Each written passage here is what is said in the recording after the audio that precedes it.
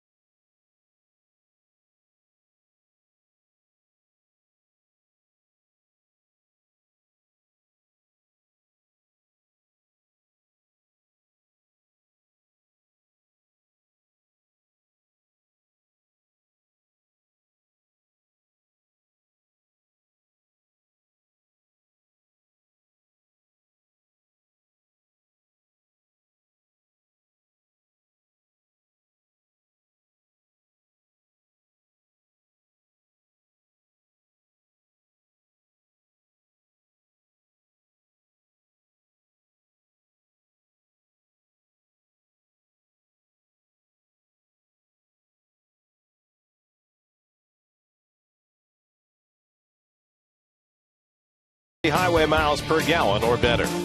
By Atlantic City, do anything, do everything, do AC. By Mazda, we believe if it's not worth driving, it's not worth building. By Dunkin' Donuts, America runs on Dunkin'. By Audi, truth in engineering. And by Clear 4G home internet you can take with you. Clear, the way internet should be. Tickets to the soccer match at Citi Field featuring the national teams from Ecuador and Chile on Wednesday, August 15th at 8 p.m. are on sale now. Call 718-507-TIXX or visit tickets.com now for your tickets. Keys to the game brought to you by Cadillac on the web at CadillacTristate.com. Well, we mentioned earlier that the bullpen's been used extensively the first two games of this series. Jonathan needs to get a very strong performance today and go deep into the ball game. You know, Valdespin, every time he gets in the starting lineup, every time he even pinch hits, even gets on the field, he does something. He's in the lineup today. Can he provide the spark? And get to Evaldo, and that is get him early like anybody else. The left-hand hitting lineup of the Mets today, he has difficulty with the left-handers. Left-handers hitting around 340 against him. The Mets and the Dodgers on a sparkling sunny Sunday afternoon. First pitch coming up from Citi Field.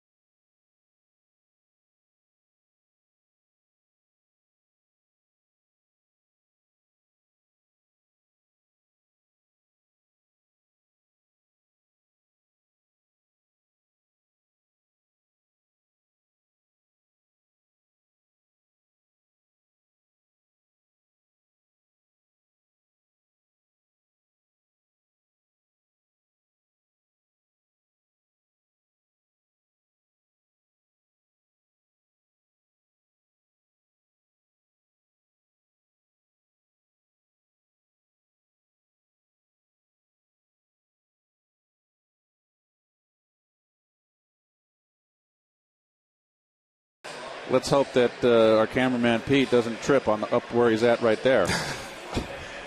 He's up on a precarious perch, I'm sure, knowing our friend Pete.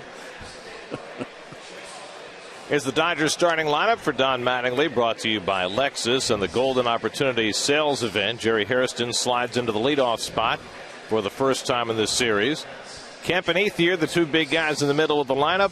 Cruz and Uribe both have had good series. And the Dodgers going for the sweep after the Mets beat him 3 out of 4 in L.A. Well, there's Jonathan's numbers, his 19th start. The walks are outstanding to innings pitched. The home run has been his trouble. He's been tough on both lefties and righties, but like I said, gives up the 15 home runs he's given up to right-hand hitters. And we'll take a look at the defense. That's brought to you by Dunkin' Donuts. America runs on Dunkin', and it's Valdespin. That's his first start since July 14th. He's in the lineup. First time we had a right-hander out here for him to get out there and get forward bats. He's been a big spark for this club. So Valdespin in left, and Nieuwenhuis has been playing very little since the All-Star break, especially since Jason Bay came back playing center field today.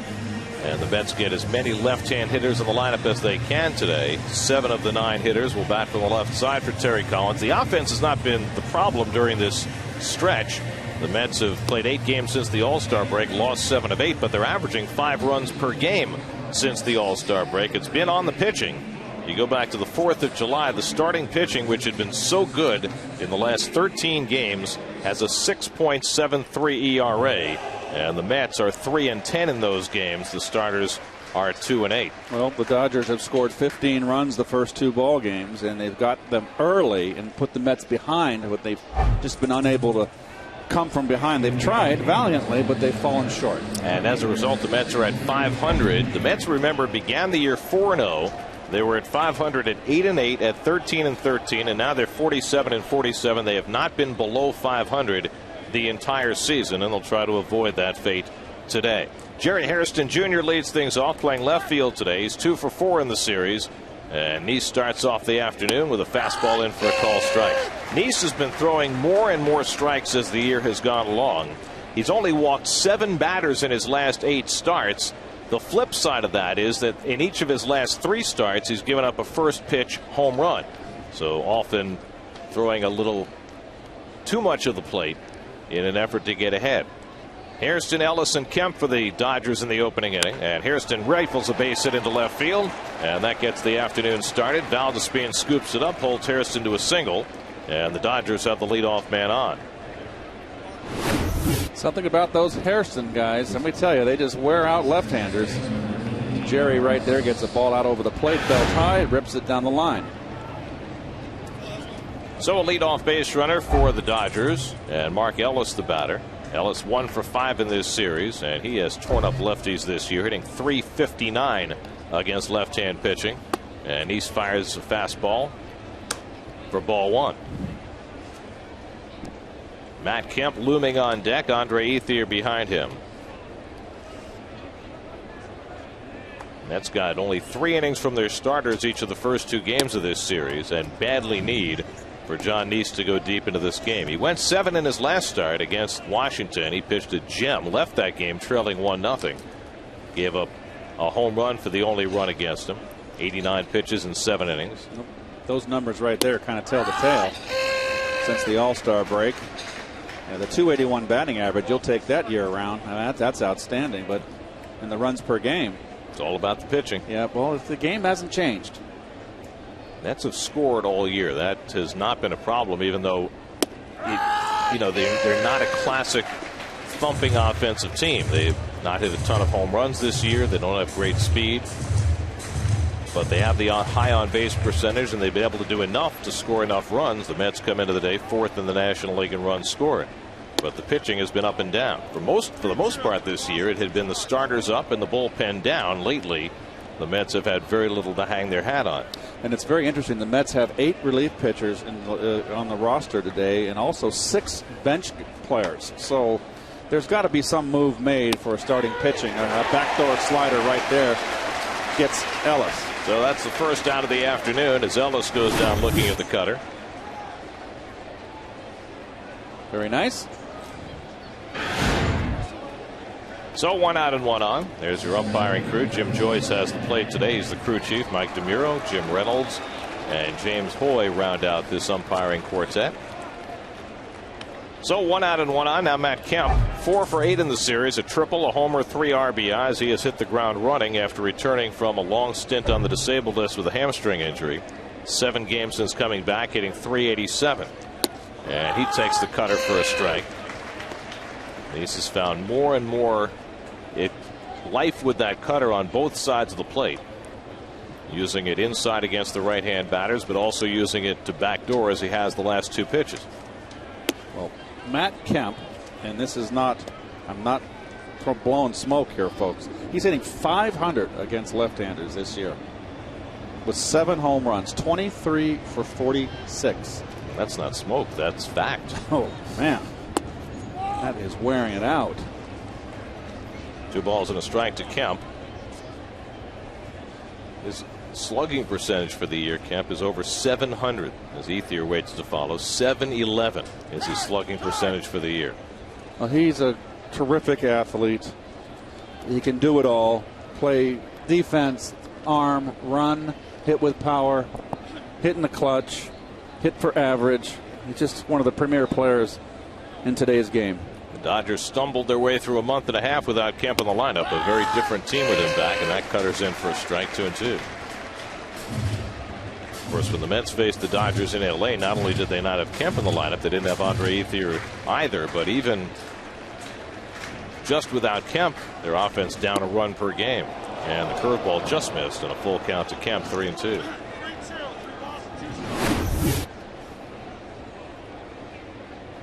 Just a little low. Might have curved around the outside corner, too. Hairston at first, not running. 3-2 to Kemp is lifted to center. Nieuwenhuis drifting back.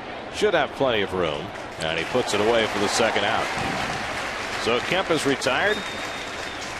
Hairston back to first. And now Andre Ethier will bat with 2 outs. Ethier 2 for 7 in this series. Last year was very much an off year for Andre Ethier. For the season, he had 11 home runs and 62 RBIs. Already this year, 11 home runs and 60 RBIs with more than 2 months left to play. He's always a hitter, it seems, that he gets off to a real red-hot start and then just kind of tapers off. But got off to a hot start this year. And other than an oblique injury, he's been able to maintain that. Been up among the league leaders in RBIs all year. A .242 hitter with 2 home runs against lefties. Juan Rivera would be next, as Nice tries to negotiate the opening inning. And he misses to Ethier, a ball and a strike. The Dodgers now 7 games over 500, having won their last 3. 2.5 behind the Giants in the National League West, just a game and a half out of the second wild card spot. There's manager Don Mattingly. Of course, his team was in first place for most of the early season, at one point building a 7-game lead in that NL West before their fortunes turned. Well, they're going out without 2 starters right now on the disabled list. Ted Lilly and Billingsley, both on the DL. That can't help. Mets have 3 starters on the DL now, and Pelfrey Santana just put on yesterday, and of course Dylan G. Mets have decided that they'll put Jeremy Hefner in Santana's spot. He'll pitch against the Nationals on Wednesday, but they do not have a starter yet for the start of the road trip in Arizona on Thursday. Terry Collins said we've got a lot of work to do before we get to that point. One day at a time. Did not help that Matt Harvey got beat up last night for Buffalo. And the breaking ball outside 2-2. But Harvey is still on the radar for a potential start against Arizona. So is a lesser known prospect, Colin McHugh, who's had a pretty good year for the Bisons. But there's no obvious candidate who's red hot in the minor leagues set to be called up, at least not right now. And when you hear the whispers that I have a couple good starts, I'm going to get called up, it puts a little more pressure on you. Curveball popped up into shallow center, and Nieuwenhuis calling. And so Nice works around the leadoff hit with a strikeout and a couple of fly balls, and the Mets have come to bat at the bottom of the first with no score.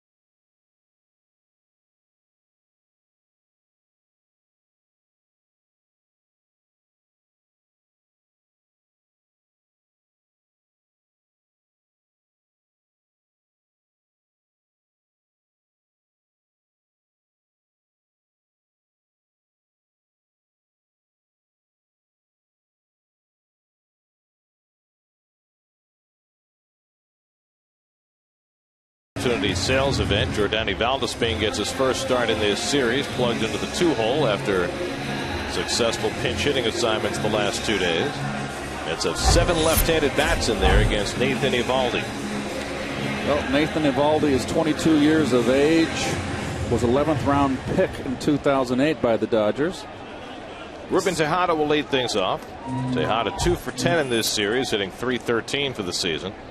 And Eovaldi's first pitch, fastball at the knees for a strike. Well, he's a hard thrower. He got a hard sinker. Canned his curveball, went to a slider, and evidently his changeup, if you look at Ruben's numbers, is a work in progress. Well, the lefty-righty splits are telling as Tejada grounds one to third. Uribe playing in has the easy play for the first out. The righty's hitting just .205 against Eovaldi, and the lefty's .339. And we'll take a look at the defense brought to you by Dunkin' Donuts. America runs on Dunkin's, and so does the Dodger defense. The no errors for Mr. Ethier out in right field in a long time, but this is not really a great defensive ball club, as you can see. Rivera at first, Uribe at third. Ethier won his first Gold Glove last year in right field. Here's Jordany Valdespin playing left field today. He's 3 for 3 in this series, including a 2-run pinch hit home run on Friday night. Has his average up to .293 for the year after a slow big league start. He's a good off-speed hitter for a young man, a young player, I should say, with a very little major league experience. A couple of his home runs have been off-speed pitches. Going back to that splitter he hit against Papelbon in Philadelphia. Change up against Clippard in Washington. I mean, that's pretty unusual, isn't it? Normally, a young man coming up from the minors, they test him first with the fastball. He's got very good balance. He's a very rhythmic hitter. I love his swing. You can throw him curves in the dirt, hard ones in the dirt. He may fish for him, but so do a lot of hitters. But this guy's got a chance to really, really be a star. 82 at bats deep in his big league career, and he's already driven in 20 runs. 2 balls and 2 strikes. That's the best RBI per at bat ratio in the major leagues this year. Well, there's his minor league numbers, and he can steal bases too, and that's something the Mets lack, is speed. Started last year to show off his power, and that certainly translated so far. Well, he took care of him quick there. 96 miles an hour from Eovaldi to fan Valdespin. So Eovaldi, who didn't fan a single batter against the Mets first time he faced them in 5 1/3, gets his first strikeout today. Just a good hard fastball down and in. So 2 out and nobody on. Now David Wright. David looking for his first hit in this series. He's gone 0 for 6. Batting average of .346, 4th in the National League, tied for 3rd in RBIs with 66. And he's been shut down this series. I'm a little bit concerned, a little worried that David might be trying to do too much, with the team behind in both games, struggling as a unit since the All-Star break, trying to hit the 8-run home run. A couple times he's getting that uppercut back, trying to hit the long ball. Just stay right within yourself. There's only so much you can do. One guy cannot carry a team on his shoulders. The other people have to contribute. Well, we saw it a couple of times earlier this year. David's swing would get a little loop in it, but he'd get right back into that compact swing that has been so productive for him this year. We'll see whether he can do that today. Well, he's on a pace. He got 14 home runs. He's on a pace for 20 plus, maybe 25. And he's on a pace for 112, 15 RBIs. And he's been doing it, hitting doubles and using the field. So a statistical comparison there with Andrew McCutchen. And you can certainly make the argument right now that McCutchen and Wright are the top 2 candidates for MVP in the National League when you look at what their teams have done and what they've done in the context of the hitters that are around them. Correct. Still a long way to go. My goodness. You have to be impressed with what the Pirates are doing. Oh, my goodness. 20 straight losing seasons. How about A.J. Burnett? What a pickup that was. Off the corner with the slider, and it's 3-2 to right. He's always had great stuff. He's just a loose cannon. And he got 10 wins now? 11. He won last night, 11-3. So Burnett has been a terrific find. Beat the Marlins last night. Eovaldi with a 3-2 to right, and he drives one to left field. Hairston going back, has plenty of room to make the grab, and that retires the side. Mets go out 1-2-3 in the bottom of the first. No score after one.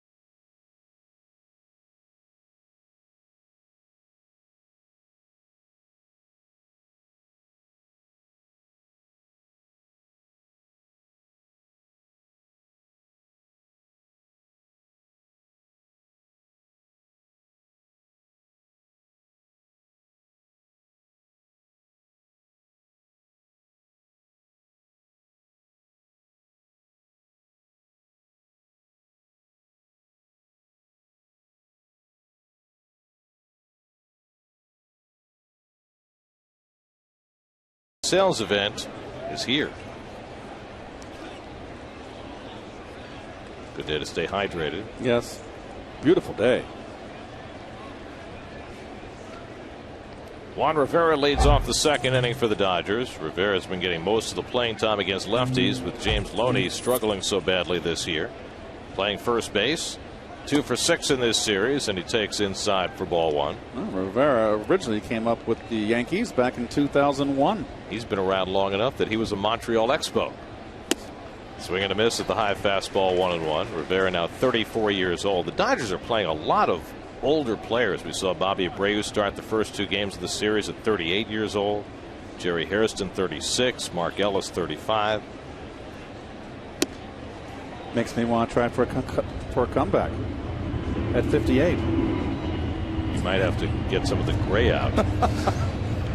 That's my Charlie Weaver look. Is that what that is? You in from Mount Ivy? 2-2 now to Rivera. Well, at least you went for Charlie Weaver and not Paul Lynn. Well, I mean, if we're picking Hollywood squares. Here's the 2-2. Grounded out to short and sliding over is Tejada to grab it. And he throws out Rivera, 1 away.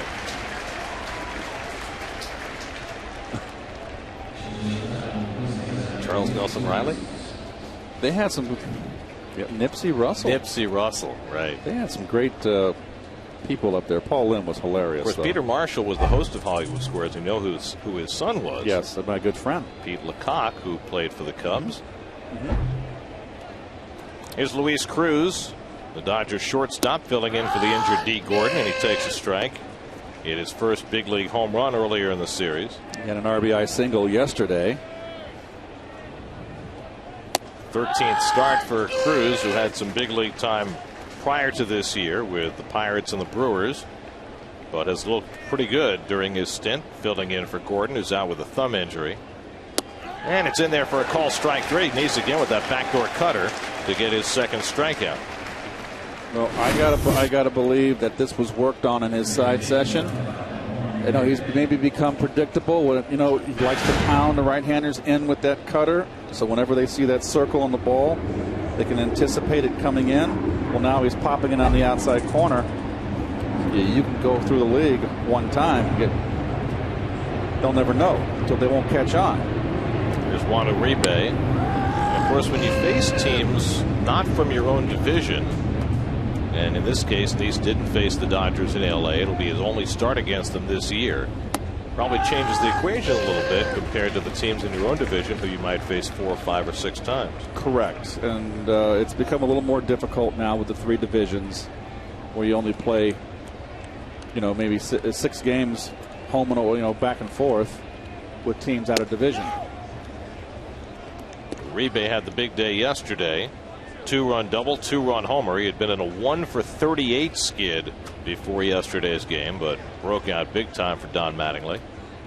That's the beauty of the game. You got a guy that's done nothing for you all year, coming into this series hitting 186.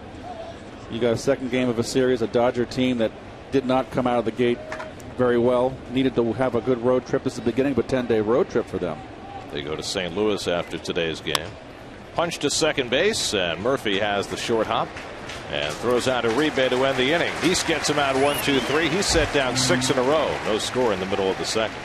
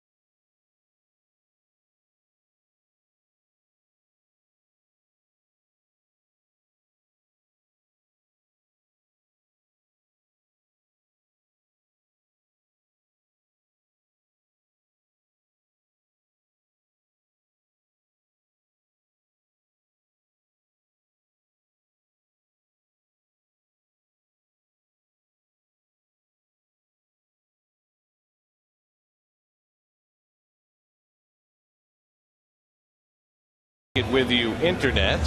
Braves and Nationals played a day-night doubleheader. Ben Sheets brilliant again in the opener. John Lannon very good in his first start of the year in the nightcap.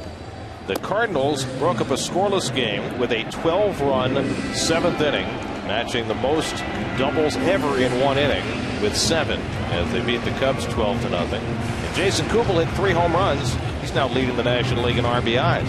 Diamondbacks beat the Astros 12-3. Pretty nice pickup for Arizona. Mets, of course, will be going to Arizona to start their next road trip. Kubel coming over as a free agent from Minnesota, and he has had a big year. Forecast in Phoenix, 105 the first 2 days, 108 the third day, and 110 on getaway day. That's why they have a roof. You're absolutely right. We're walking distance to the park, though. Are we now? I guess. Here's Ike Davis leading off in the home second inning. And he flares one foul. Ike 2 for 8 in this series, hitting a .207 for the year, 14 home runs. It'll be Davis, Murphy, and Duda, left-hand hitters all against Eovaldi, who's been raked for a .339 batting average by lefties this year. Ike hit a home run against Eovaldi in L.A. First time they faced him 3 weeks ago. Well, he's out of the box, isn't he? He is out of the box. Technically, he is in Can you be called out for that? Is that hitting out of the box? Well, I think the umpire needs to instruct you to get back in. And if you're A.J. Ellis, the Dodger catcher, you would think he'd call that to Jim Joyce's attention. And we notice now that widespread stance again.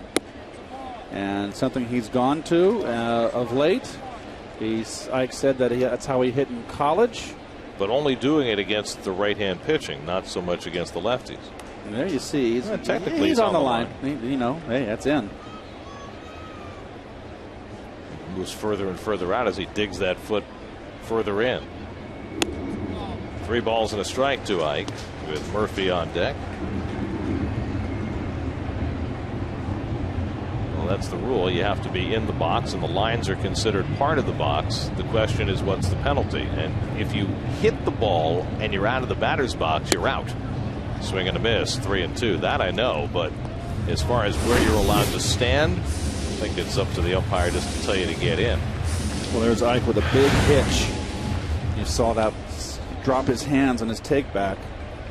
So an interesting thing happened a number of years ago when the Mets had Carl Everett, who liked to stand right on top of the plate. And the umpire drew a line as Davis draws a walk, and the Mets have their first base runner. The home plate umpire was Ron Culpa that day, and he drew a line on the inside part of the batter's box and told Carl he had to stand behind it, and Carl got into a tiff with the umpire, wound up headbutting him. I remember that. Remember that? Yeah. And Carl was wound real tight. He's a very interesting character. I liked him. I did.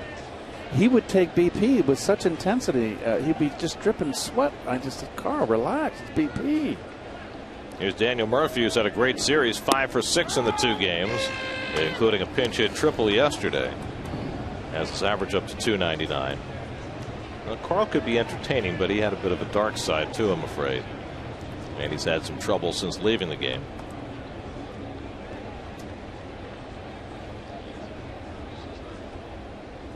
And Murphy grounds one through the hole, and he continues red hot. 6 for 7 now in the series. That'll get his batting average back over 300. And the Mets have 2 men on to start the second. Daniel has not been over swinging. He's really shortened up his swing. And as a result, he's got great back control and a good eye at the plate. Goes up the middle, uses the whole field. So the Mets have their first hit of the afternoon. And now Lucas Duda will dig in. A very rough stretch for Lucas. 0 for 4 in this series, just 1 for his last 16, and his batting average down to 243 for the year.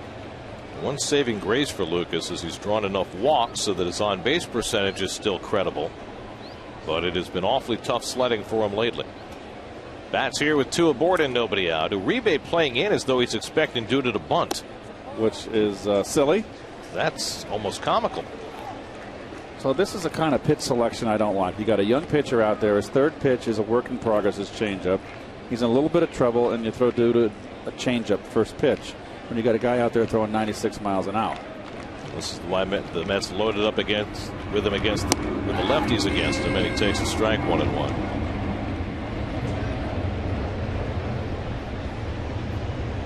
Interesting that Evaldo, as a junior in high school, had Tommy John surgery. Can you believe that in high school? Junior year in high school, and that scared a lot of teams away. Not the Dodgers. That's why he was an 11th round draft pick. He was supposed to go to Texas A&M, and the Dodgers wound up giving him a lot of money, $250,000 for an 11th round pick, and he has rocketed through the minor leagues. Made his big league debut last year at age 21. He had committed to Texas A&M, but decided to sign with the Dodgers out of high school. Evaldi from Alvin, Texas. Actually, he was born in Houston. He lives in Alvin now. Alvin, Texas, where Red Murph, scout for the Mets, discovered a hard-chucking Texan named Nolan Ryan.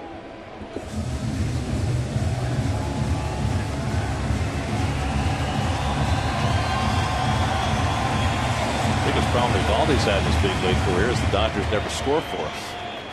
15 big league starts, they've scored a total of 28 runs in those 15 games.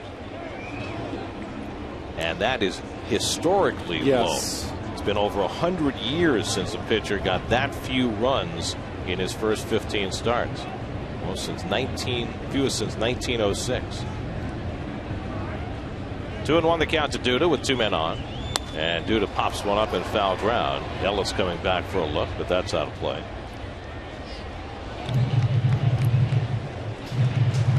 And that would have been the Red Sox hurler Joe Harris. The Joe Harris? You remember him? Remember Greg Harris.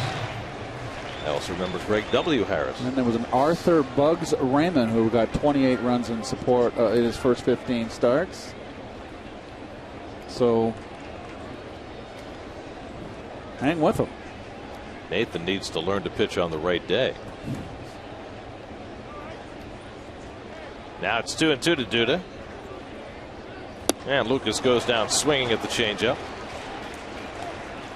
Second strikeout for Nathan Eovaldi. And that's the first out of the inning. Well, for a hard thrower, this is, I think, a slider, Gare. Let's see. Oh, it is. You're right. Backdoor slider. Good pitch.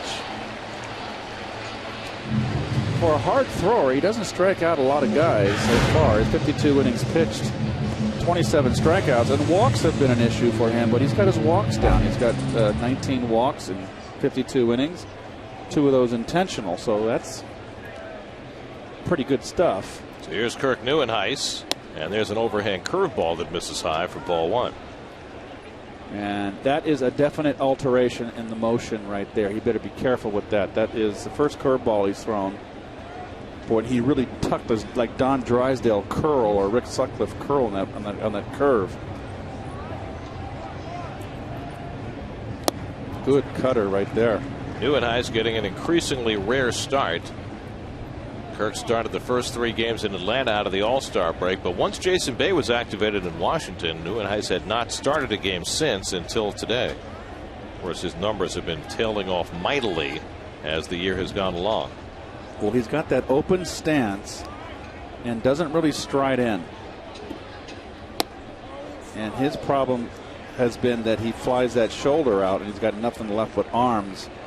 And that's where he's run into difficulty. You see his numbers lately. He's really got to keep that front shoulder in. Got to keep it tucked and drive at the pitcher.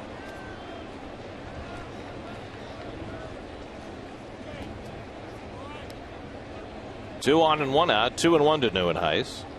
And Kirk fouls it back. 95-mile-an-hour fastball.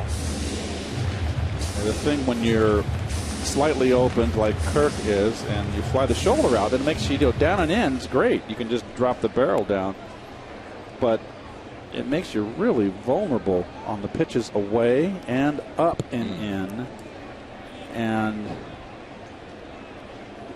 you just really got to focus on going right at the pitcher, striding right at him. Well, they have been pounding him up and in for the better part of a month and a half now. And that's a pitch that it's hard to lay off, Gare, and it's the most difficult pitch to hit because you're getting crowded up in your chest area, your letters. And that's a pitch with experience you learn to either look for it and rip it, or if you're going up the middle, take it. 3-2 with 1 out. And Neuenhuis pops it up. Shortstop Cruz, infield fly rule called, batters out, and that's the second out of the inning. I was a little late on that infield fly call. That was, I think, because Cruz was staggering a little bit looking through the sunshine. And there was difficulty yesterday in the day game with the sun. Torres had problems. Ike Davis didn't see a foul pop up. Right, it was early in the game. Of course, it's a lot brighter today than it was yesterday. Yesterday, more of a hazy sky. Today, a very clear sky. So 2 out and 2 on now. Josh Thole, who was 0 for 4 in this series, hitting a .269 for the year. So the Mets got the first 2 men on here in the second, but they have stayed put now with 2 out. And another curveball that misses, ball 1. That's a pitch that Eovaldi has not thrown a lot of this year, and he's thrown 2 now in this inning. John Neese would be next. The Tigers are up early against the White Sox. They're going for a sweep. They've been red hot. Tigers took over first place with their win last night. They got first inning home runs today from Quintin Berry and Miguel Cabrera. Berry has given them a very nice spark offensively and, more importantly, defensively. Well, everybody said they were the best team in the American League, and they just struggled the first half of the season. Nice to see Rick Porcello pitch well last night. Seton Hall prep kid. There's a strike, cutter on the inside corner, and it's 1-1 to Thole. No, Eovaldi right now has been effective against the left-handers the first time through the order by pounding in and throwing that cutter and locating it inside corner.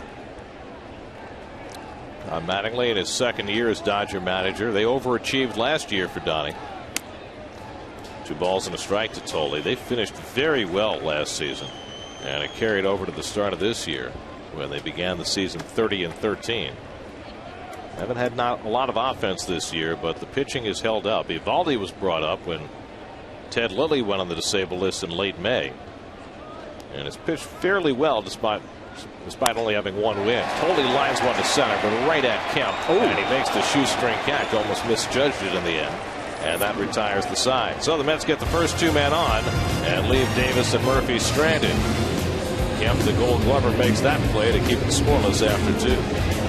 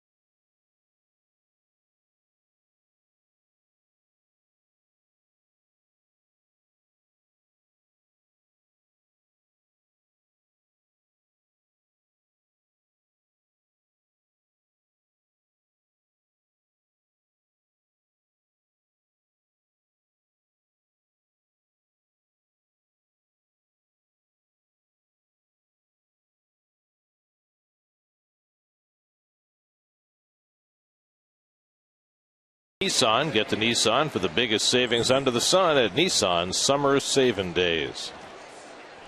Solving the world's problems. Really? Not them, us. 3rd inning, and A.J. Ellis will lead off against John Neese. Ellis sat out the first 2 games of the series. He had a little inflammation in his knee, had an MRI, showed no structural damage, so here he is playing for the first time in this series. Ellis got off to a fantastic start this year. He was up among the league leaders in on-base percentage for most of the first 3 months of the season. He's cooled off a little since then, but still at .392 with his on-base percentage. A ball and a strike to Ellis, who's known more for his defense than his offense. It'll be Ellis, then the pitcher Eovaldi, then Jerry Hairston Jr. in the 3rd against John Neese, who doesn't get that borderline call. It's 2-1. Very interesting splits on Neese this year as far as how well rested he's been. As Ellis pulls one foul. You know, we've talked in the past about Neese and how he's had trouble going deep into seasons effectively. This year, when he's had an extra day of rest, that's happened 12 times, he's 5-1 with a 2.08 ERA. When he pitches on regular rest, which he's doing today, it's just the opposite. Grounded toward the hole. Tejada thought Wright was going to play it and did not react. And it's a base hit for A.J. Ellis. Well, that's a rare mistake by Ruben Tejada. He just didn't move for the ball, thinking Wright was going to play it. Well, he assumed that Wright was going to get it. And you know what happens when you assume. And you can see Ruben, top of your screen left, just kind of, David wasn't going to get to that ball. Oh, well, get the cobwebs out, guys. That was very odd because he took a couple of steps in as though I don't know whether he didn't see it or in any event, Eovaldi up there to bunt and bunts through it, 0-1. Anyway, Nice with regular rest this year, and he's only done it 6 times before today. 2-3 with a 7.16 ERA. Working on regular 4 days rest. That's a little alarming, don't you think?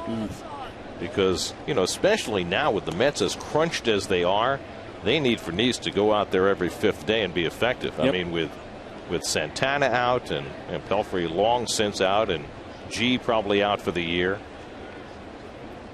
I mean, the Mets rotation right now is Nice and Dickey, and then it gets a little sticky. You had to say that, didn't you? You went home and you mined it, and you had that one in your back pocket. Just came up with it this moment. Eovaldi looks like he's never bunted in his life. He does not have a sacrifice this year. Also doesn't have a hit. There are the career numbers on Nice. And, we talked about the late season thing. I mean, 2 years ago, he faded badly the last 6 weeks of the year. Last year, he got hurt in August, so he didn't get to finish the year. Bunted beautifully by Eovaldi. So he's got his first sacrifice. 2-4, moving A.J. Ellis to second base. So there you go, Keith. Well, David Wright was breathing down his throat, putting a lot of pressure on Eovaldi to bunt down the first base line, and he did it. So a runner in scoring position with 1 out. Now Jerry Hairston Jr., who singled solidly to left field leading off the game. Doing something there. We saw it the other day, and you very rarely see it anymore. The leadoff hitter lingering in the on-deck circle, waiting for the pitcher to get back to the dugout. Yeah, it's very nice of him to do that. Those Hairston kids are just so polite. Good upbringing. They were raised right. Good job by their parents. Younger brother Jerry not in the lineup. Younger brother Scott not in the lineup today. Older brother Jerry out there toiling for the Dodgers and takes inside from Nice for ball 1. Jerry's played just about everywhere for the Dodgers this year. He has struggled defensively lately. Made an error on a ground ball at third base earlier in the series. Playing left field today for the 9th time this year, starting there. And he bounces that one foul, and it's 1-1.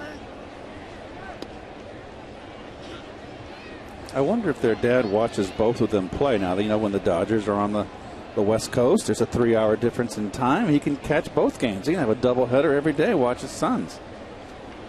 Of course, we had Jerry on earlier this year talking about watching his boys play, talking about raising them in a big league household. As Jerry lifts one to shallow center. Who's going to get it? Murphy didn't see it. Nieuwenhuis does, and that's the second out. So another ball that went up that was hard to see. Murphy, as he retreated, waved his arms as though he didn't see where it was. Well, you don't want to wave your arms because that could be construed as I got it. Oh, well, okay. All right, it's not. It's the where it is, the universal where is it signal. Well, it's the center fielder's ball, too. Fortunately, he did see it. So 2 out. A.J. Ellis still at second. Mark Ellis, no relation, is the batter, and he fouls one at the plate on a cutter from Nice. 0-1.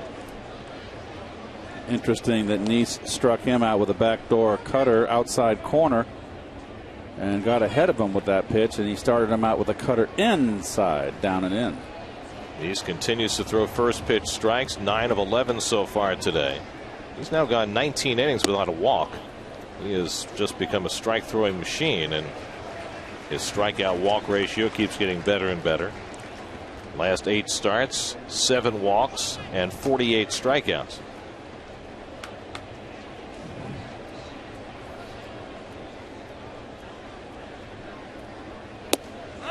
And the backdoor cutter in for a strike, 1 and 2, and he seems to have that outside corner measured today. I thought that had a little bit of plate right there, and that was up in the strike zone. You don't want to make a pitch like that to a hitter in the on-deck circle. He'll lose it. And that's Matt Kemp, of course. Murph way in the outfield grass, around 10 feet out in the outfield. Of course, Dickey did that earlier this year. that many strikeouts and that few walks. And there's another strikeout for Nease as he gets Ellis for the second time. A leadoff hit and one left. No score in the middle of the third.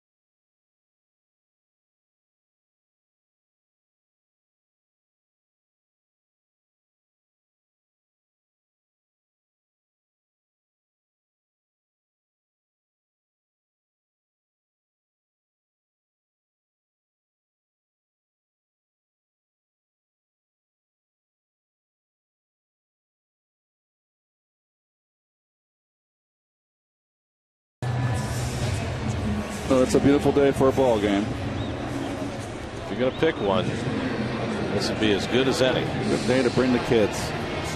Well, the Mets are about to achieve a milestone. You know what it is?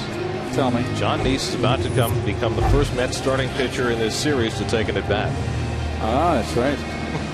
Santana failed to get to the plate on Friday. Batista the same yesterday. And Nease, who has had the best hitting year of any Met pitcher, steps in to start the home third. 6 hits this year, a couple of RBIs, hitting .222. Nease, Tejada, and Valdespin in the bottom of the third against Nathan Eovaldi. And the 22-year-old right-hander fires in a fastball for a strike, 1-1. Nease has had himself a nice season offensively so far, 6 for 27. It's a .222 batting average. Last night in the San Francisco-Philadelphia game, something happened regarding pitchers hitting that had not happened in 22 years. Cole Hamels and Matt Cain hit home runs against each other in the same inning. Really? Mm-hmm. Missed that. Nease, who's never had a big league home run in 143 at-bats, would love to do something like that. The last time two pitchers homered against each other in the same inning, as Nease goes down on strikes, it was Kevin Gross for Montreal and Fernando Valenzuela for the Dodgers. Two good hitting pitchers. Freddie especially. He was a terrific hitter. Yes. Carlton was a very good hitting pitcher, Steve. Best hitting pitcher of your era? What do you think? Don Robinson? Yes. Conversation? Yeah, and Rick Rhoden. Rick Rhoden, right. All on the same staff. Pittsburgh. Yep. And they had enough hitting in that lineup anyway, that lumber company. So 1 out and nobody on now. Ruben Tejada, who grounded out to third his first time up. Eovaldi's allowed just 1 hit, walked 1 and struck out 3 first time through the batting order. Don Robinson he hurt his arm. He was going to be a great pitcher, and he had some good seasons. But he had raw power stuff, and he just hurt his shoulder, had shoulder problems most of his career. Wow, did you just hear Jim Joyce? He can bellow. It's like Dutch Rennert of my generation.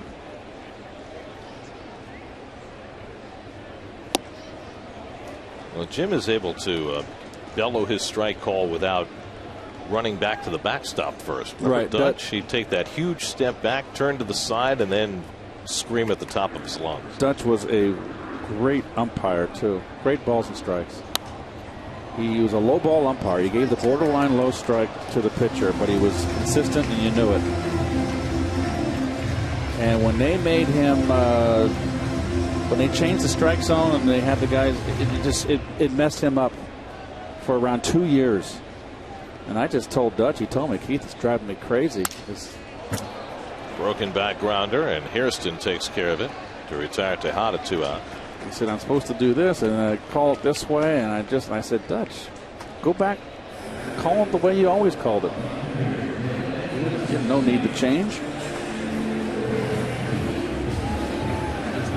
Here's Jordani Valdespin. Of course, after that, the umpires started having that compressed strike zone that was about 30 inches wide. And they finally had to get that back in hand. The best, in my generation, the best balls and strikes umpires, and there was a lot in the National League. They were good umpires. Paul Runge was one. He was a pitcher's umpire. He called a low strike. Dutch was a great balls and strikes. Frank Pulley was a good balls and strike. There was a lot of them. Harry Windelstadt. Loved watching Frank Pulley. I mean, from an announcer standpoint, he would call the strike almost before he crossed the plate as Valdespin screws himself into the ground, driving that foul ball off his leg. Frank was a character. He could be rain in the sky or rain coming. He'd say, guys, swing the bat. Don't get paid for overtime.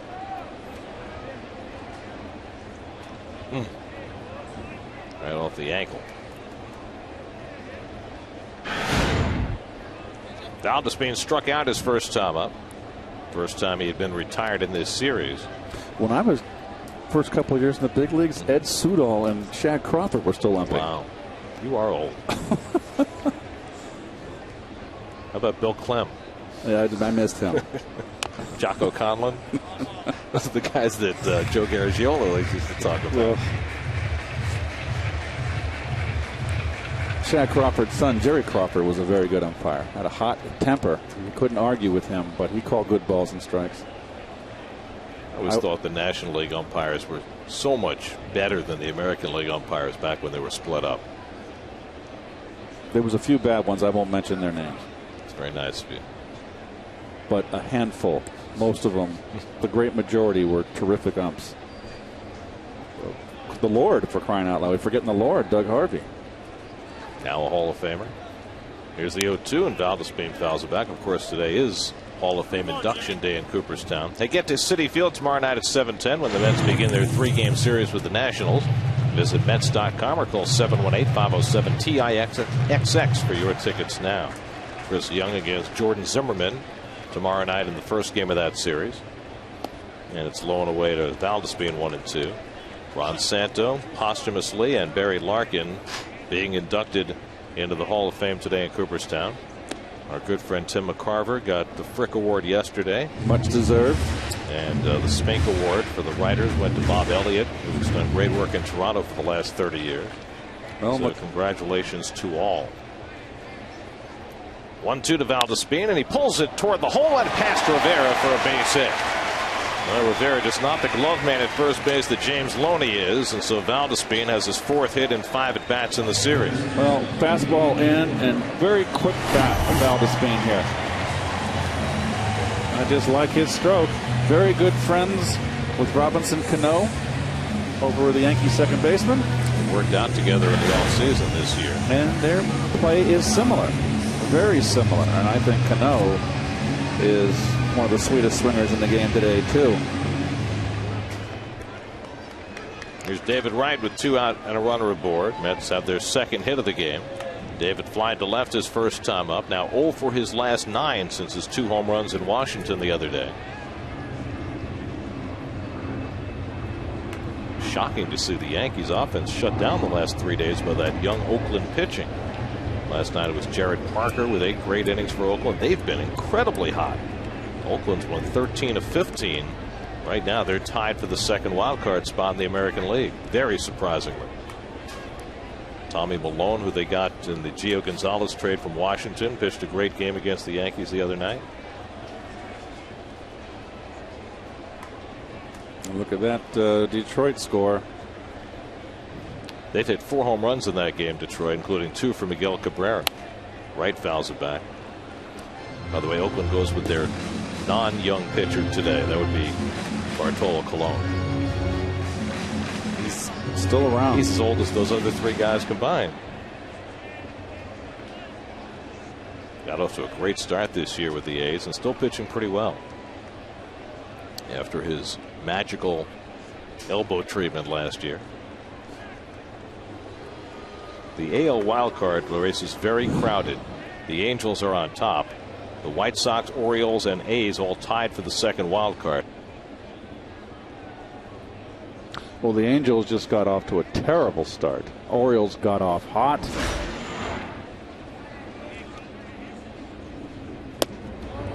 Off the corner, 1-1.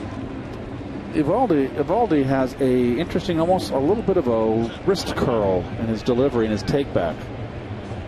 They've tried to correct it, and they said it was much more extreme than it is now. Maybe we can get a look at it. A little bit of a wrist curl in his delivery. It's quick back. Dribbles foul, and it's 1-2 to right. Good, decent breaking stuff. This kid's got a chance to be a pretty good pitcher. We've seen a lot more curveballs from him than we expected. It's not been a pitch that he's thrown a lot this year. He's located well. I mean, it's 1-6 coming into this game, and granted, they haven't scored any runs for him, but the ERA 4.33. But he's a diamond in the rough. Good arm. Well, last start he gave up 3 runs in 5 innings against the Phillies. Lost that game 3-2. 10th start of the season, 16th of his career. He's a big guy, 6'2", 215 pounds. 1-2 to right, and David takes high, and it's 2-2. Aha.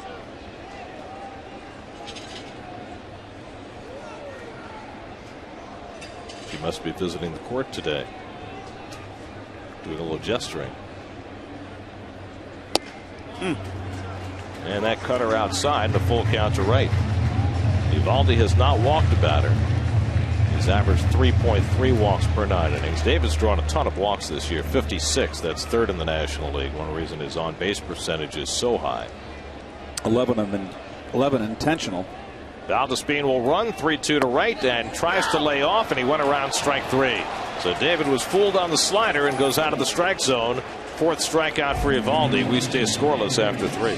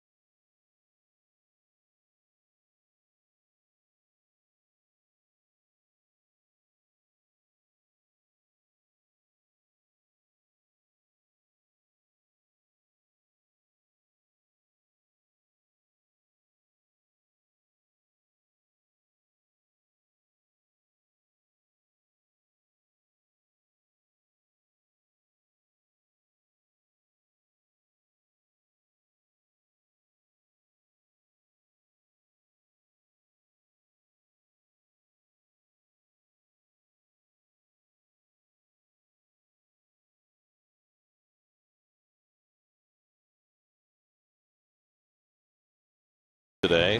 Ron Santo, who waited so long to get in, and so unfortunate that he was not able to get in his lifetime. But Ronnie honored today along with Barry Larkin, former National League MVP. There's Santo, who had some great years with the Cubs.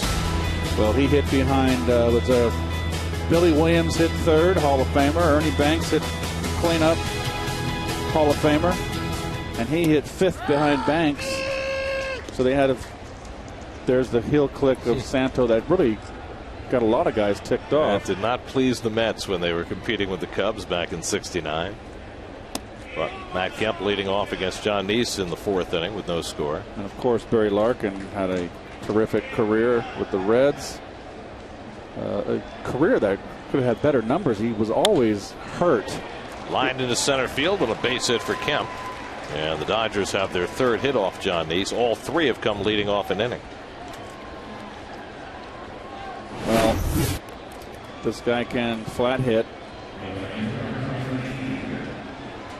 Well, Larkin also would have won more Gold Gloves, except he had the misfortune of coming up into a league that had Ozzie Smith in it. Of course, and it's hard to break in. When I came up, I should have won 2 Gold Gloves prior to when I won my first. I believe my first was '78. I'm not sure. But at that point, it was Steve Garvey and was winning them every year. And it's hard to break through. You have to get everybody's attention. But once you break through, you're in. I mean, I won a Gold Glove I shouldn't have won. Toward the hole, Murphy has to run it down. His only play will be to first to get Ethier. As Kemp moves up to second, one away. I think the Gold Glove I won in '89 when I had the broken kneecap, Gary. That was my last one. Last year with the Mets. I missed so much of the season. I didn't deserve the Gold Glove that year, but I thought I'll take it because I should have had 2 prior to that. So, you know, that was my last one, and there you go. Hey, it wasn't as undeserved as the one Rafael Palmeiro won. The year he played DH all year. Yes. 28 games at first base, and they gave him the Gold Glove. Bet they'd take that back now.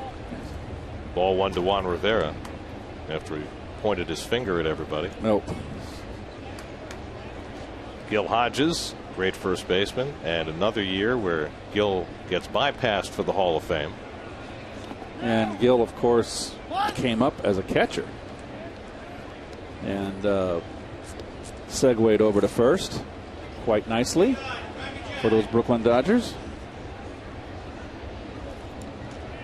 Juan Rivera batting with a runner at second and 1 out. Rivera bounced to short his first time up.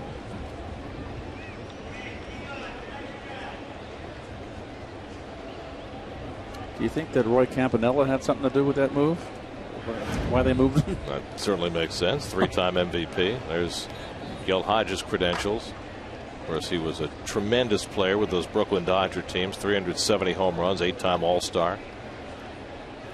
And unfortunately passed away at the age of 48 from a heart attack right before the season was to begin in 1972. And someone that Tom Seaver holds in such regard and esteem that every time he talks about him, Tom gets enormously emotional and can't control himself. And he just thinks the world of Gil, and so does Bud Harrelson, the whole crew. Everybody who played for him. High fly ball, deep left center off Rivera's bat. Back goes Nieuwenhuis for a look, but that's out of here.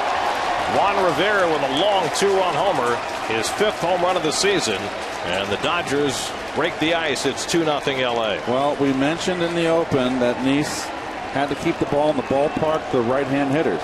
That's his 17th home run given up now, 16 of them to right-handers. And he's given up more home runs this year than he did all of last year when he gave up 14 for the season. So the long ball continues to be the lone crimp in Neese's resume. The first run of the game brought to you by Chevy on the web at ChevyOffers.com. Well, that was supposed to be a backdoor cutter, and it just came out over the inner half. Now it's hit out to left field by Cruz, and back goes Valdespin to get it at the edge of the track for the second out. By the way, doesn't it look like Valdespin in the outfield, whether he plays left or center? It looks like he's played it his whole life. I mean, right now you lose absolutely nothing out there with Valdespin. He played half a dozen games in the outfield in spring training and about a dozen games in the minor leagues this year. Had never played there before. Been an infielder his whole career. You know what it is? I think some guys have the athleticism that the outfield is just not an issue for them. They have the instincts. If I was Valdespin, I would go home in the winter and try to strengthen my arm, get my arm used to throwing long distance. Davis handles the ground ball from Uribe. That'll end the inning, but the Dodgers break in front on Juan Rivera's 2-run homer, his 5th of the year. 2-0 LA in the 4th.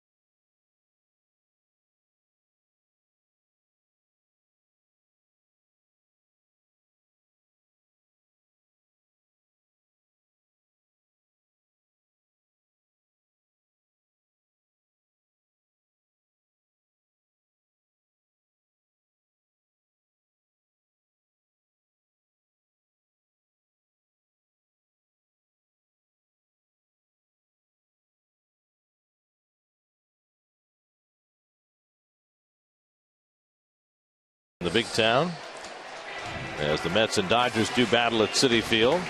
Ike Davis leads off the bottom of the 4th, and Kevin Burkhardt has a nice perch. Kevin? Yeah, great view, great weather today, Gary. And you guys are talking about Gold Gloves. Well, Don Mattingly has his share, 9 of those on the shelf at home. And you were talking early in the game. He's done a nice job with his team settling in. A guy that had no managerial experience for getting this gig here in L.A. And I had a conversation with him today, just asking about his philosophy in talking to the players, and more specifically, holding team meetings. We saw that with the Mets last week in D.C. Terry Collins had one. First time he had one in a month, and Terry picks his spots there too. And Don brought up some interesting points. And Keith, I'd love to get your take on what he said here. He said I try to avoid them. I don't want to have them much at all. I really only when a bunch of little things start to accrue do I address them as a whole. For me, I'd much rather do it in smaller groups. Hitters meetings, pitchers meetings. You bring up points to one guy or a smaller group of guys. That works for me. The other thing is, in a one-on-one setting, I really don't like having guys in my office too much. To me, it feels like a principal's office type feel. I'd much rather be on the field, have casual conversations on the field. The other thing with that is, when you do that, the entire media doesn't see that you call the guy in the office. It doesn't become a topic as much. So much more relaxed feel for Mattingly. That's how he's handled these Dodgers guys. Well, every manager has his own style, a way to go about business, and I kind of agree. I never heard it put that way, Kev. It is like when you get called into the manager's office, it's like you're being called before the principal. You've gotten in trouble. As Davis goes down on strikes, Eovaldi has his 5th strikeout. Ike just had a couple balls thrown right by him. There's the drop of the hands. He's tardy on the fastball. I just don't know if I like his widespread stance. We'll keep an eye on it. I thought it was interesting what Kevin just said about Mattingly not wanting to call players into his office because the media can see it and it has becomes a whole cause célèbre. It's sometimes dependent on the physical structure of your clubhouse, because the way the Mets clubhouse at home is structured now, the player gets called to the manager's office and the media can't see that. Whereas at Shea Stadium in the old home clubhouse, the player would have to walk past the entire media group to get to the manager's office, and everybody would see it. And Dodger Stadium now is one of the older ballparks in baseball. I'm sure it's the old configurations, the old clubhouses. But I do agree with that. You can talk to a player on the field. Players notice a player getting called in too, and that gets players young players in particular, kind of edgy. So anyway, Donnie's done a terrific job. What a career! 14 years in the major leagues, 2,153 hits, 222 home runs, over 1,000 RBIs, lifetime 307, and a career shortened with back problems. When you guys were playing in New York at the same time, and of course you were linked in so many conversations because you were such standout first baseman at the same time, did you have much of a relationship with Mattingly then? You never see the Yankees. They're in the other league. Murphy rips another one down the line for an extra base hit. Boy, is he scorching hot right now. And Murphy slides in safely with another two-base hit, his 28th double of the year. 2 for 2 today, 7 for 8 now in this series. Well, when you short stroke, that ball's inside corner. Look at him turn. He's just right on it. He's a line drive hitter. Wait a second. That's close. First base umpire Mike DeMuro. That did not appear to kick up any chalk dust. That's a foul ball. Murphy apparently got himself a break, and Don Mattingly out to question the call. He had probably as good a view as anybody from the third base dugout of that ball going down the line. Well, they also got, there it is right there. So there's TVs in the dugouts now where they weren't in our day, down in the bullpens. So a lot of people can send the signals back to the dugout in a hurry. Well, advocates of greater replay use would say that that's a prime play that could be reviewed if you change the system. All these years that they said the games are too long, Gary, and we got to implement certain rules to speed up the game, and now they want to slow it down. To me, that right there is not a reviewable play. Now, I'm not necessarily in favor of more replay, but let me ask you, would it take any more time to go quickly to the video and review that than it just took for the umpire to deal with Mattingly coming on the field and discussing it? How about an umpire? They always have an alternate that's in the clubhouse that makes the decision. Why do you got to have these 4 guys do it? Right. Ideally, if you were to implement instant replay more fully, maybe you could have a 5th umpire, rotate them in, and have an eye in the sky who has the correct replays in front of him. Duda takes one the other way for a base hit. That chases Murphy to third. He's being waved, but he stops. Oh, boy. Teufel was waving him in against the arm of Jerry Hairston Jr., but Murphy stopped. Well, Murph didn't even look at Tuff. And Tuff is aggressively sending him right here. Nice hitting by Duda, who's been struggling. And this is a base hit right here where you're going to have to rely on your third base coach. And he's looking. He would have been thrown out, I believe. Well, Hairston doesn't have a great outfielder's arm, and I think that's what Timmy was thinking. In any event, it's 1st and 3rd and 1 out, and Kirk Nieuwenhuis is trusted with the job of getting that run in. Nieuwenhuis popped up to short his first time up with a couple of men on.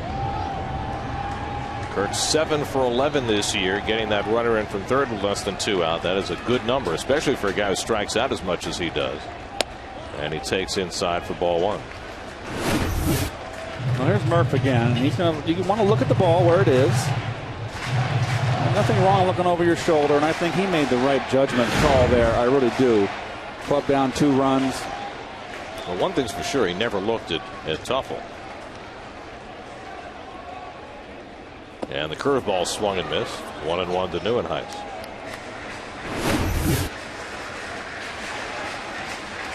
Good curve right here.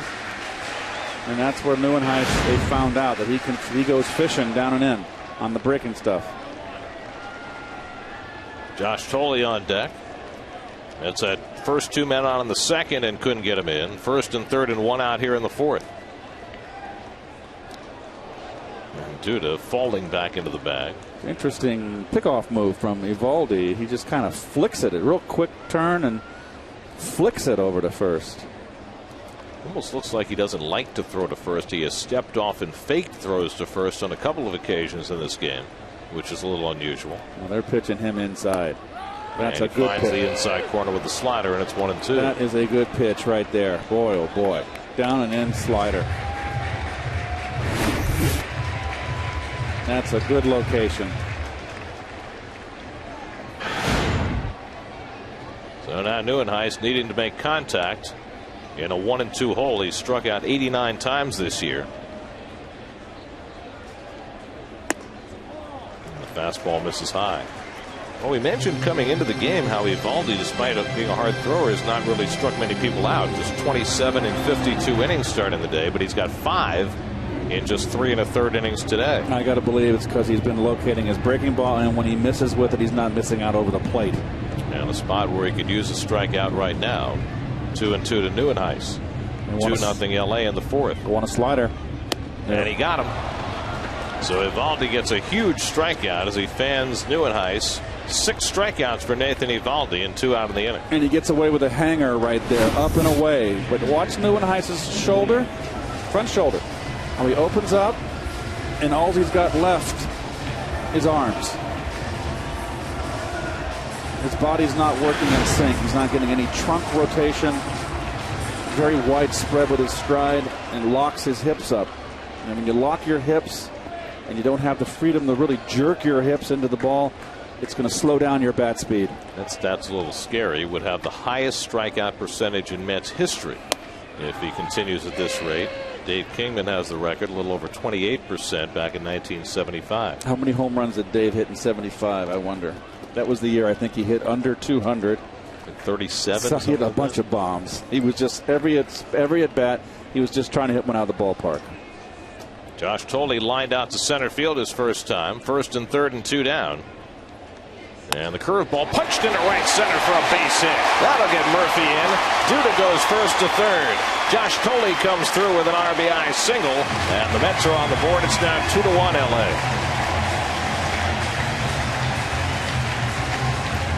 Well, Eovaldi's been getting a lot of results with his curveball, but Thole was looking for it. Oh, another hanger on a tee.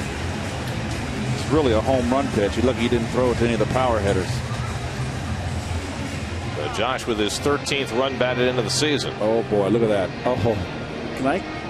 Josh, let me get in the box and get that pitch. You live for those pitches. Now John Neese will try and pick up the tying run from third with 2 out. Neese struck out his first time up. He's got 2 RBIs this year, and he swings at the fastball and misses. 0-1.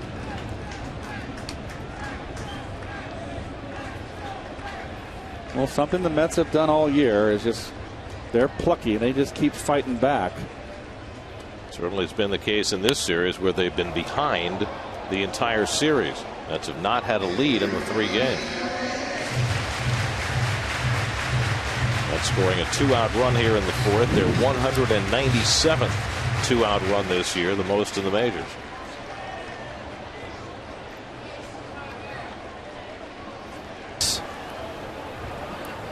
Now Eovaldi ahead 0-2 on Neese. And John jumps back 1-2. Yeah.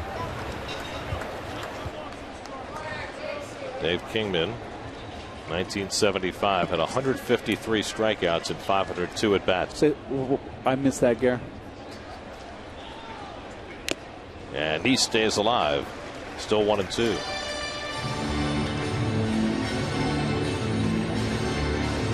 Eovaldi up to 80 pitches working in the 4th inning. Dodgers got 7 innings out of Chris Capuano last night. Kingman had 36 home runs that year in 1975. Here's the 1-2 coming. And Neese drives one to left field chasing Hairston, but he's there to make the grab. So Neese hit it fairly solidly, but the Mets settle for 1 run in that 4th inning. Josh Thole gets the run in to get the Mets on the board. It's 2-1 after 4.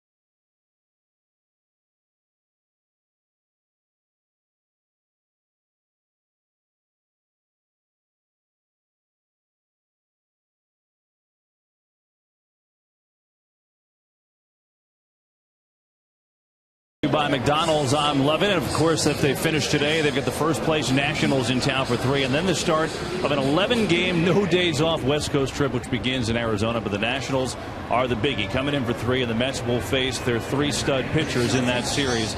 Nationals, after an embarrassing loss on Friday night to Atlanta where they led 9-0, well, they've come back, split a doubleheader yesterday, winning 5-0 today. Ryan Zimmerman has 2 home runs, and we know the Nationals can pitch. That's the big issue with them. The Mets have seen it this year. They saw it firsthand last week. But the other thing with the Nationals is now it's kind of a developing story with their shortstop, Ian Desmond. Now, Desmond has been just great this year, 17 home runs, 53 RBIs. He missed the Mets series because of an oblique injury, caused him to miss the All-Star game, too, and is out again today because of that. He played both games in the doubleheader yesterday, but feeling some soreness, he's out again. And Davey Johnson was asked, is due to had to fight that sun, but made the catch, 1 down. Davey Johnson today asked about Desmond and whether or not it's a DL situation, and Davey said, I don't want to go there. Desmond's kind of to the point where he feels he's going to have to battle it all year, but that's a tricky thing, guys. It's an oblique injury. That's an injury that's kept guys out of the lineup for 4 to 6 weeks, and that's a big player. I mean, Davey told me about Desmond. I put him in leadoff early in the year. He was worried about the on-base stuff. I told him to go hack, and he went and hacked. I compare him to a Barry Larkin type. Good day for that. He's an athlete. But right now, the oblique, a big issue, guys. Well, he certainly has made a big difference in their lineup as Wright throws out Eovaldi for the second out. And that Nationals lineup has certainly evolved now to the point where they are a much bigger threat than they were. In the 5th inning, brought to you by Ford. Check out the best-selling vehicles with the best values in America. Visit your Tri-State Ford dealers today. That's a big ball game for Washington right there. You lose a heartbreaker, 9-0, and Atlanta has got to be feeling good about itself. A chance to take 3 out of 4 against Washington in Washington, and it's a lot of game left, but it's 6-0 early. And it just shows that Washington's for real, that they're able to answer the bell, particularly if they win and gain a split of the series. They got to go away saying, darn, we should have won 3 out of 4. Sure. I mean, to lose a 9-run lead the first game and then get shut down the second game, you're figuring it could be a 4-game sweep, but they win last night and they get off to a big start today. And those are the signs you look for in your team, that it's got character. And getting back to Desmond, I always liked his offense when he came up, and he's just getting better and better. His defense was always his problem. He has a scatter arm. Well, the one thing that was interesting watching that series in D.C. as Hairston takes inside 2-0 was watching Daniel. He's clearly a better shortstop than Ian Desmond. So you wonder whether at some point they're going to do something that they've talked about, and that's flip-flop the two of them. Or put Lombardozzi at second base and move Desmond to the outfield. There's a call strike, 2-1. Because Lombardozzi has been a fixture in their lineup and given them a better leadoff hitter, better on-base percentage guy than Desmond or Espinoza would be. Those are nice problems to have. It means you got an excess of talent. Guys, we talked the outside corner 2-2. I'm sorry, Gary, my bad. We talked so much last week too about Strasburg and when he gets shut down, what are they going to do? John Lannon gets called up for the first time yesterday and was terrific, so that had to feel like a shot in the arm for them as well. And it seems as though they are still in the market for a starting pitcher. They keep getting mentioned in these Ryan Dempster conversations. Fly ball shallow center, out goes Tejada and makes the running grab to retire the side. Neese has a 1-2-3 inning, his second of the day. We're halfway through now at Citi Field. Tejada making it look easy. 2-1 LA.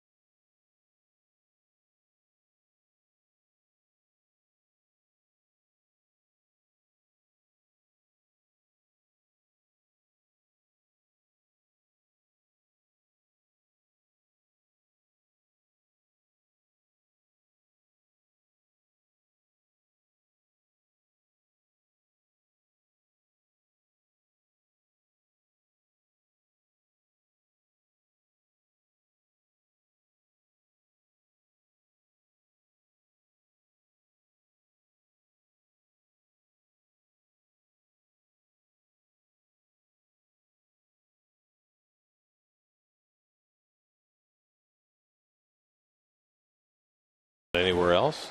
Watch out for those buoys.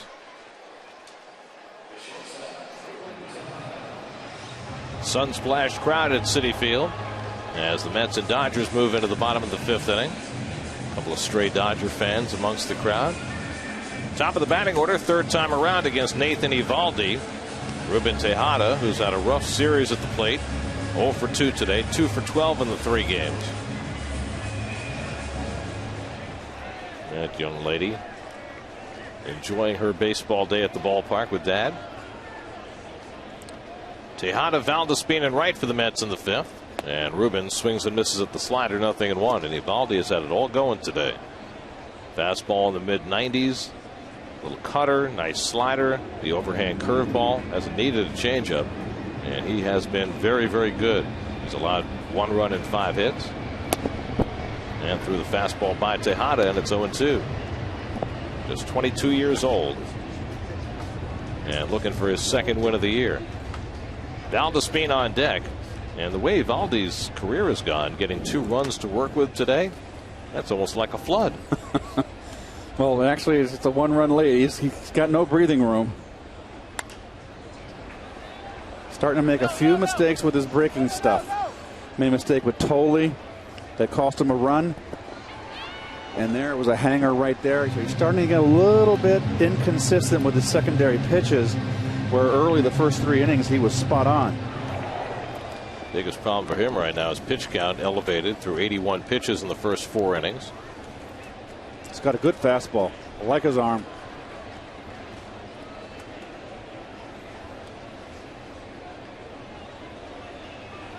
And Tejada holds up on that cutter and held it in time. 1-2.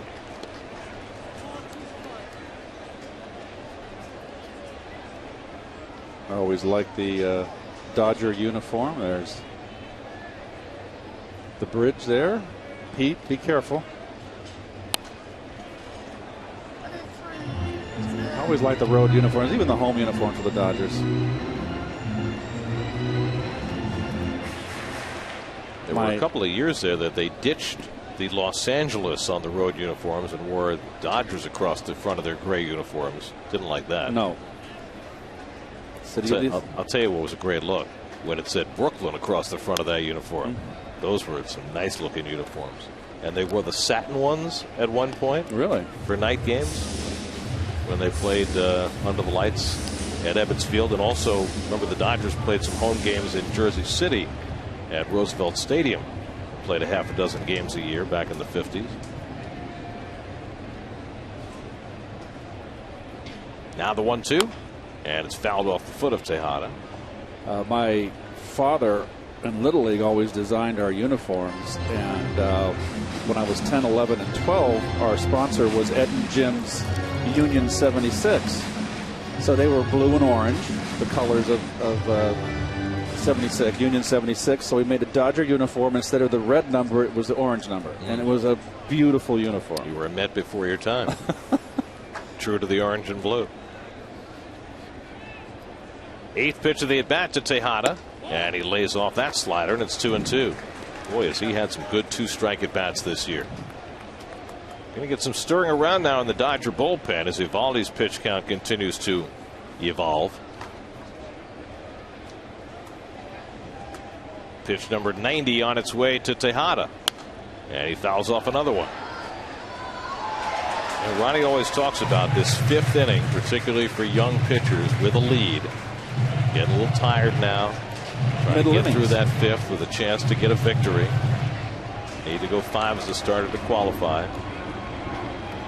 Well, I think they sense, and that's Rick Honeycutt, is the pitching coach for the Dodgers, sense him getting a little erratic with his breaking stuff. Well, 10 pitches into this at bat with Tejada, and Ruben still got it working.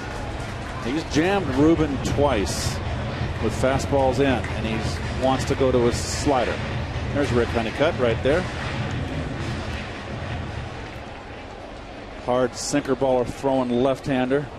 As the Dodgers with the 2nd best ERA among pitching staffs in the National League behind Washington.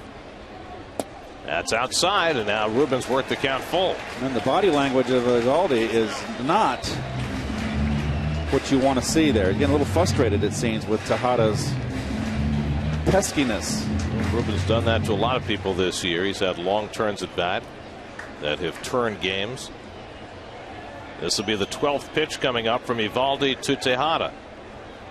And he gets him on strikes. So Eovaldi wins the battle, his 7th strikeout, and that matches his career high. Well, he got him with a wicked curveball. This one just, it's over the middle, but watch it sink. Good. Down in the strike zone. Had him out in front. Well, as I said, he wins the battle, but we'll see the impact now going forward. After a 12-pitch marathon with Tejada to start the inning, here's Valdespin, who had a base hit through the hole into right his last time up, 1 for 2 on the day and 4 for 5 in this series. They're going to pitch him inside. He wants to throw his breaking fastball away. They weren't on sync there. The lone lefty in the Dodger bullpen, Scott Elbert, gets up. He has yet to appear in this series. And Valdespin drops down a beauty of a bunt, and there'll be no play. His 2nd bunt hit in this series. He hits the long ball, he hits the short ball. 2 for 3 today and 5 for 6 in the 3 games. Looks like a leadoff hitter, does he not? He's an excellent drag bunter. Dare I say that word?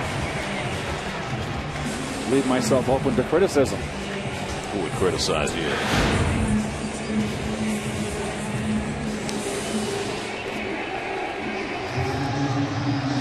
The only thing that right now would prevent Valdespin from being an effective leadoff hitter is he just doesn't walk. Right.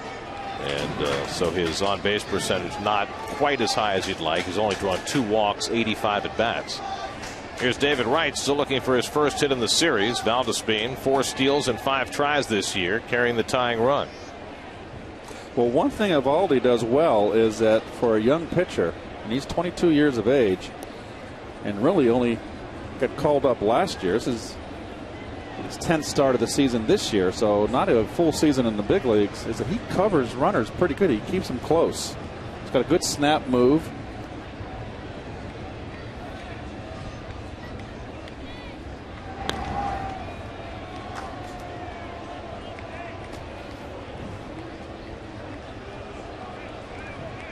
Wright today is flying to left and struck out 0 for 2. Now hitless in his last 10 at bats. With the Mets down a run in the 5th. Healthy lead for Valdespin. And Wright takes the cutter for a strike, 0-1. I think if he's going to start throwing David a breaking ball where he's up in the strike zone, he's going to get himself in trouble. He went after David there aggressively with a fastball. First pitch. Ike Davis on deck. Eovaldi, true to his numbers, has done well against the right-hand hitters today. They're 0 for 5 against him. And a comebacker past Eovaldi and into center field, a base hit. Valdespin will motor from first to third. And Wright got it just past Evaldi's glove, and it found the middle. David Wright with his first hit of the series, and the Mets are in business, 1st and 3rd and 1 out. And there again, speed helps with Valdespin in the lineup there. Going 1st to 3rd. He makes this play, it's a double play, inning over. And Valdespin never hesitates here. Good read on his part, and we'll watch him turn it on. So the Mets have the tying run at 3rd with 1 out. Rick Honeycutt heading out to the mound to talk to his pitcher. Actually, that's Mattingly, excuse me. So let's see, is he going to pull him? Give him a chance to get out of it. Well, he's 2 outs shy of qualifying for a win, but you've got the lefties coming up and the left-hander ready in the bullpen, and Mattingly makes the call, and that's going to be all for Eovaldi. So he will not get his 2nd win of the season today. They'll go 4 1/3 and leave with a chance to lose it, but not to win it. Call to the bullpen brought to you by Verizon. Introducing Verizon Fios Quantum Speed, internet twice as fast as anything America has ever seen.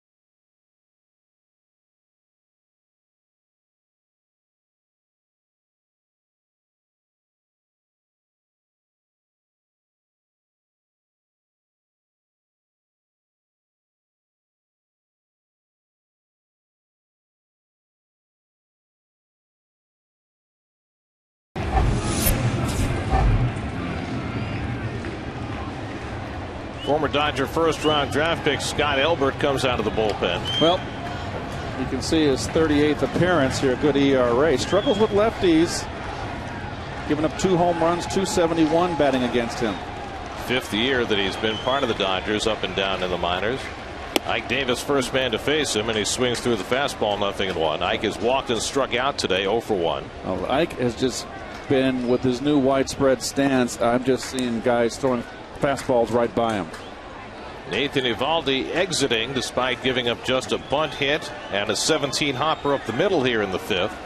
2 outs shy of qualifying for a win. Interesting call there by Don Mattingly. I agree. Got a young pitcher out there. I would have given him a chance to get out of it. On the other hand, he had that 12-pitch at bat against Tejada to start the inning. He struck out Tejada, but didn't retire anybody after that. Now the left-hander facing Davis as Valdespin fakes down the line, and the pitch is taken low. 2 balls and a strike. Valdespin trying to distract Elbert by taking a little run down the line. There you see Ike's numbers with a runner at third and less than 2 out. A little bit below what he'd like. Well, Ike's hitting 184 against lefties with 6 home runs. Of course, you worry about the double play grounder here. Murphy waiting on deck, a red-hot bat. Valdespin a bunt single. Right a base hit up the middle. He's at first. 2-1 the count to Davis. And Ike takes a breaking ball for a strike, and it's 2-2.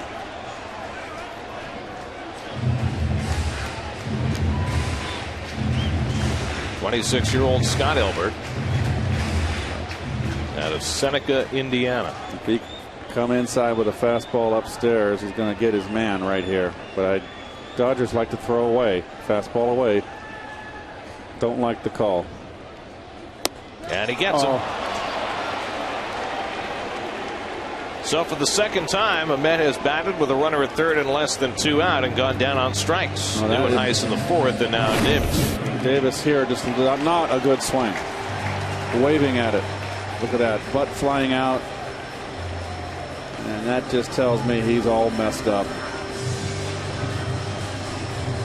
I mean, is that just a matter of looking for something else? I don't know. With 2 strikes, you can't. 2 strikes, you got to protect. So it's left to Murphy, who's swinging a hot bat in this series. 2 for 2 today, 7 for 8 in the 3 games. Ripped a double down the right field line his last time up, albeit a ball that appeared to be foul. And he takes the fastball off the plate for ball 1.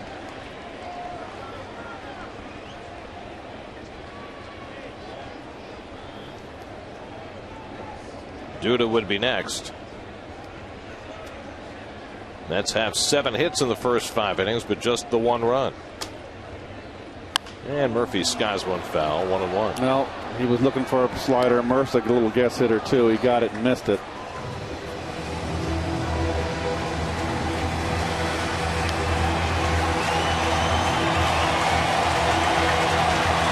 Dodger bullpen had to work 4 innings on Friday night, and they gave up 3 runs. Last night, 2 innings, 2 runs. So the Mets have made some hay against the Dodger pen in this series. 1-1 to Murphy, and he flies one foul, and it's 1-2. There's the call right there. It looks like Elbert can throw the fastball inside the lefties, and he needs to do that. Murphy has not been playing much against lefties lately. Ronnie Cedeno got the call yesterday at second base against the left-hander. Well, when Murph is as hot as he is right now, it doesn't usually matter what you're throwing with. Left, right, or middle.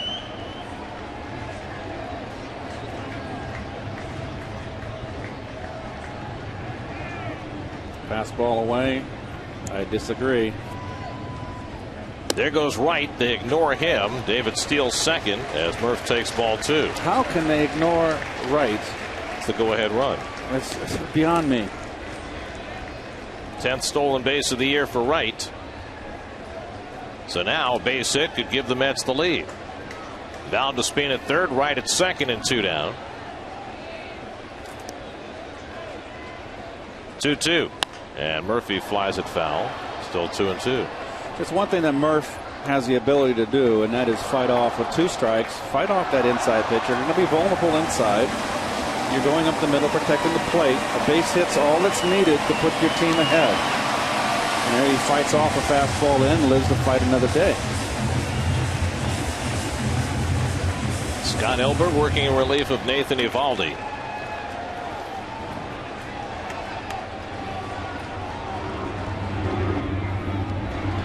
Going in.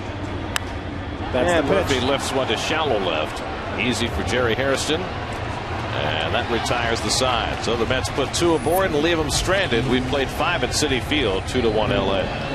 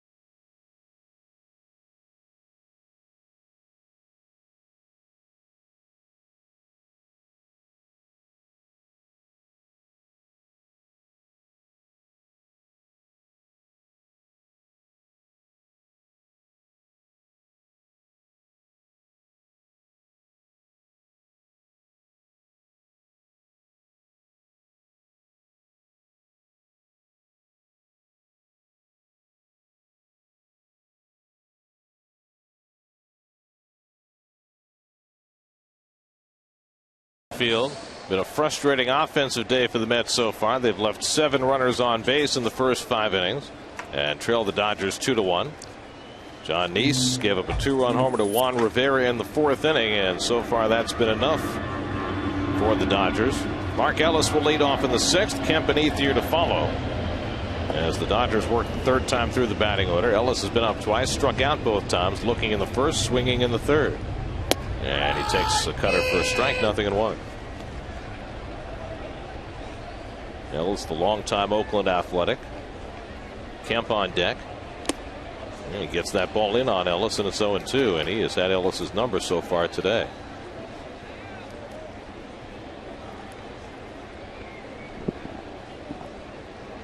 He's just over 70 pitches as he starts the 6th. And Ellis skims one over the bag at 3rd, off the glove of right, and rolling into foul ground. Ellis takes a turn and holds on as David gets it in quickly. It'll be a base hit for Ellis, as Wright, who's been splendid on that backhand play all year, unable to make connection that time. He broke his bat right down the line. Ball had a tough hop, an up hop there.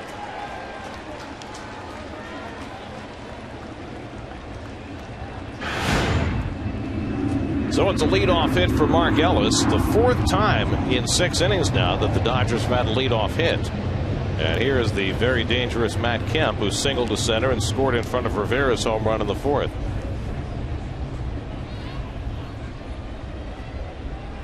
And he takes a cutter for a strike. Kemp 1 for 2 against Neese today. And remember, he's hitting a 500, even 500 against lefties.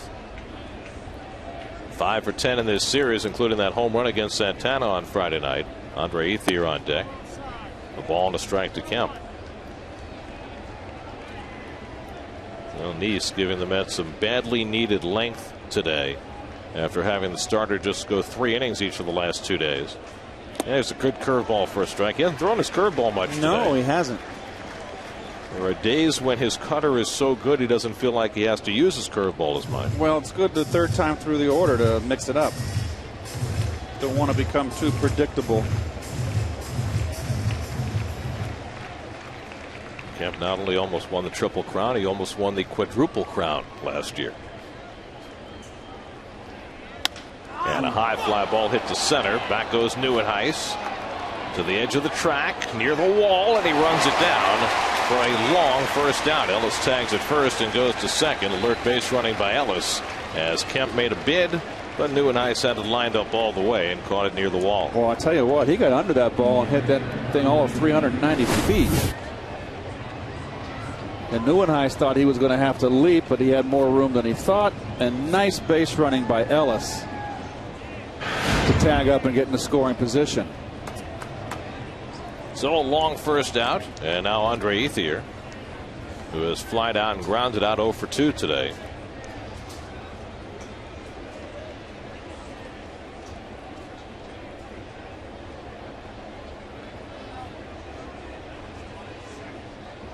And the Mets are going to appeal at first, say that Ellis left too soon, but Mike DeMuro said he did not. Watch Ellis tag up. When you go halfway, that's the rule. He knew he got under it, so he read it pretty quickly. He had a pretty good read on this from the get-go. Ball hitting the deep part of the park. He can just kind of get in third gear. Cadillac at the second. Ethier takes a cutter for a strike. Do you read the outfielder there, or do you read the ball? You read the ball. It's all instinctual. You know, and this is a visiting player, too, who's not familiar with the ballpark. It's the first time the Dodgers have been here, so that's good. That's just good instincts. Ball and a strike to Ethier, is now 30 years old. Coming off a down season last year. Was having a fine year going until he hurt the oblique and missed that series with the Mets 3 weeks ago. And the curveball fouled off 1-2. So he's making more generous use of his curve here in the sixth. And he's got a good one. And that's the problem sometimes, right? If you don't use that curveball early in the game, sometimes it's hard to find later on. Well, he hasn't used it, and he's been throwing it the whole game.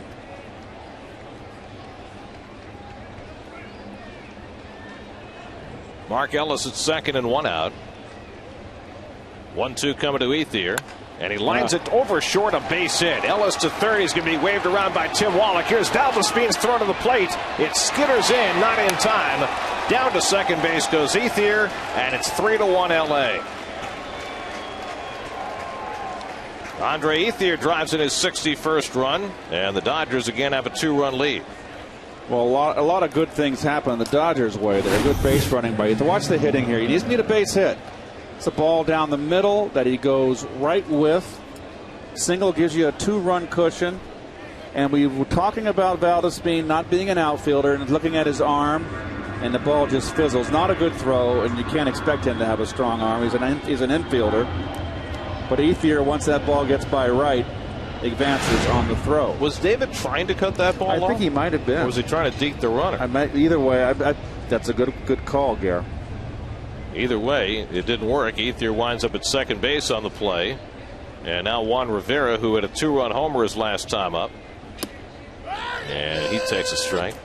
Rivera's home run went into the old seats beyond the Party City deck in left center. His 5th home run of the year.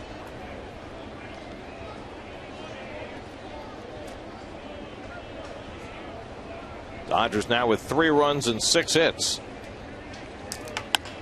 And a little flare into right field. Duda coming on, hesitates, but he makes the catch for the second out.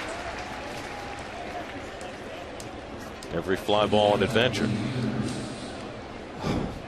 It's the end result. That's all that matters. Yes, it is. It's an F9 on your scorecard. 2 out in the inning, and now Luis Cruz, who hit one deep to left his last time up, and Valdespin went back on the track to get it. So Cruz, who homered Friday night against Santana, has shown a little pop in this series. That home run Friday night was his first big league home run. Ethier at second with 2 down. Cruz, whose left foot is almost out of the batter's box, pops one up into center, and Nieuwenhuis has it measured, and that retires the side. But the Dodgers tack on a run on Ethier's RBI single. Middle of the 6th at Citi Field, 3-1 LA.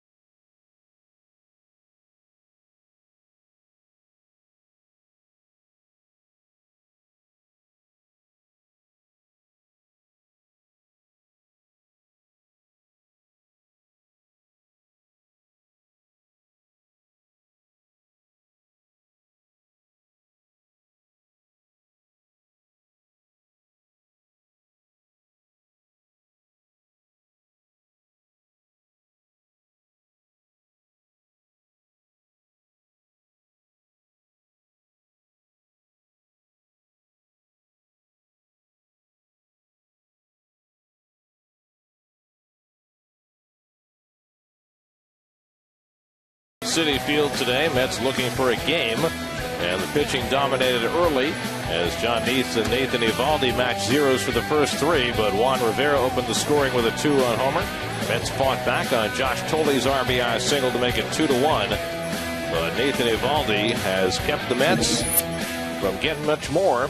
Mets have left 7 runners on base over the first 5 innings. Eovaldi going the first 4 1/3, and Scott Elbert, who finished off the 5th, will stay on to start the 6th. Lucas Duda leads off and takes ball 1 from Elbert.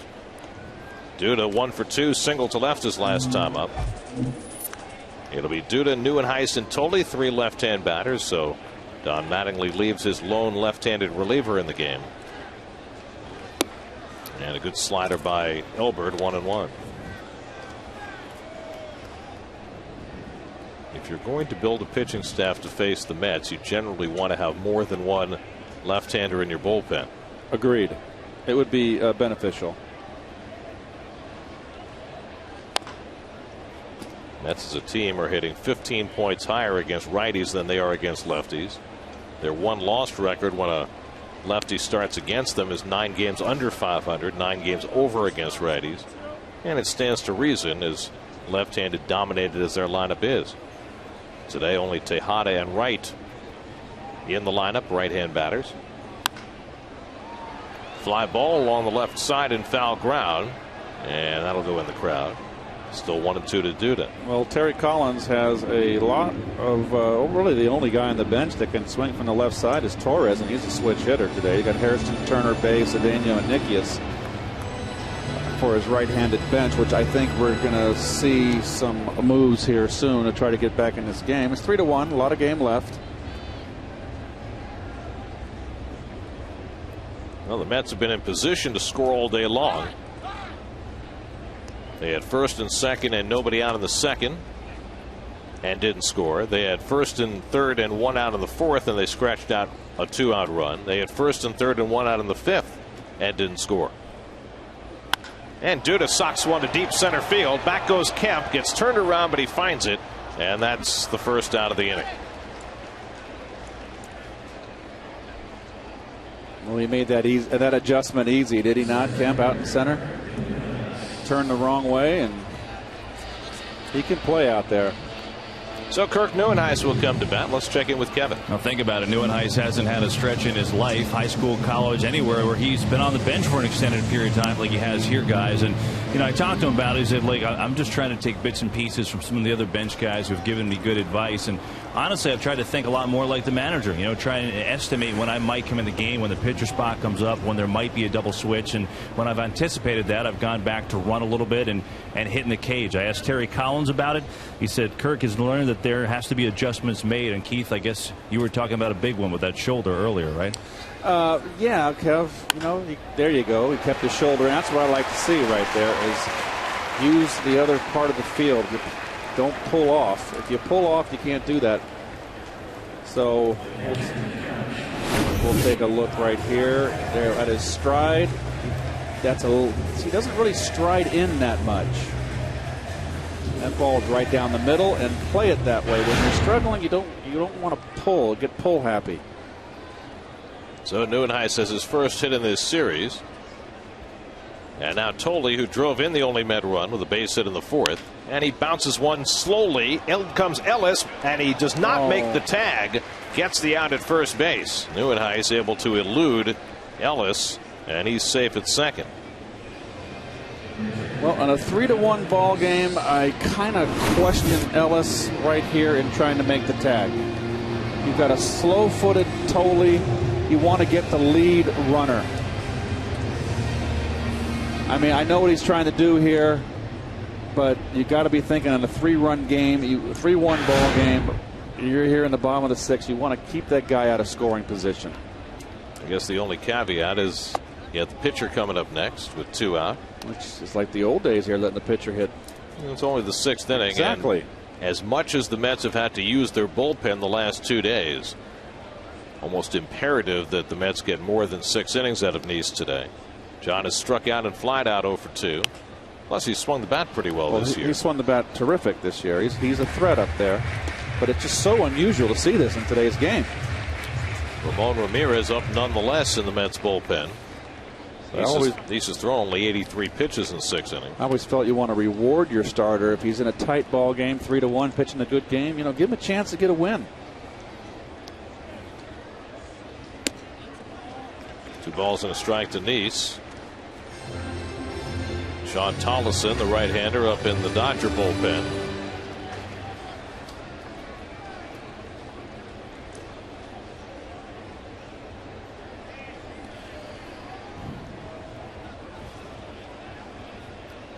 Two and one to Nice, and he takes up and in, and so Elbert falls behind the opposing pitcher, 3-1. If Nice gets on, Ruben Tejada would come up with the tying runs on base. And the Dodger outfield positioning, Kemp playing straight up on Nice. I would get over in that gap because look, the left fielder is really playing opposite field. And that's ball 4. So Nice is on with a walk. And in addition to the fact that he swung the bat well this year, Nice has also drawn more than his share of walks. That's 6 of them. His on-base percentage is up around 350. And that's going to get Mattingly out of the dugout to make a pitching change. And he's going to go to the right-hander. Well, you got the right-hand hitting Tejada coming up with the tying runs on base. Mattingly will come in to make a double switch with Jim Joyce. Called to the bullpen, brought to you by Verizon. Introducing Verizon's Fios Quantum Speed. Internet twice as fast as anything America has ever seen.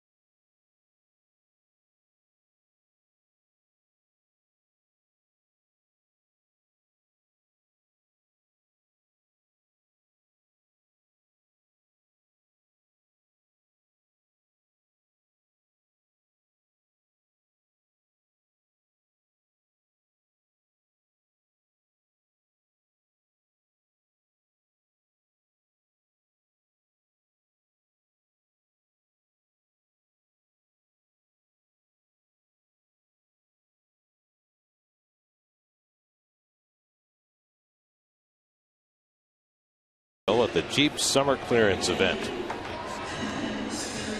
Here's your chance to win a Fantastic at 50 Mets jersey. Just text Mets to 48593 to enter. Message and data rates may apply. Sean Tolleson comes out of the bullpen. James Loney will play at first base. He'll bat ninth. And Tolleson goes in Juan Rivera's number 5 hole in the lineup. Well, Tolleson in the first game came in the 6th inning with runners on first and second and 1 out, and the Mets threatening, and got out of the inning, but then give up a 2-run home run to Valdespin in the next inning. Tejada was the first man he faced when he came in Friday night, and he got him on a fly ball. Ruben bats here with the tying runs on base and 2 down, and he takes the breaking ball high and away for ball 1. Tejada 0 for 3 today, now just 2 for 13 in this series. Neuenhuis is at second, Neese at first with 2 down. Tolleson, a 30th round draft pick out of Baylor 2 years ago. Remarkable that each team has a relief pitcher who was a 30th round pick in 2010. Mets have Josh Edgin taken in the same 30th round of the same draft. And it's taken low and inside 2-0. You know, it's odd enough for 30th round draft picks to make it, but to make it this quickly, and 2 of them in the same game. Valdespin on deck, already has a couple of hits today. Mets have out-hit the Dodgers in this game 8-6, but they've left 7 runners on base, including 2 in each of the last 2 innings. Terry Collins hoping for different things here in the 6th.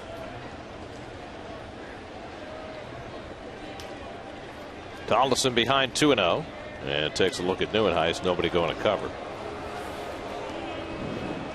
I don't think Neuenhuis is going anywhere. Down 2 runs with 2 outs.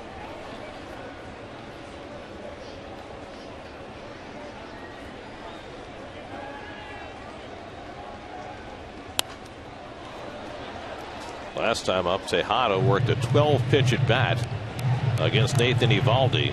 Wound up striking out on the slider on 3-2. But then Eovaldi gave up a bunt hit to Valdespin and a base hit to right and was out of the game. Don Mattingly pulling his starter after 4 1/3, so he couldn't qualify for a win. Elbert went an inning and a third in relief. And now Tolleson. And Tejada lays off the breaking ball. It skips a few feet away from Ellis, but not far enough for Neuenhuis to move, and it's 3-1.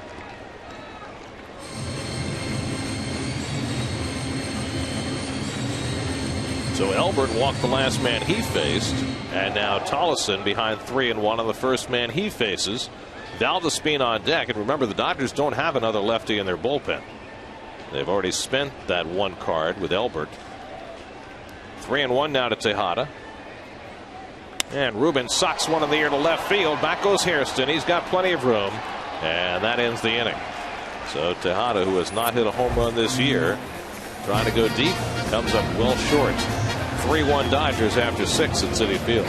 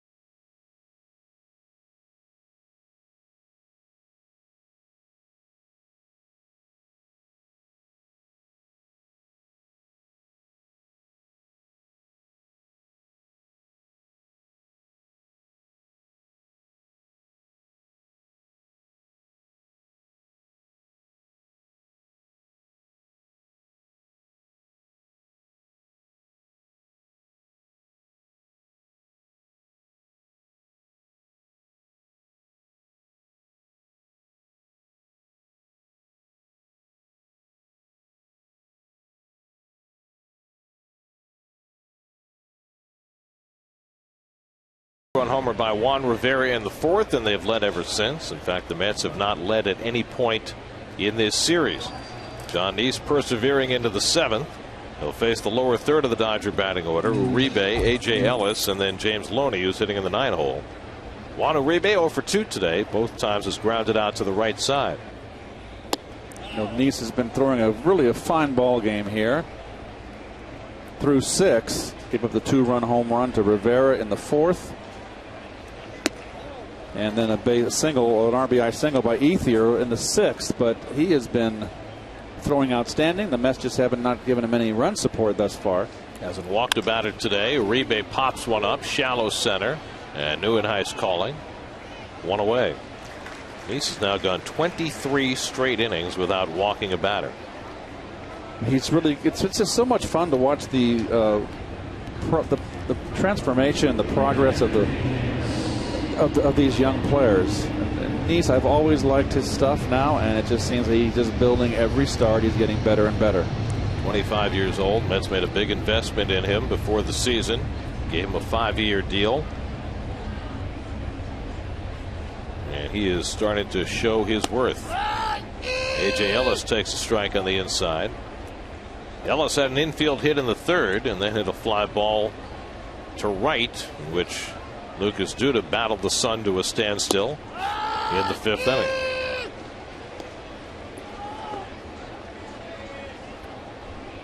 And that cutter has been working for him all day long. James Loney on deck, ready for his first at bat of the day.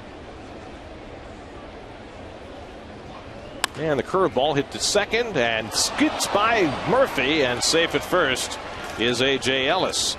Now Murphy got caught in between catching on the fly and catching on the hop, and it went right under him. He got a little bit loose with his glove. And Murphy's been pretty solid at second base. Let me tell you, he's made a lot of progress. Just didn't get a lot of lateral movement. I know the ball was hit hard. It's got to be an error, right? Yeah, I would think so. The ball's hit right at him. And it is indeed an error charged to Daniel Murphy, the Mets' first error in this series. So 1 out and 1 on, and now James Loney. Loney played first base yesterday, went 2 for 5 and drove in a run, but it's been a very disappointing year for Loney. Hitting a .248 on the year with 2 home runs, and he takes a cutter for a strike.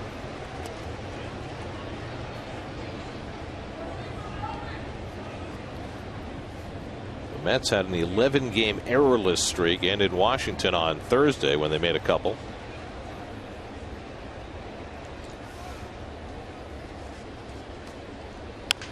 Ground ball. Murphy has to move to his left to get it. Gets the lead runner at second. And that's the second out of the inning. Had a good idea with the catcher running that he'd have plenty of time to get Ellis. Well, he also saw in front of him that Ellis had to stop, let the ball pass him. And that made the play very easy for Murph. Knows he has plenty of time. No need to rush the throw.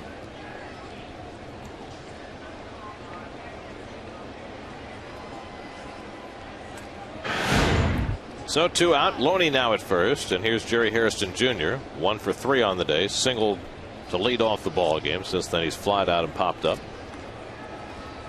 The Nats now up 8-0 on the Braves in the 6th inning. Ross Detweiler cruising in that game, so it looks like the Nats will be able to get a split of that 4-game series before they come here to Citi Field tomorrow night. And Detweiler they put back in the bullpen, you recall, to make room for Chien-Ming Wang. Wang, right? And he didn't pan out. They put him back in the starting rotation. He's picked up where he left off. He's a nice young pitcher. He looked terrific against the Mets last week. Mets will miss him in the upcoming series. They'll face Jordan Zimmerman tomorrow night. Zimmerman shut the Mets out for 6 innings in that series last week. Then Gio Gonzalez goes Tuesday. The Mets beat him up in that matchup with Dickey. They'll have a rematch Tuesday night, and then the Mets face Strasburg on Wednesday afternoon. Hit sharply, and a great diving stop by Wright to get the force and end the inning. That ball appeared to be by David, and he made a terrific diving play to take a base hit away from Jerry Hairston Jr. Great defense by Wright. Works around the error by Murphy. We go to the 7th inning stretch at Citi Field with the Dodgers up 3-1 on the Mets.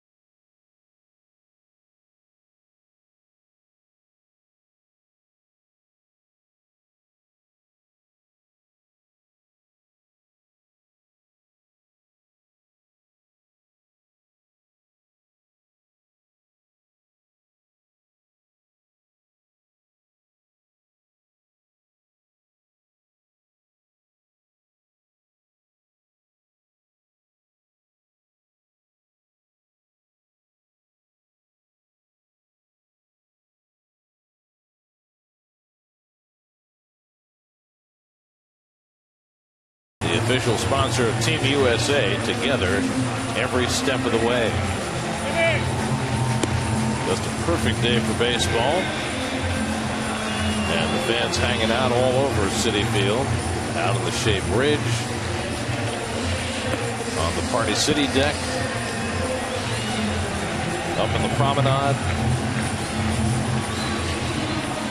A spectacular day for baseball as the Mets trying to fight out of the doldrums. They've lost 8 of their last 9 and they trail today.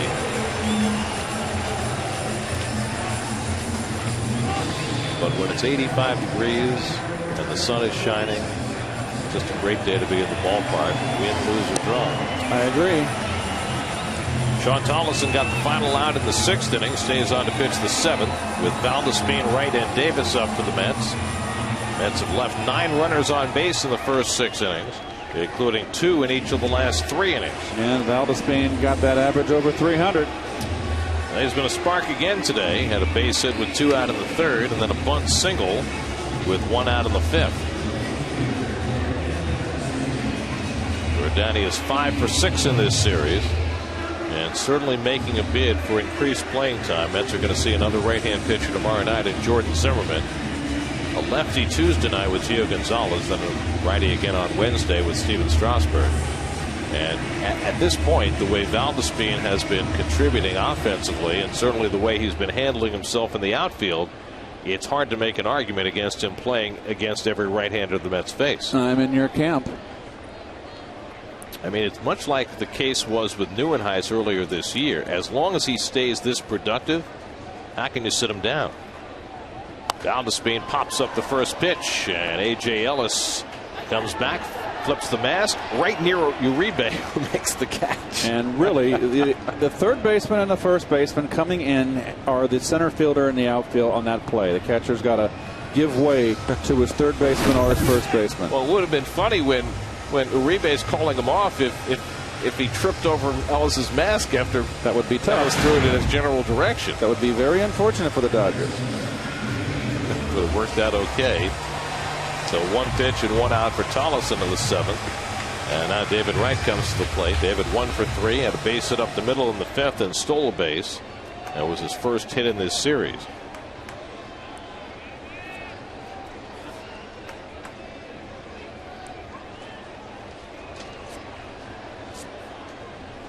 '24-year-old Sean Tolleson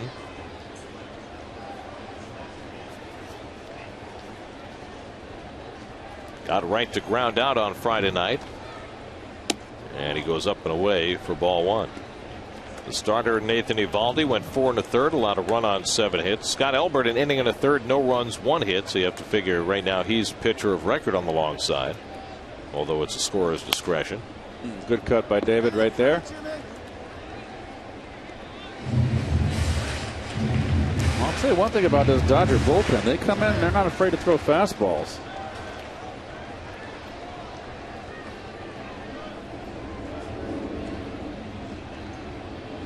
And Wright takes a breaking ball for a strike, 1-2. The Dodgers, of course, are chasing the Giants in the National League West.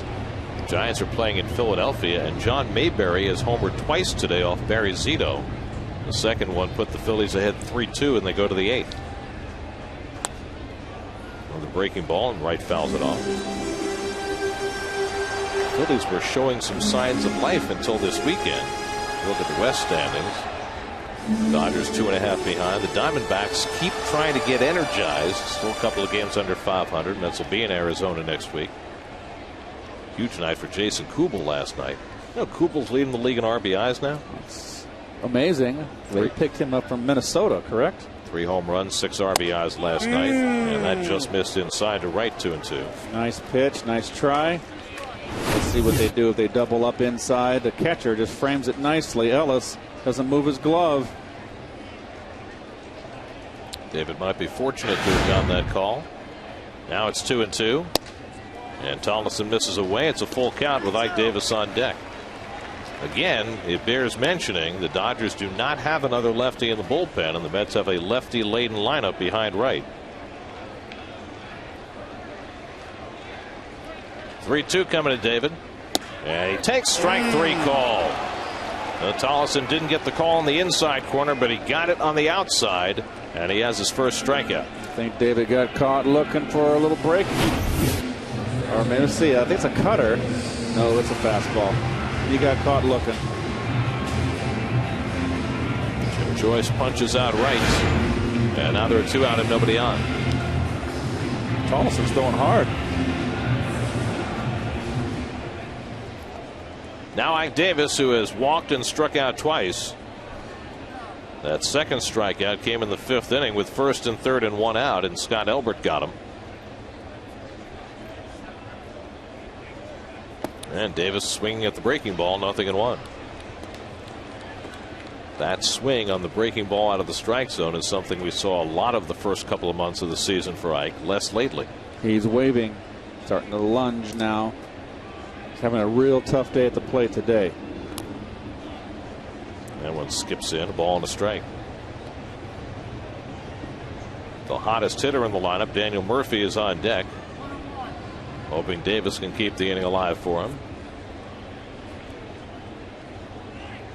The Mets have been scoring since the All-Star break, 5 runs per game in the 8 games since the break.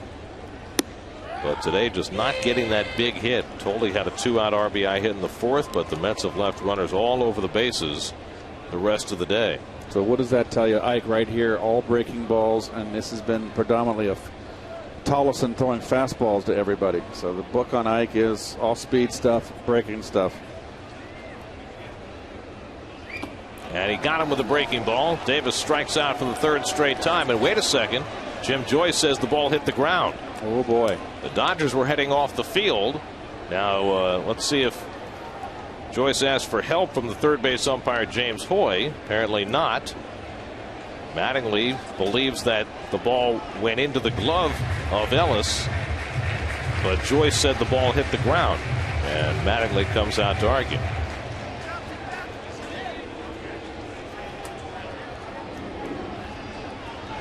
All right, they seem to be okay with it. Donnie does.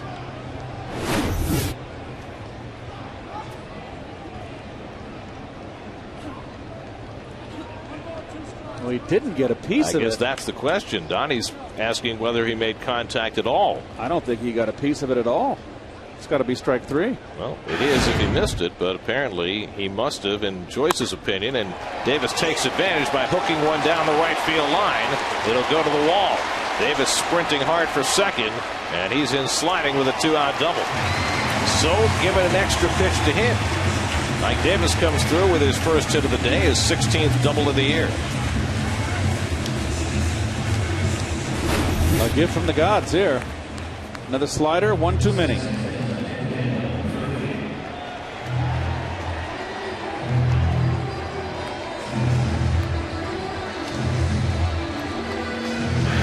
So the Mets may have gotten the benefit of a call. And let's see if they can cash it in. Murphy comes to the plate as the tying run.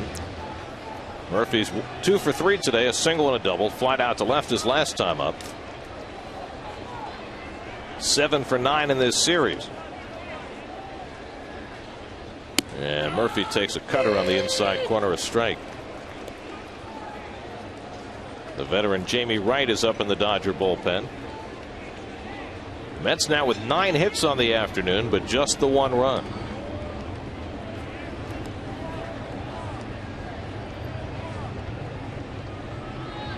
And Murphy takes inside a ball and a strike.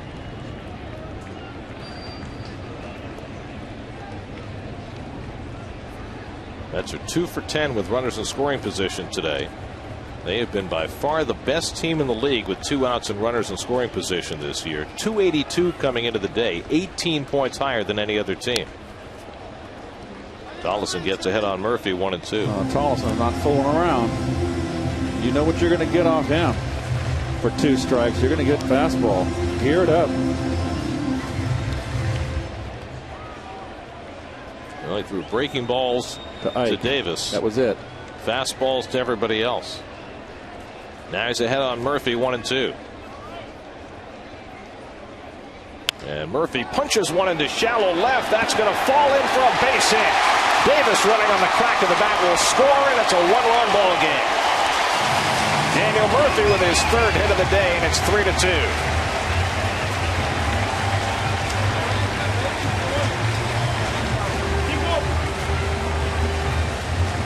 Well, an inning that appeared to be over. Ike Davis might have swung and missed at strike 3, got a call, got a double, and now Murphy cashes it in with a base hit. Well, it's a line drive in the papers tomorrow. You'll take him any way you can get him. What a series for Daniel Murphy. 8 hits in 10 at-bats. He drives in his 46th run of the year as Davis comes home. And now the tying run on base for Lucas Duda.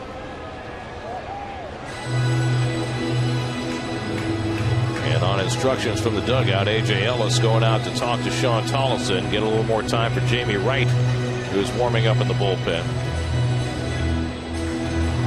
Davis talking about that foul tip call, which may or may not have been the correct call. What do you think? Did he foul tip it or not? I don't think he fouled. I thought it was strike 3.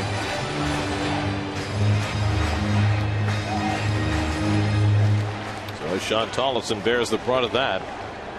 Threw another slider after that. Davis hooked it for a double. Murphy drove him in, and now Mattingly heading out. Now Mattingly's going to he's not happy. He's got a few words for Jim Joyce as he heads out. Probably seen the replay, or at least been told of it, of that foul call. Probably told him you missed the call.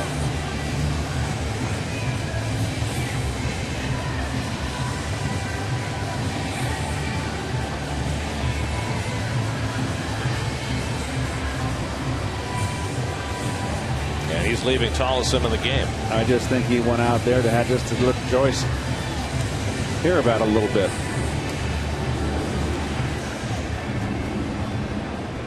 Well, that's one of those calls where if the home plate umpire cares to, he can ask for help from the third base umpire. And that's a tough one to overturn if you're a third base umpire.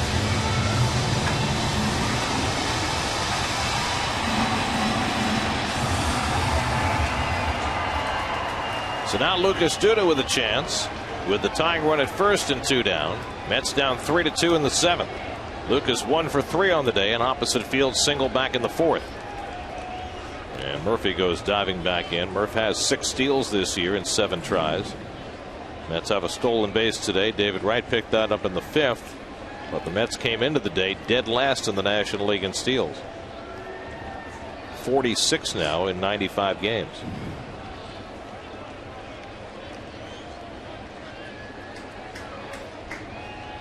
And Duda punches one to shortstop, running around to Cruz, a tough spinner, but he corrals it and throws him out to end the inning. Well, the Mets get a run closer. 2 out and nobody on. Looked like the inning was over. Jim Joyce looked like he missed that call. Davis responds with a double, and he comes home on Daniel Murphy's blue pitch. 3-2 LA after 7.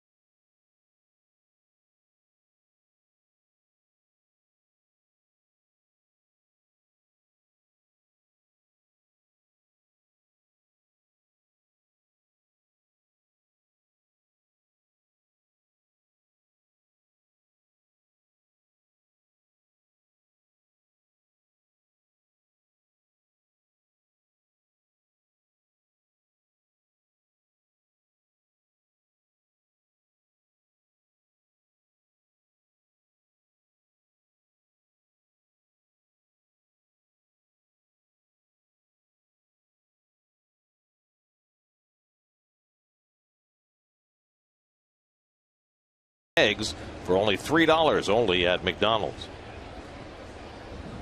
8th inning, John Neese still in there, trailing 3-2. Mark Ellis takes a curveball for a strike. 94th pitch for Neese.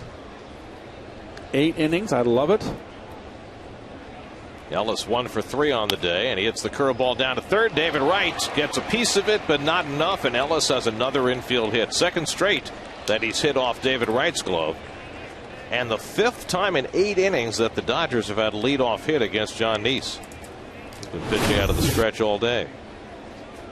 Well, tough hop, get in front, keep it in the infield. Almost want to see 2 hands there if you can, not just the one hand. Sometimes you get the ball in the heel of your glove and you use that throwing hand and you're able to clamp it down and make the play. Here's Matt Kemp, who's 1 for 3 on the day, single to center in the 4th. And he drives one to the left for a base hit, and the Dodgers get the first 2 men on in the 8th inning against John Neese. Now this being throwing behind Mark Ellis. So now Andre Ethier will come up with 2 men on. Terry Collins is on his way out to the mound. Well, he's got Burdack ready. And there's a fastball right down the pipe. So Terry sent Neese out to start the inning. Let's see if he sticks with him here.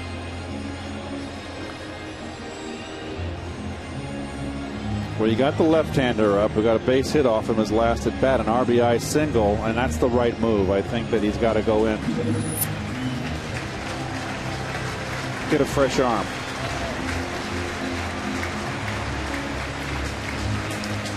Call to the bullpen brought to you by Verizon. Introducing Verizon Fios Quantum Speed. Internet twice as fast as anything America has ever seen.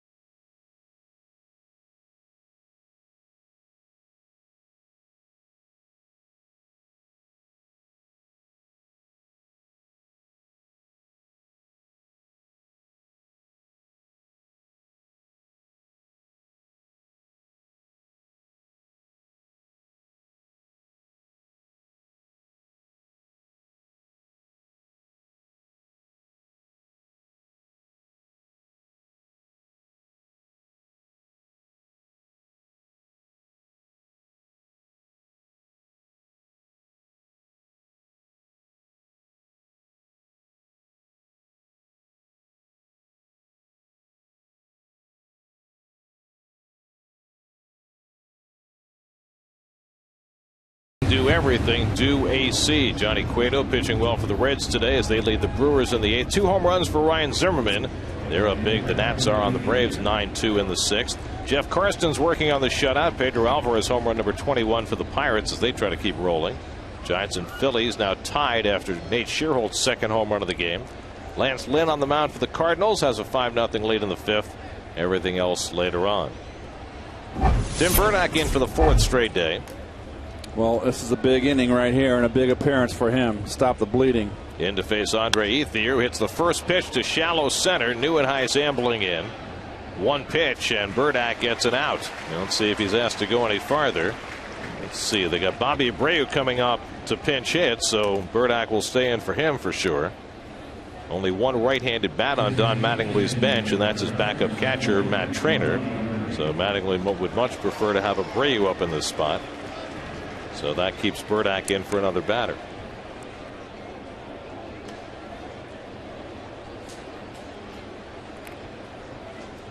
John Roush up in the Mets bullpen, ready for the right-hand hitters to follow. You've got Cruz, the shortstop, who they will not pinch hit for. So this will probably be Burdack's last batter. Nice goes 7 innings plus, allows 8 hits and the 3 runs so far. Didn't walk a batter again, third straight start, and struck out 3. In fact, he hasn't walked a batter in 24 innings now, but he leaves on the short end. And Burdack trying to keep this a 1-run game as he takes on Abreu, who started the first 2 games of this series, went 1 for 7. And he takes it high for ball 1. 5 for 15 as a pinch hitter with 2 RBIs. He's through 97 pitches in his 7 innings plus today. Gave up the 2-run homer to Juan Rivera in the 4th. The big blow against him. And Abreu takes a strike. Fastball from Burdack, 1-1. Well, the bullpen gave the Mets 6 innings each of the last 2 days. They gave up just 1 run on Friday night in those 6 innings, but 4 runs yesterday. Of course, that included an inning and 2 runs from a guy who normally is a starting pitcher in R.A. Dickey.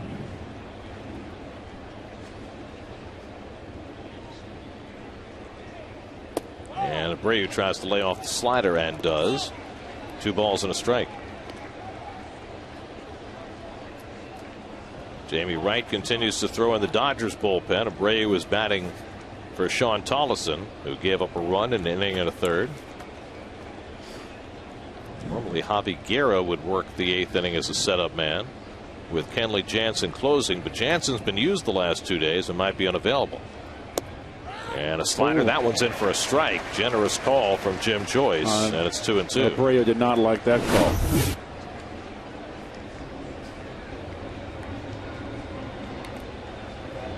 Boy, oh boy, it was generous.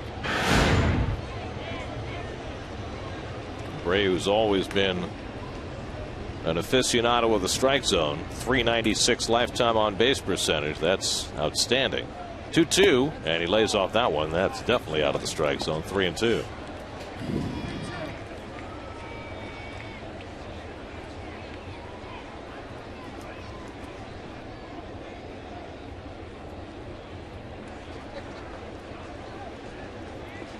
Now it's 3-2 to Abreu with Ellis at second, Kemp at first, and 1 out. And he fouls back the fastball.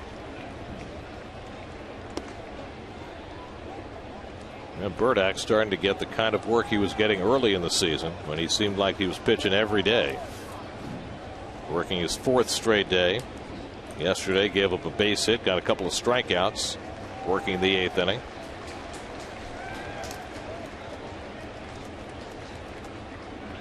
Again, the 3-2 to Abreu, and he hits it off the end of the bat, a foul ball.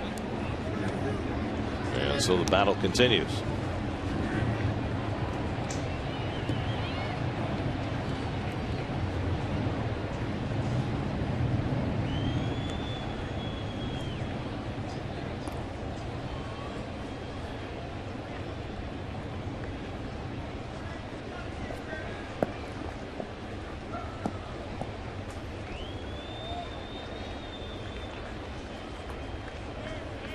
Eighth pitch of the at-bat from Burdack to Abreu. And he got him. Slider by Burdack, 2 out of the inning. So Burdack has done his job getting the 2 left-hand hitters out. Good slider, good spot, good pitch. Right to the spot. Now Terry Collins comes out to the mound. He'll bring John Roush in the game to face Luis Cruz. This call to the bullpen brought to you by Verizon. Introducing Verizon Fios Quantum Speed, internet twice as fast as anything America has ever seen.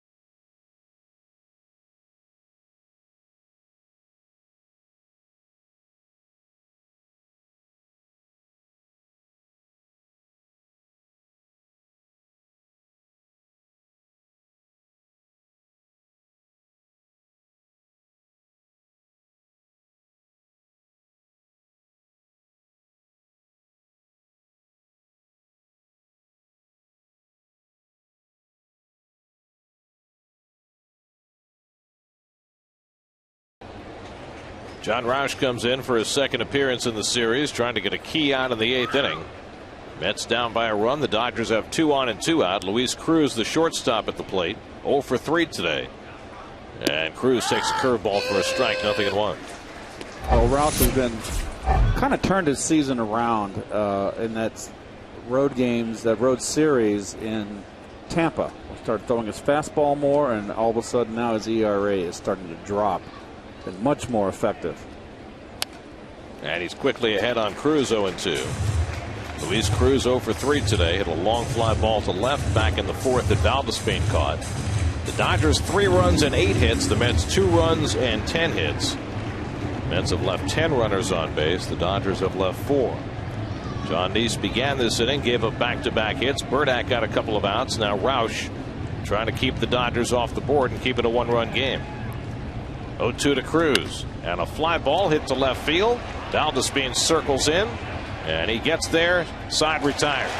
So the Mets bullpen doing a nice job behind Neese in that 8th inning to keep it a 1-run game going to the bottom of the 8th.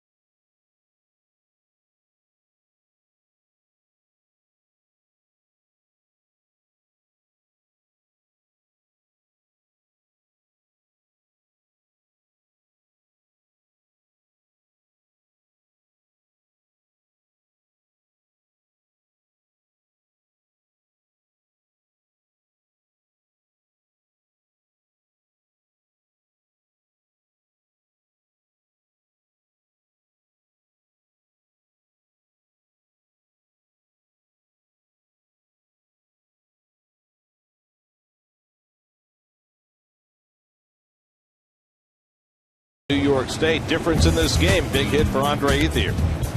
Fastball up out over the plate. Just base hit was all that was needed. Good hitting right there on a pitch up in the strike zone. Tony Gwynn Jr. comes in for defense as we go to the bottom of the 8th. And Jamie Wright will be the setup man today for the Dodgers. We'll change of plan for Don Mattingly. Well, Wright hasn't been used in this series, the veteran. This has to make you think that Kenley Jansen might not be available today. Jansen got saves in the first 2 games of the series. We'll wait and see how that plays out. Meanwhile, Kirk Nieuwenhuis will lead off for the Mets in the bottom of the 8th, down by a run. Nieuwenhuis 1 for 3 on the day. Single to left center his last time up, and he drops down a bunt, but not a very good one. And Wright easily makes the play for the first out. Yeah, trying to get it closer to the line, but Nieuwenhuis sent it right back to the pitcher. Good idea, trying to get something started. Josh Thole will bat with 1 out. Josh drove in the Mets' first run of the day with a 2-out hit in the 4th inning. Mets have scored both their runs with 2 outs today. 198 of them this year, most in the majors. Justin Turner's out on deck to bat for Roush as Thole bats with 1 out in the 8th. And Josh takes it wide from Wright, 1-0. Jamie Wright, now 37 years old. in his 17th major league season. He started out with Colorado and had some success early in his career as a starting pitcher, but he has really bounced around since, mostly working in relief.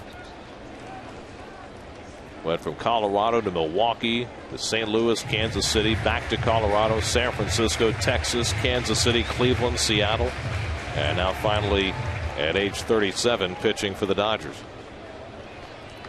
Behind on Tolley 2-0, and Josh takes a strike. Dodgers had to go to their bullpen early today. Nathan Eovaldi was pulled in the 5th inning. Scott Elbert went an inning and a third, no runs, 1 hit.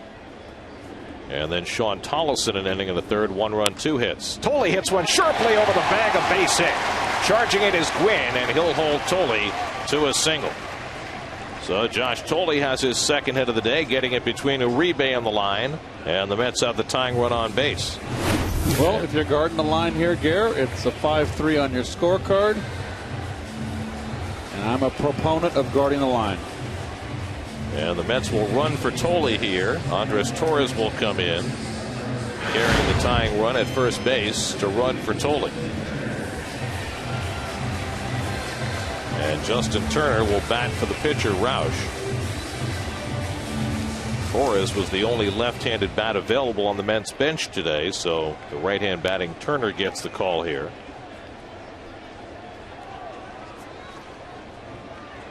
Justin's had 1 at bat in the series. He struck out against Kenley Jansen on Friday night. Turner's been swinging the bat well lately, hitting at .291 for the year. 1 out and 1 on. Mets down by a run in the home 8th. The Mets now have 11 hits in this game.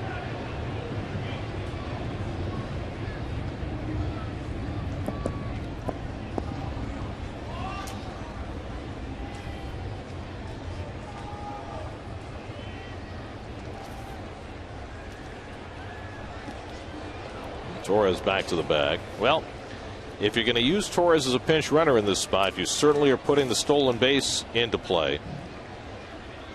Torres with 9 steals. He's been caught 4 times. And Wright paying him a lot of mind.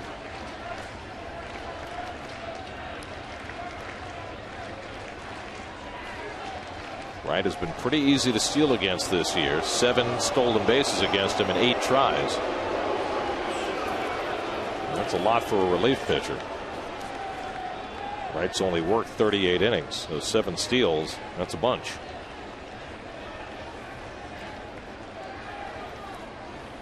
And Turner takes up and in for ball 1.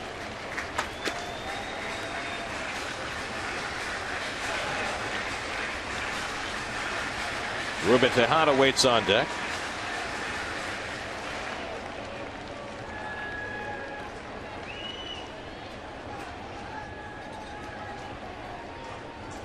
Not a very big lead for Torres. And Turner hits a double play ball right at Ellis. They'll flip to Cruz, and they turn 2 to end the inning. 4-6-3, and that's how Jamie Wright gets through the 8th. We head for the 9th, 3-2 LA.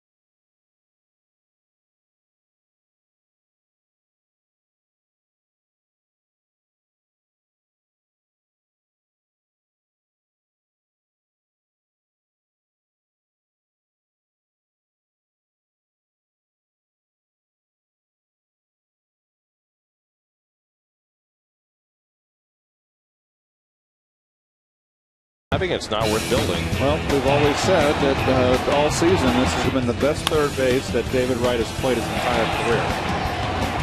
Going to base it away from Jerry Hairston Jr. in the 7th inning, much to the delight of John Neese.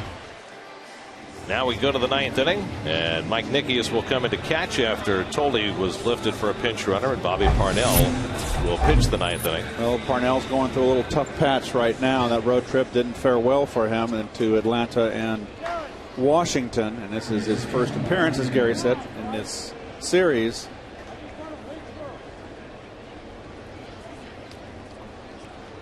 Juan Uribe will lead off for the Dodgers in the 9th. Uribe, A.J. Ellis, and James Loney, 7, 8, and 9 in the order. The Dodgers got a 2-run homer from Juan Rivera in the 4th, an RBI single from Andre Ethier in the 6th, and so far that's been enough. And as we suspected in the Dodger bullpen, it's not Kenley Jansen getting ready for the save opportunity. It's Javi Guerra. So clearly Don Mattingly trying to stay away from his closer today. After Jansen saved the first 2 games, he gets Guerra up instead. Pulled foul just outside the bag. 0-2 to Uribe. Of course, Guerra was a closer for the Dodgers last year and early this season before Jansen took the job. And he has 8 saves this year thus far. The Dodgers try to sweep the Mets in Flushing for the first time since 2002. 10 years ago. Curveball from Parnell. Ball and 2 strikes to Uribe.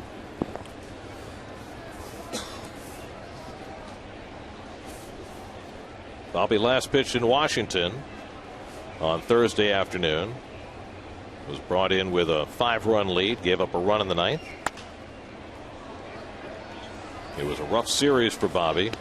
Had that blown save in the first game of the series in Washington, where he got within a strike of ending it before Danny Espinosa's tying hit.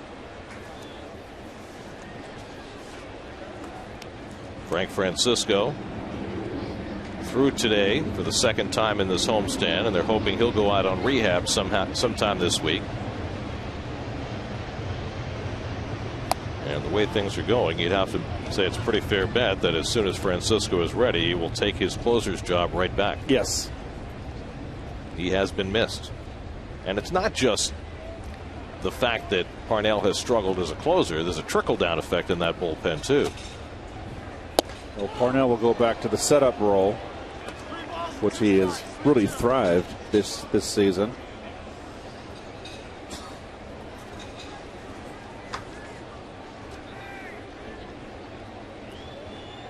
Terry Collins has a new arm to work with today. In that bullpen as Uribe grounds one, and Wright makes the running toss in plenty of time for the first out. Mets brought Elvin Ramirez back. He had been with the Mets earlier this year. Miguel Batista, after his rough start yesterday, was designated for assignment, and so the Mets bringing up another young arm for that bullpen. Here's A.J. Ellis, who's 1 for 3 today, had an infield single in the 3rd. Since then he's flied out and reached on an error. In the last of the 9th, the Mets will have the top of the batting order coming up. Tejada, Valdespin, and Wright. So Parnell, if he can keep this a 1-run game, can give the Mets a chance with their top of the batting order due up.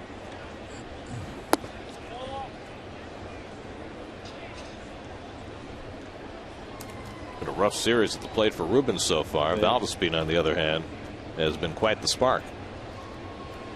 Cooled off Rubens' Jets a little bit in this series. Well, it seemed like it began in the Washington series. All of a sudden his bat looked a little bit tired, but he has had a terrific year.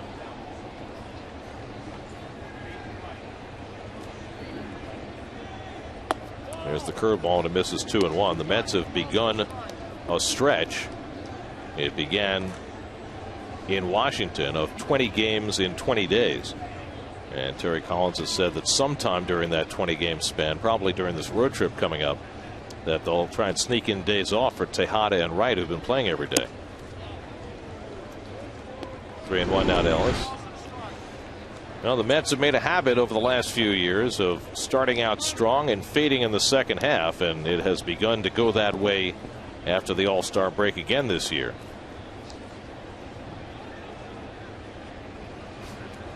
I was just thinking the 2 years prior to that, 07 and 08, the fade began a little later. The worst possible fade. The September fade.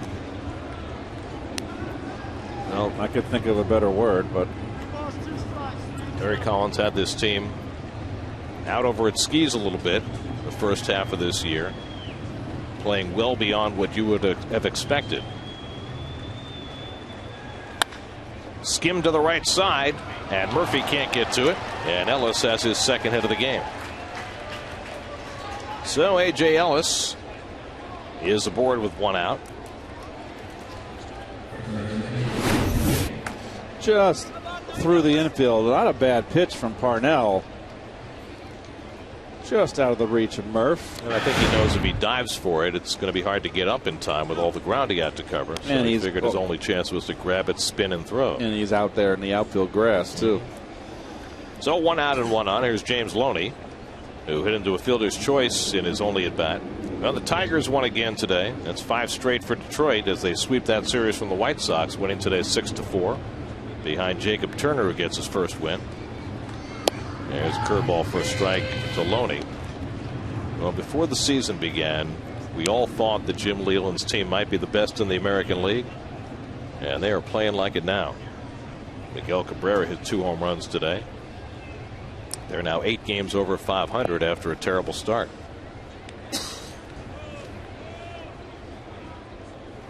And Loney takes a fastball at 96 for a strike, and it's 0-2. Well, Detroit in April got out of the gate quick, and then they just, their May and June was awful. Well, that lineup is fearsome. Well, and the guys behind Verlander in the rotation have begun to pitch well. Fister and Porcello and Scherzer. Breaking ball in the dirt, 1-2. Well, you got Miguel Cabrera and the 3-hole and Prince Fielder behind him. That's a pretty good 3-4 hitter in a lineup.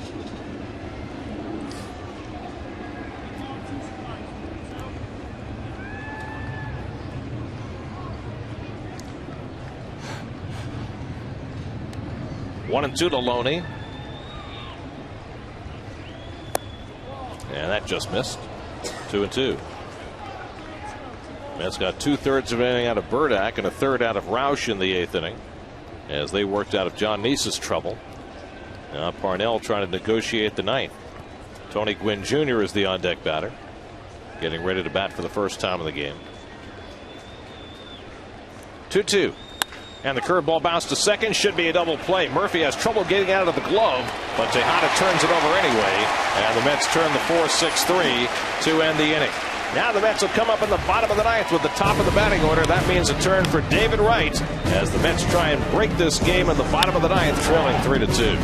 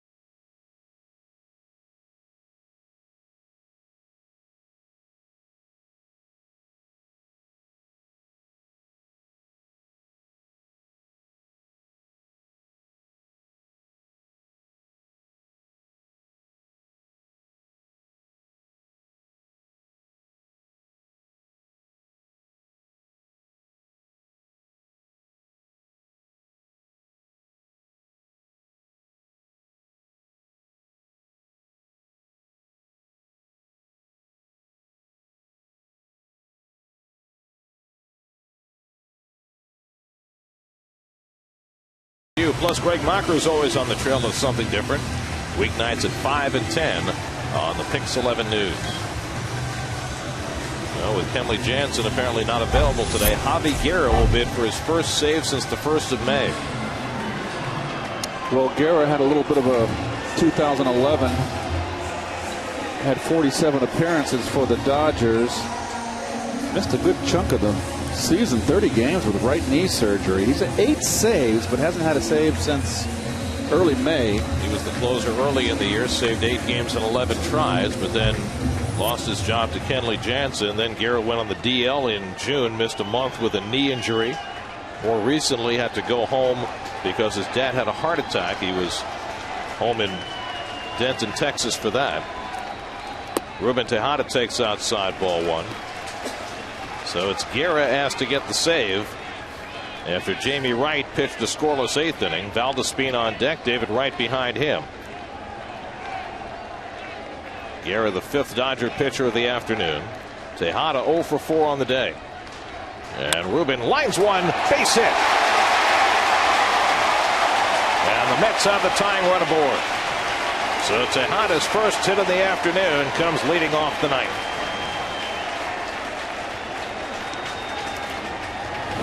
And nice hitting here. Fastball away, goes right with it.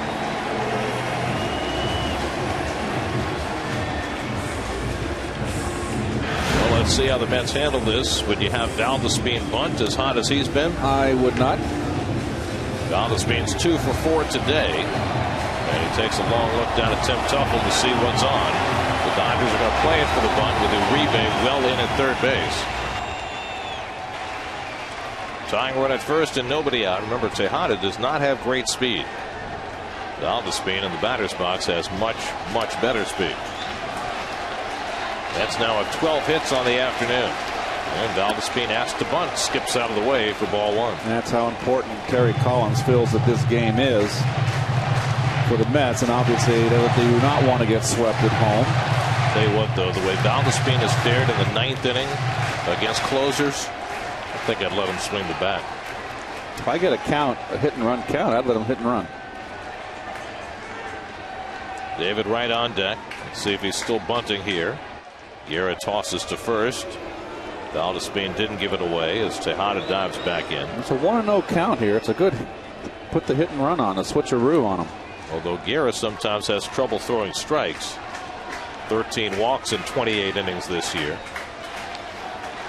The thing about Guerra, he keeps the ball in the park. He hasn't given up a home run this year and only 2 last year.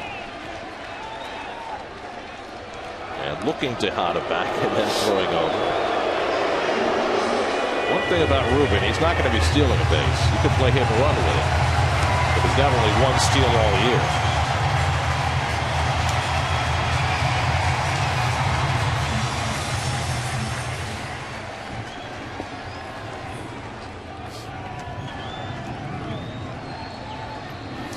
Want to know to Valdespin, and he's set to swing, and he takes inside. So the bunt was on for 1 pitch. And then Valdespin was set to swing away. Well, you've got Uribe way in at third base, and you would think that he would back up a little bit after that. Now it's 2-0. If they're going to give him a 1-0 hit sign, why not give him a 2-0 hit sign? And that's going to get Honeycutt out there to talk this over. So Guerra, who lost his closer's job because he was struggling in the 9th inning, trying for his first save in 2.5 months, and he's come out struggling. Gave up a line drive hit to Tejada. He's fallen behind Valdespin 2-0. And so Honeycutt trying to settle him down. Not only do you have Uribe coming in right on top of Valdespin, but you got the second baseman, Mark Ellis, really shortened up and giving Valdespin a better shot at pulling one through that right side hole the way the Dodgers are playing. And the Dodgers don't believe in guarding lines. So you got Uribe way off the line over there at third. Well, he had a 1-0 hit sign. Let's see if he has a 2-0 hit sign. Tejada at first and nobody out. And Valdespin takes a strike. Again set to swing away.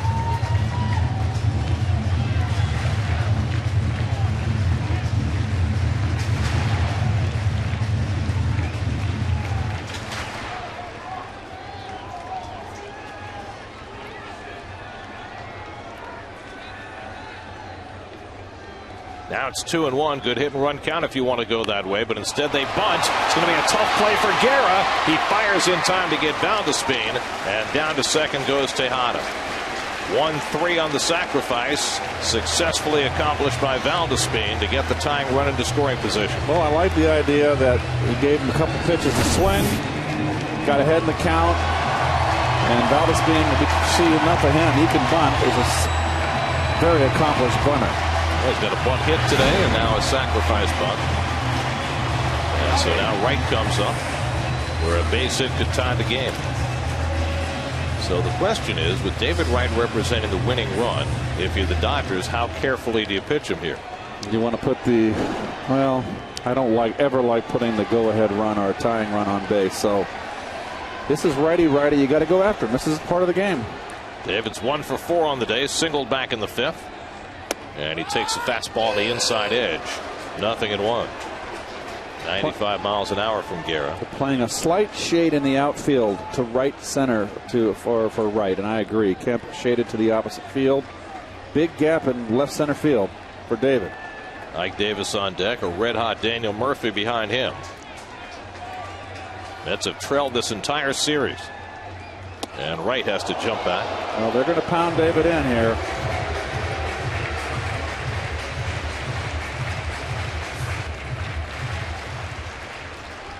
This is such an important game for the Mets right now. You know, it's nice to get a 2-run walk-off, but, you know, right, it's shorten up and tie this, but get this game tied. Wright with 66 RBIs on the year. And he hits one back through the middle. Knocked down by Ellis. He has no play, and the Mets have runners at first and third. Well, Ellis did well to keep the ball on the infield and prevent the tying run from scoring. But now the Mets have the tying run at third and the potential winning run at first. David Wright's second hit of the day. Well, Ellis got caught backing off the runner, holding him on. You notice that? Lost his glove as he smothered this ball. It's only 3 bases if you throw your glove at it. As every little leaguer knows. So now Ike Davis up in a huge spot. Ike came up in a first and third 1-out situation in the 5th inning and struck out against Scott Elbert. Now he has another first and third 1-out situation with the tying and winning runs aboard. Ike doubled his last time up and scored on a base hit by Murphy after being given a second chance on a bad call. And Davis takes one in the dirt, and A.J. Ellis has to do well to stop that and keep the tying run at third.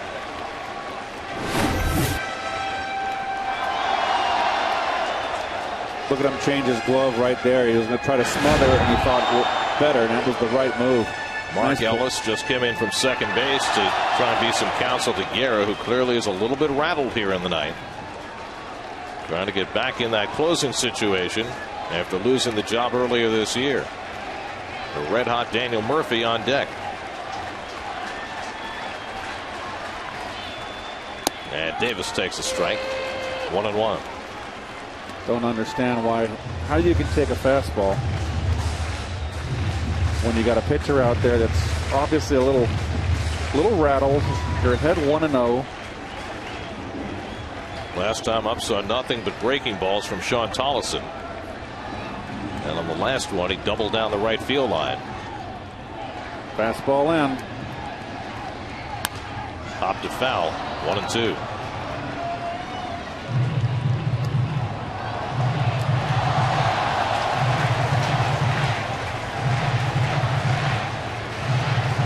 David Wright stole a base earlier in this game in a first and third situation. If Guerra doesn't pay him any mind, he might try and do it again, get that winning run down to second.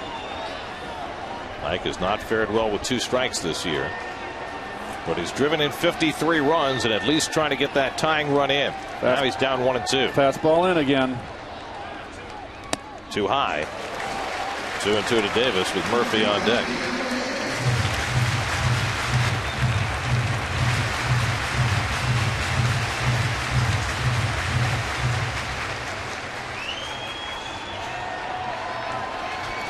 Slider. Oh boy, that's a risk. He's already bounced one in this inning. 2-2. And he bounces that one, and Ellis was up to the task again. It's 3-2. Well, you send right here. I don't know if you do, because Ike strikes out too much. I think you got to send him and take that risk, and if they throw it through, maybe Tejada's able to score. Because you really fear the double play. Now they're shortening up at second and short. Wow. As though they're going to come home on a ground ball. Well, there is anticipation of David stealing. It's an interesting call by Don Mattingly. With Davis, a very slow runner at the plate. They figure if Wright is running, they wouldn't be able to turn two, so they come in. Correct. And they're going to pound him in with a fastball. Nope, they want to get cute. Okay, you shook him off. All right, here it comes. 3-2, first a look to third, and you're hoping that Wright would run on first movement, but David's a better base runner than that. His responsibility in this spot is to make sure that ball goes to the plate. Slider down and in, they want. 3-2 to Davis. Bounce slowly. Loney bobbles it, has no play, throws to first in time, gets Davis out, but the Mets tie the game. Very close play at first. And both Davis and the first base coach Tom Goodwin thought he beat it out. But Loney able to recover in time to get the second out. But Tejada comes home with the tying run, and it's 3-3. Well, they got the ground ball here, not hit well at all. Good break off the bat by Tejada, and he would have been safe. I thought they had him at first. We'll take a closer look. That's quite a recovery by Loney. Holy, that's close. No stretch from the first base, second baseman. And he beat it. He beat it. Wow. That's a huge call by the first base umpire, Mike DeMuro. Now they're going to walk Daniel Murphy intentionally with the winning run standing at second base and first base open.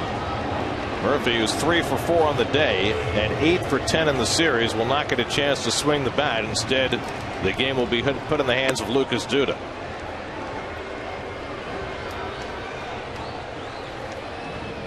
Well, like Davis drives in the tying run, but was safe at first, but was called out. So Ike got the benefit of a call in his previous at bat, enabled him to double and come home with a run.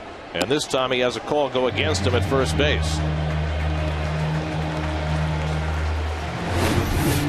We'll take a look at Ruben here. You want to come up on your feet, ready to go? And he didn't have a play at the plate. The ball hit too weakly. So now with 2 out and 2 on, here comes Lucas Duda. Duda's 1 for 4 on the day. Wright the winning run at second. Murphy at first with 2 down. Mets have had 13 hits. They need 1 more.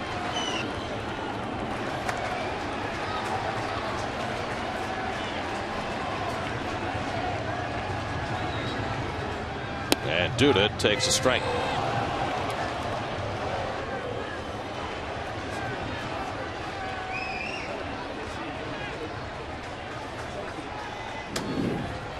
Kirk Neuenhuis would be next. Mets have tied the game in the ninth. Guerra suffering the blown save, now just trying to send the game on to extra innings. Duda trying to end it right here. And Lucas takes it wide, a ball and a strike.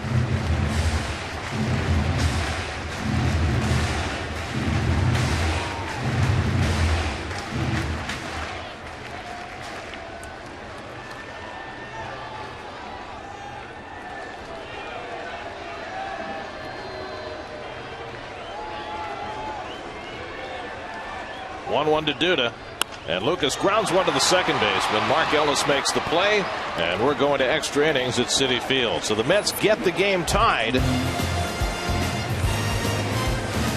ground out by Davis played in the tying run, and we go to the 10th, 3-3.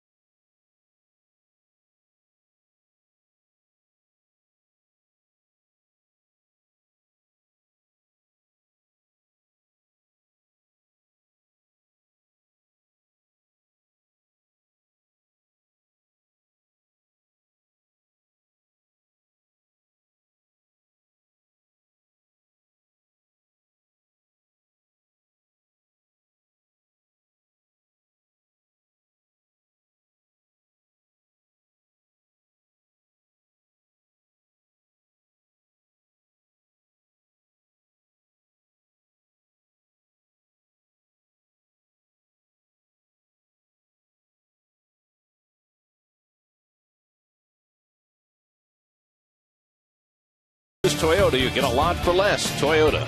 By Subway Restaurants, try the Green Chili Collection. Subway, eat fresh. By Volvo, pay nothing to repair or maintain your new Volvo for the first 5 years. By the new New York State, the new New York State works for business. By Ford, check out the best-selling vehicles with the best values in America. Visit your Tri-State Ford dealer today. And by BP Gasoline with Invigorate. Mets will play just their 5th extra inning game of the year. They played one on Tuesday in Washington, lost that. Mets have gone 1-3 in extra innings. The Dodgers are 4-2. Tony Gwynn Jr. up for the first time. Bobby Parnell starts his 2nd inning of relief. Bobby gave up a 1-out hit to A.J. Ellis in the 9th, but got a double play ball from Loney. Javi Guerra blowing the save in the top of the 9th, but able to send the game on to extra innings by getting the big out against Duda. The Dodgers 3 runs and 9 hits. The Mets 3 runs and 13 hits. And Gwynn takes the curveball high. Tony Gwynn Jr. came on for defense in the 8th inning. Mark Ellis and Matt Kemp to follow in the 10th for the Dodgers. So John Neese is now off the hook. John went 7 innings plus today. Gave up 3 runs and 8 hits. And Gwynn takes one just off the plate. 2-1. Tim Burdack and John Roush combined for a hitless inning in the 8th before Parnell worked the 9th. That bullpen heavily taxed in this series and now working in extra innings. And Gwynn fouls it back. The Met bullpen worked 6 innings each of the last 2 games. It was the first time since 2006 that the Mets had had back-to-back games where they needed 6 innings out of their bullpen. And back in 06, one of those games was a 14-inning game, so that's a little different circumstance.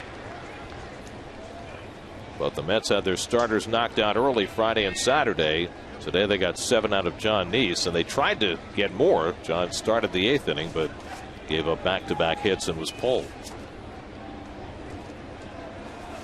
Mets will have Chris Young going tomorrow in their opener against Washington. Here's the 2-2, and it's punched foul. And, you know, Young is at a point in his career where he's basically a 6-inning pitcher at best.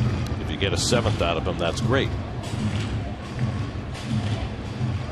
R.A. Dickey goes Tuesday night, and then Jeremy Hefner will get a start against the Nats on Wednesday afternoon. And from there, plans are up in the air. Nats will have to figure out who opens the road trip in Arizona on Thursday. 2-2 now to Gwynn. And he takes inside, and Parnell goes to a full count on Gwynn leading off the 10th. The Nats have won. They beat Atlanta 9-2. 2 home runs for Ryan Zimmerman. So they salvage a split up there in D.C. Means they finished that series 3.5 in front of Atlanta. It means that if the Mets can win this game, they'd be just 4 games behind the Braves for the 2nd wild card spot. Here's the 3-2.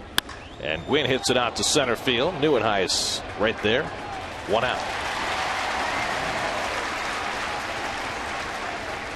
Well, there's the pitching line for the Mets today.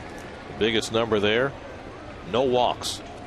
Neese for the 3rd straight start, not walking anybody.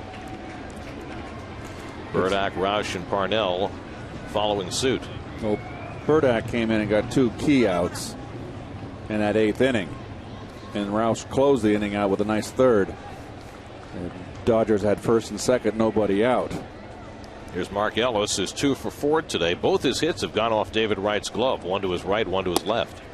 And the pitch taken outside for ball 1. Well, the Marlins are getting shut out today in Pittsburgh. They fall 11.5 back, Gary, and 8 under 500. It's 5 straight losses for Miami. They just can't get out of their own way.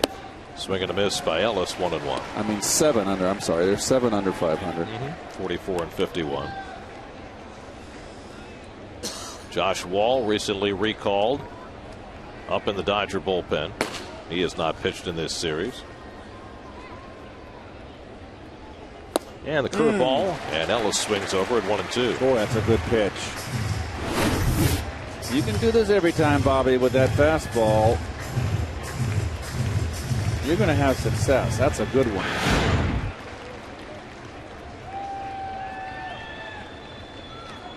Now it's 1-2 to Mark Ellis with Matt Kemp on deck, and Ellis fouls it off.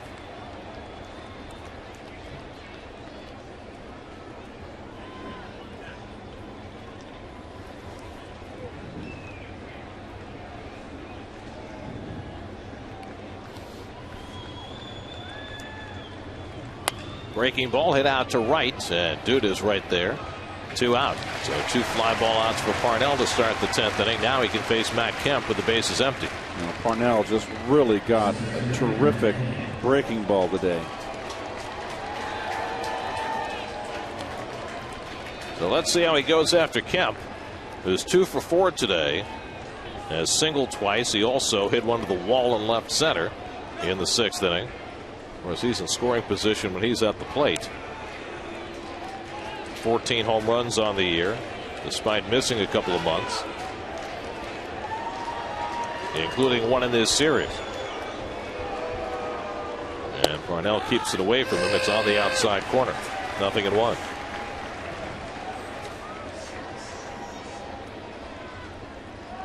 Andre Ethier would be next. David Wright guarding the line at third against Kemp, and the outfield playing as deep as they can.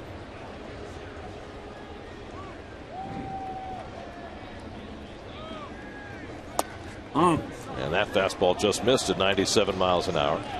Parnell has been trying to throw inside more. He was chastised by Dan Warthen after his difficult outing in Washington. Told him if you don't pitch inside, doesn't matter how hard you throw it outside, they're going to be on it. And he's been trying. Up and away, 2-1.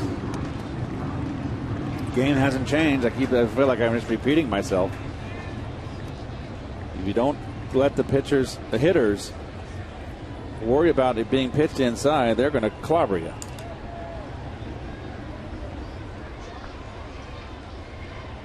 No. And the breaking ball, Kemp lays off, and it's 3-1.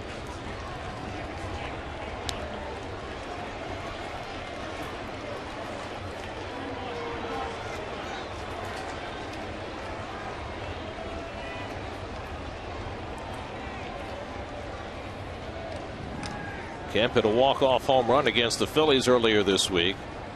He's dangerous in the late innings. The guy on deck may be even more dangerous. Here's the 3-1, and it's fouled back. Andre Ethier's had a great knack for the late inning hit. That's a 99-mile-an-hour fastball.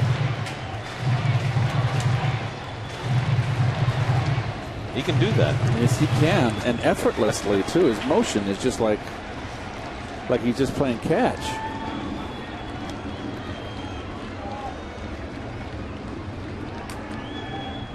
Now he's worked the count full to Kemp.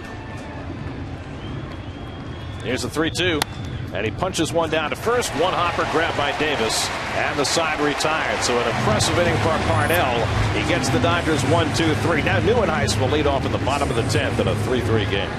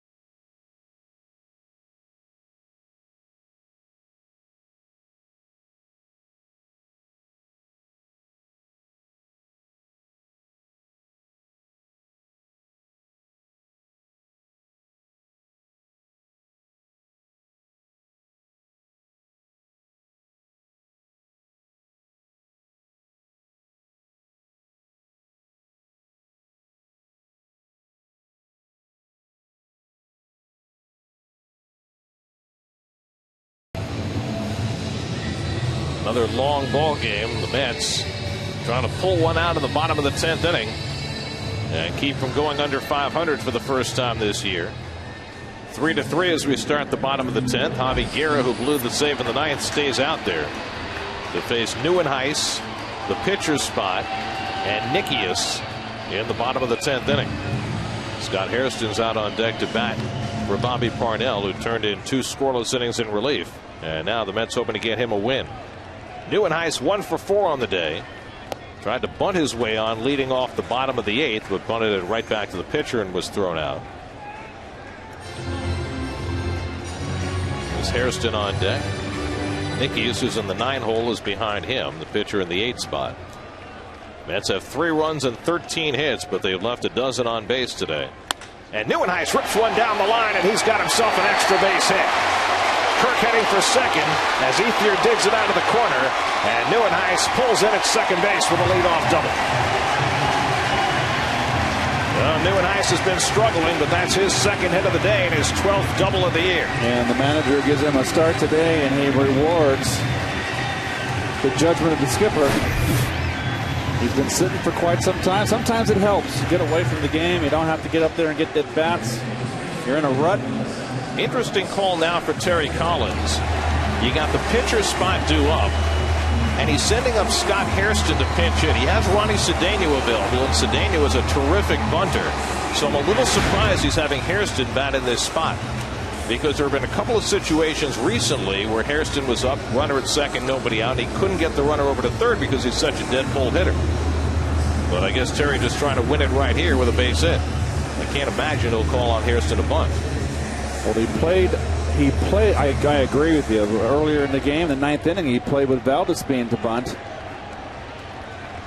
I would have played for sacrifice and advanced the runner to third, Garrett. Yeah, I'm a little surprised it's not Cedeno here. In any event, Hairston will try and win it for New York, and he takes it high for ball 1. No way in the world he's being asked to bunt. Mike Nikias is the on-deck batter.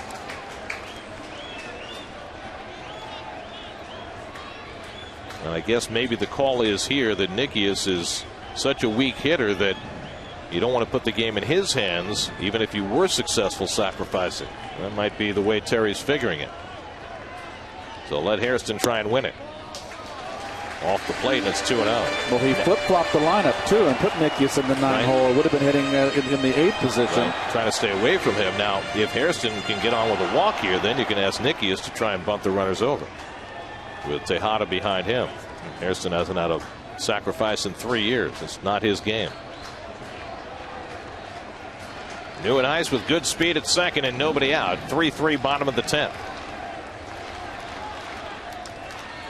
And Hairston takes a strike. Nice pitch by Guerra. 2-1.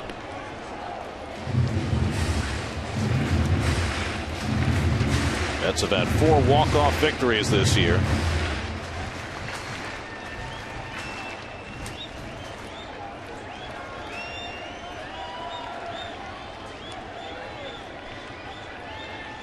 See the shortstop Cruz keeping an eye on Nieuwenhuis. And Hairston has to jump back, and now it's 3-1. Boy, the walk would be a gift, or a nice fat pitch, base hit, and end it. Well, the walk would be huge because it would mean that Nikias wouldn't have to swing the bat. He could bunt instead. Of course, you can't pinch hit for Nikias. Toley's already out of the game. And still have Bay and Cedeno in the dugout. Here's the 3-1. And Hairston takes ball 4. Wow. So that is enormous. Hairston draws the walk, and now the Mets have first and second and nobody out, and Nikias will come up and try and bunt them along. And I think you're seeing why Guerra lost his closing job. Oh, Archie Bell and the Drells. A little bit of a tighten up. Don Mattingly doesn't have anybody up in the bullpen. Remember that he pulled his starter after 4 1/3 today. Nathan Eovaldi had a 2-1 lead. Took him out. He pitched Scott Elbert for an inning and a third. Sean Tollison for an inning and a third. Jamie Wright worked the 8th. And on a day when Mattingly is clearly trying to stay away from his closer, Kenley Jansen, he asked Guerra to try to get the save. But Guerra gave up the tying run in the 9th. And now the Mets have the first 2 men on against him in the 10th. You've got a slow runner up there to put the sacrifice in Nikias. You've got to put the wheel play on and try to get the lead runner. Neuenhuis with good speed at second. Hairston, average speed at first. Nikias good numbers with runners in scoring position, but he's not going to be swinging the bat here, you wouldn't think. And you already see the infield placement. You see they're not even trying to trick anybody. They've got the second baseman, Ellis, guarding the runner tightly, and everybody in at the corners, and look at the shortstop. I mean, this is an obvious wheel. So would you ask Nikias to swing away against that wheel? Got to put the bunt down. Got to get it done. He pulls the bat back looking for the butcher boy, and he takes a strike. Well, the hitter often in these situations is told if you see the wheel, swing away. Right. But the way the shortstop is right now, he does not have to vacate shortstop. He's there. He's close enough when the bunt's down to get to third base. The guy that has to be moved is the second baseman. He's got to get all the way from second to first. He breaks away from Neuenhuis. Get a bigger lead. Ellis, the second baseman, right on the bag there. 0-1 to Nikias, and Guerra stepping off, trying to see if Nikias will give it away. Even if the guy's standing on second base, get your big lead. It doesn't make a difference if he's standing there. Don't get that. That's not a good lead. Get a good normal lead. 0-1 to Nikias. They run the wheel. Nikias bunts it back to the pitcher. They have a play at third. Guerra gets the forced there. Throw to first. Not in time. He came off the bag. Ellis came off the bag, and that cost them the double play. It was not a good bunt by Nikias, right back to the pitcher, and they easily got the forced play on Neuenhuis, 1-6 for the first out. And Don Mattingly coming out to argue the call at first. Now the Mets had a bad call go against them at first base in the ninth inning when Davis clearly beat out a ground ball and was called out. And this is Don getting hot here, which is very unlike Donnie. So Mike DeMuro's had a tough last couple of innings. We'll have to watch a replay and get an idea whether it was the right call.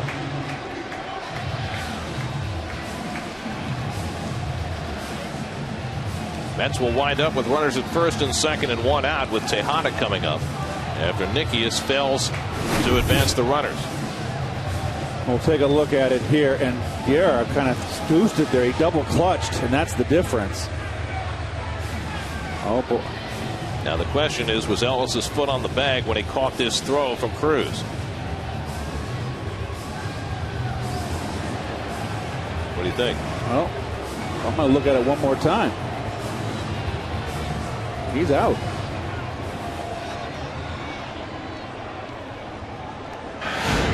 He was lifting the foot. Yep. The question is whether the toe was still in contact with the bag when he caught the throw, and it was close. Certainly not as blatant a bad call, if it is a bad call, than the one on Davis the last inning. Let's see. It's hard to see where the ball hits the glove. I think he's still on it. I think he's on the bag. Yep. In any event, Mike DeMuro with a couple of calls to make in the 9th and 10th inning. And each team has had a beef with him. So now Tejada trying to win it for New York. Hairston now the winning run at second base. Nikias at first. Tejada had a big hit leading off the 9th against Guerra. A base hit to center field, and he scored the tying run. 1 for 5 on the day. And Ruben golfs one foul. And Ruben just been getting a little bit under the ball lately. Don't want him to see fouling balls back. You want to see him hitting the top half of the ball, line drives, ground balls. Well, the Mets play in the 10th here. The Phillies and Giants play in the 12th now in Philadelphia, tied at 3. Guerra's already thrown 32 pitches in relief.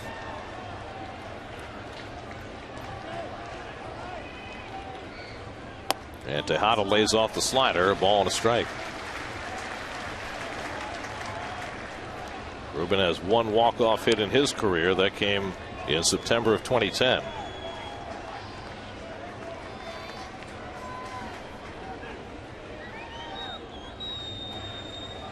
Kemp playing very shallow in center field, unusual, and shading to the opposite field. Ground ball down to third, handled by Uribe, gets the out at second. Ellis with the turn for the double play, and the inning is over. The Mets get a leadoff double in the 10th, but do not score. We go to the 11th, tied at 3.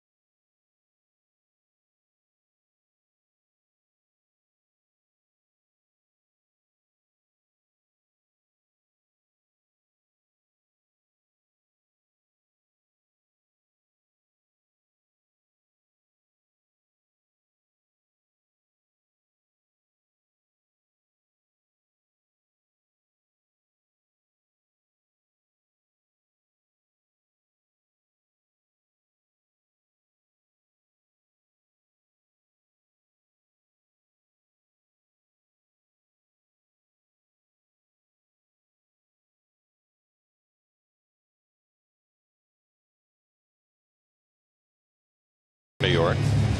Well, it hasn't been the year for him that that the Mets expected thus far. He has struggled this the first half of the season, pitching a little bit better of late. And you see how the lefties have hit him this year, and that's been the troubling part, because one of the things the Mets valued in Ramirez when they made the trade from the Giants was that he was a right-hander who could get lefties out because he has a good changeup.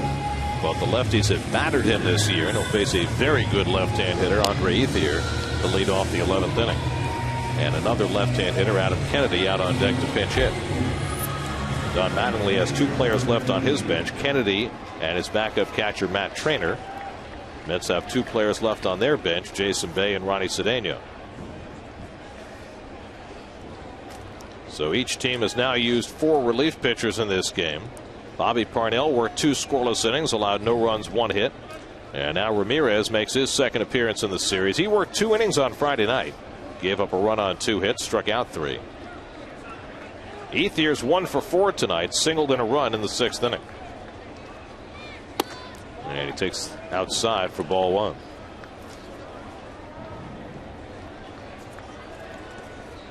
There's Kennedy out on deck to bat for the pitcher, who's in the 5-hole. Luis Cruz behind him.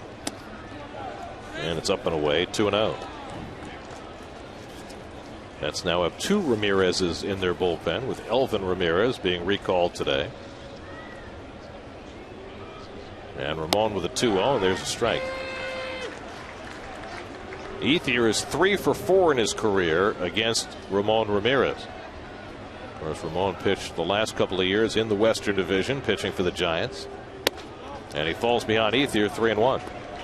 He's been trying to use his fastball more, but having trouble right now locating his fastball. Well, he loads that outside corner, I'll tell you that.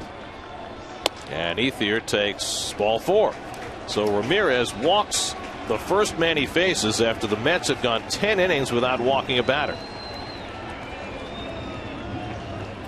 So the Dodgers have the lead run aboard with nobody out.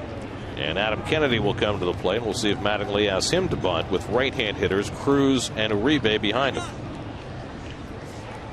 Kennedy started the game at second base yesterday, went 1 for 4 and a walk, scored a couple of runs. Got to keep an eye. It's not Kennedy, though. It's Kershaw. So there is definitely going to be a bunt. Yep. So they changed up after Ethier got on, and they'll send Clayton Kershaw, their Cy Young Award-winning left-hander, up there to bunt.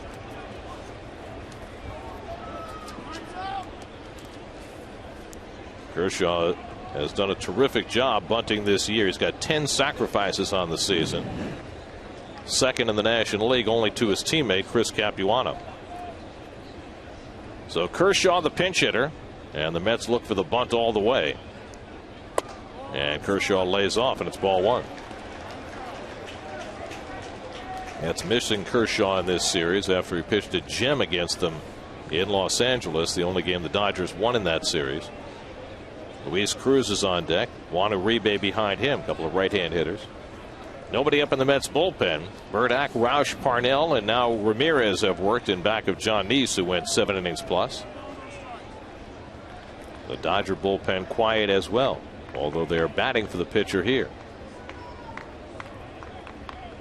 And Kershaw bunts it, deadens it beautifully, and Wright goes to first with it. 5-4 on the sacrifice. So Kershaw gets the job done again, his 11th sacrifice of the year. Doesn't square and face the pitcher, but keeps the bat level. Kind of stabbed at it and got a little fortunate there. Got the backspin. That's bad fundies, but it worked. It's a results-oriented business. So Luis Cruz will try and get the lead run in. Cruz is 0 for 4 today. A strikeout and 3 fly balls. 2 for 12 in this series. Ethier at second and 1 out. And Cruz fouls it at the plate. That one caught Nikias, 0-1. With Nikias in the game and Tolley having already left, Mets are in the situation they were in the other day, wondering who their emergency catcher is. I guess at this point in the game it would probably be Ronnie Cedeno.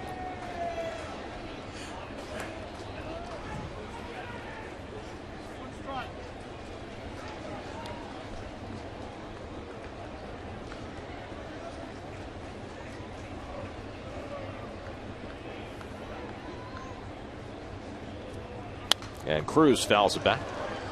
And Ramirez ahead 0-2. Well, Kennedy redux. This time Adam Kennedy on deck to bat for Juan Uribe.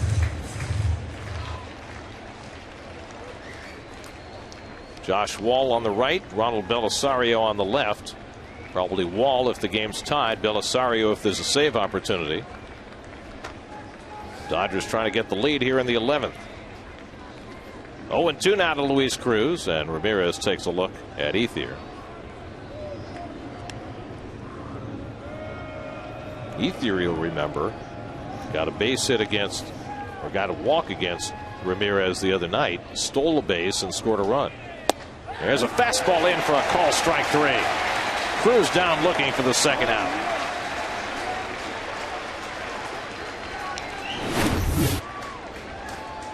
Right on the corner.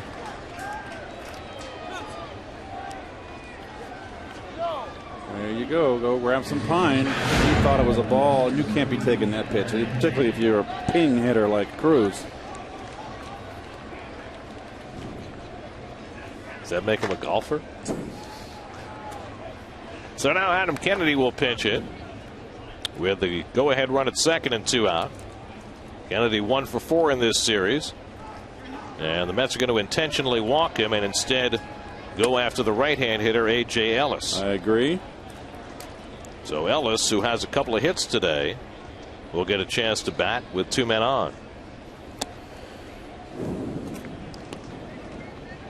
This will be the second walk of the inning for Ramirez. He issued the Mets' first walk of the day to Ethier leading off. And now giving the intentional pass to Kennedy.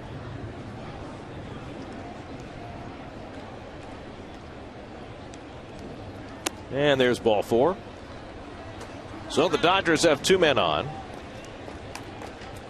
And now Ramirez will dig in against A.J. Ellis. Ellis is 2 for 4 on the day. Had an infield single in the 3rd. And singled through the hole into right in the 9th.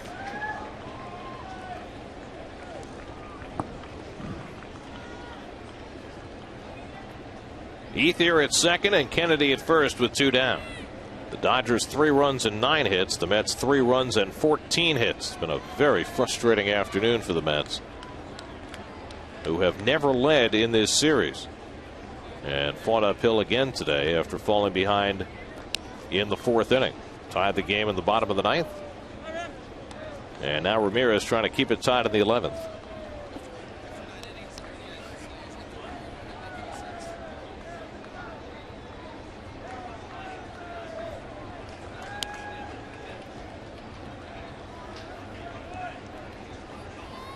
And Ramirez and Nickius appear to be on the same page. And Ellis takes low and away for ball 1. James Loney in the on-deck circle, the left-hand hitter. Nobody up in the Mets bullpen. The Mets have used Tim Burdick. They have not used Josh Edgin, but Edgin worked 2 innings yesterday, so probably is not available today.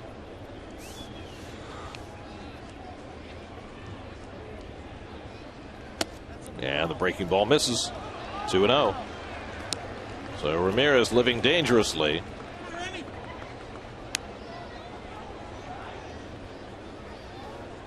A.J. Ellis missed the first 2 games of the series with some inflammation in his knee. Pronounced himself healthy in the lineup today, looking for his 3rd hit of the day and trying to give the Dodgers a lead. Here's the 2-0. And he takes it letter high for a strike, 2-1.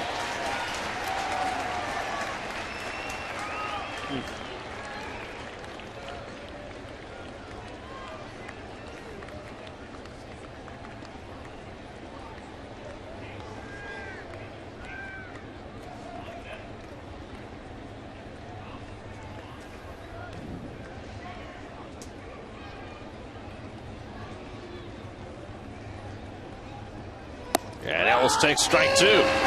Fastball on the outside corner. That's the pitch that struck out Luis Cruz as well. And now Ramirez has gotten back even.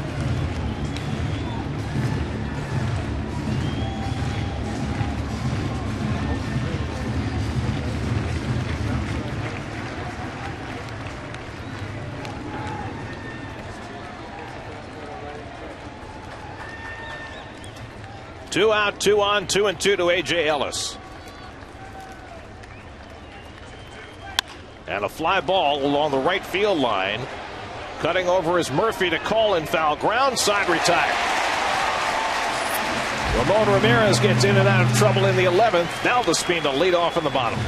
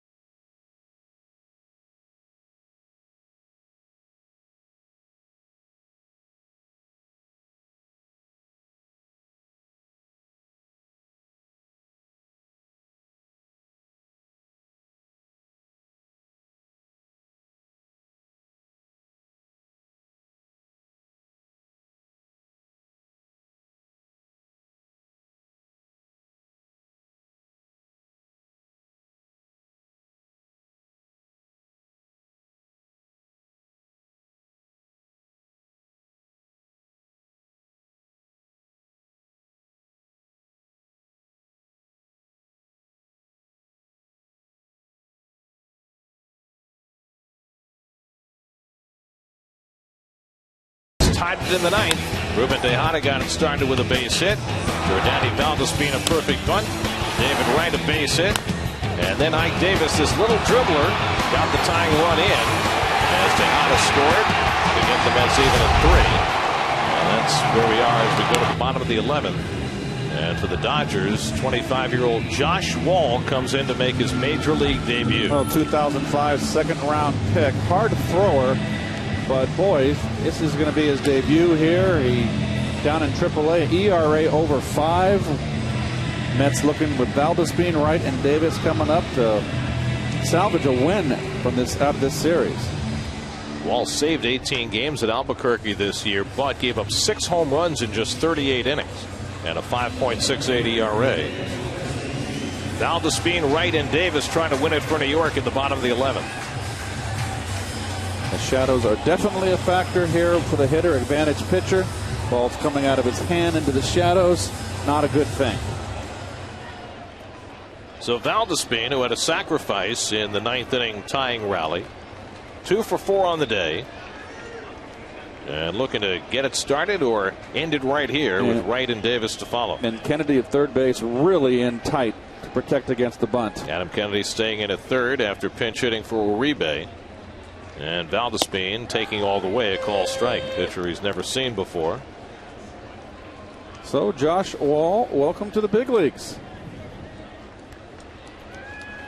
First major league appearance with the game on the line in extra innings. And Valdespin tops one foul, and quickly Wall is out in front, 0-2.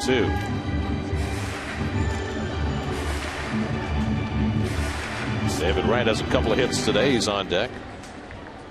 Javi Guerra worked 2 innings in relief, allowed the tying run on 3 hits, walked a couple. He's got a double play ball to get out of the 10th after giving up a leadoff double. And now Wall dealing to Valdespin. And Jordany takes wide, 1-2. Wall was a starter for most of his minor league career. They moved him to the bullpen last year, and he had some better results.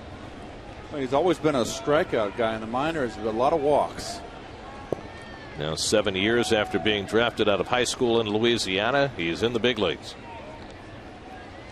And Valdespin hits it in the air to right center field. Cutting back is Kemp, and he's there. 1 out. So Valdespin taking a shot. 1 out and nobody on in the home 11th. And now David Wright. David's 2 for 5 on the day.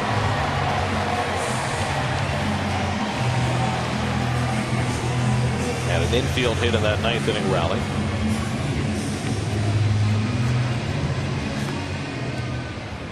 Josh Wall, the 6th Dodger pitcher of the day. The starter Nathan Eovaldi went only 4 1/3 today.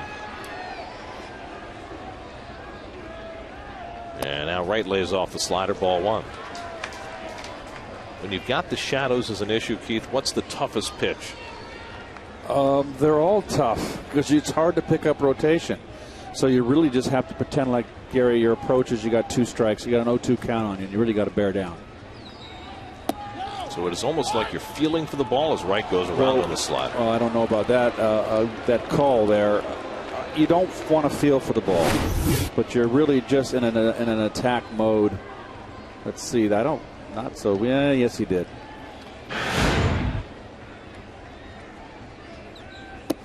And 3 sliders in a row. 2 balls and a strike to Wright with Davis on deck. Murphy behind him.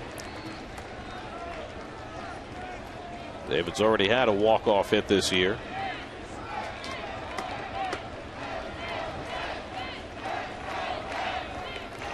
And he grounds one down to third, past Kennedy and into left field. Kennedy was guarding the line, and it cost the Dodgers the base hit for Wright, his 3rd of the game. If he's playing a normal third base position, that's a 5-3. But I just think you got to guard the line in this situation. And you're playing that deep, you don't have to be that close to the line. You can be 3-4 feet off the line if you're going to play that deep. So now another chance for Ike Davis, who drove in the tying run in the 9th inning, came up with 1st and 3rd and 1 out, did a slow ground ball, and it brought in Tejada with the tying run. Davis was safe at first, but was called out on the play. Ike is 1 for 4 on the day, had a double back in the 7th. Wright has already stolen a base today, but he has a very short lead here. And we have no idea how well Wall might hold runners on. Of course, Wright doesn't know much either.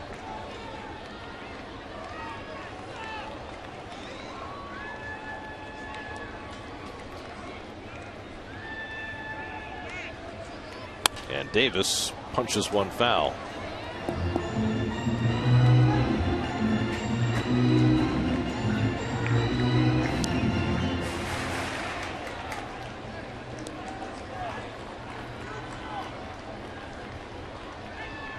Game is over in Philadelphia. Jimmy Rollins RBI single, bottom of the 12th. Phillies beat the Giants 4-3. That's good news for the Dodgers, who are trying to close ground on San Francisco. Start of the day 2.5 out.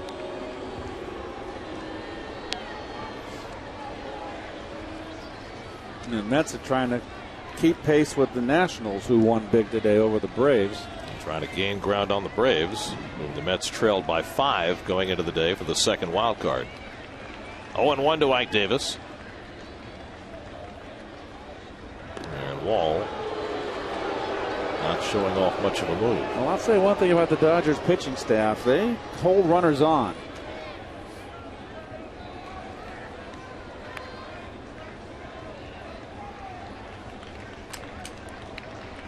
David picked up his 10th stolen base of the year back in the 5th.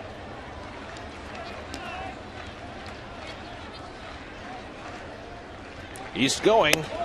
The throw by Ellis right on the money, and David's out at second base. Perfect throw by A.J. Ellis. Boy, I'll say. 2 out and nobody on.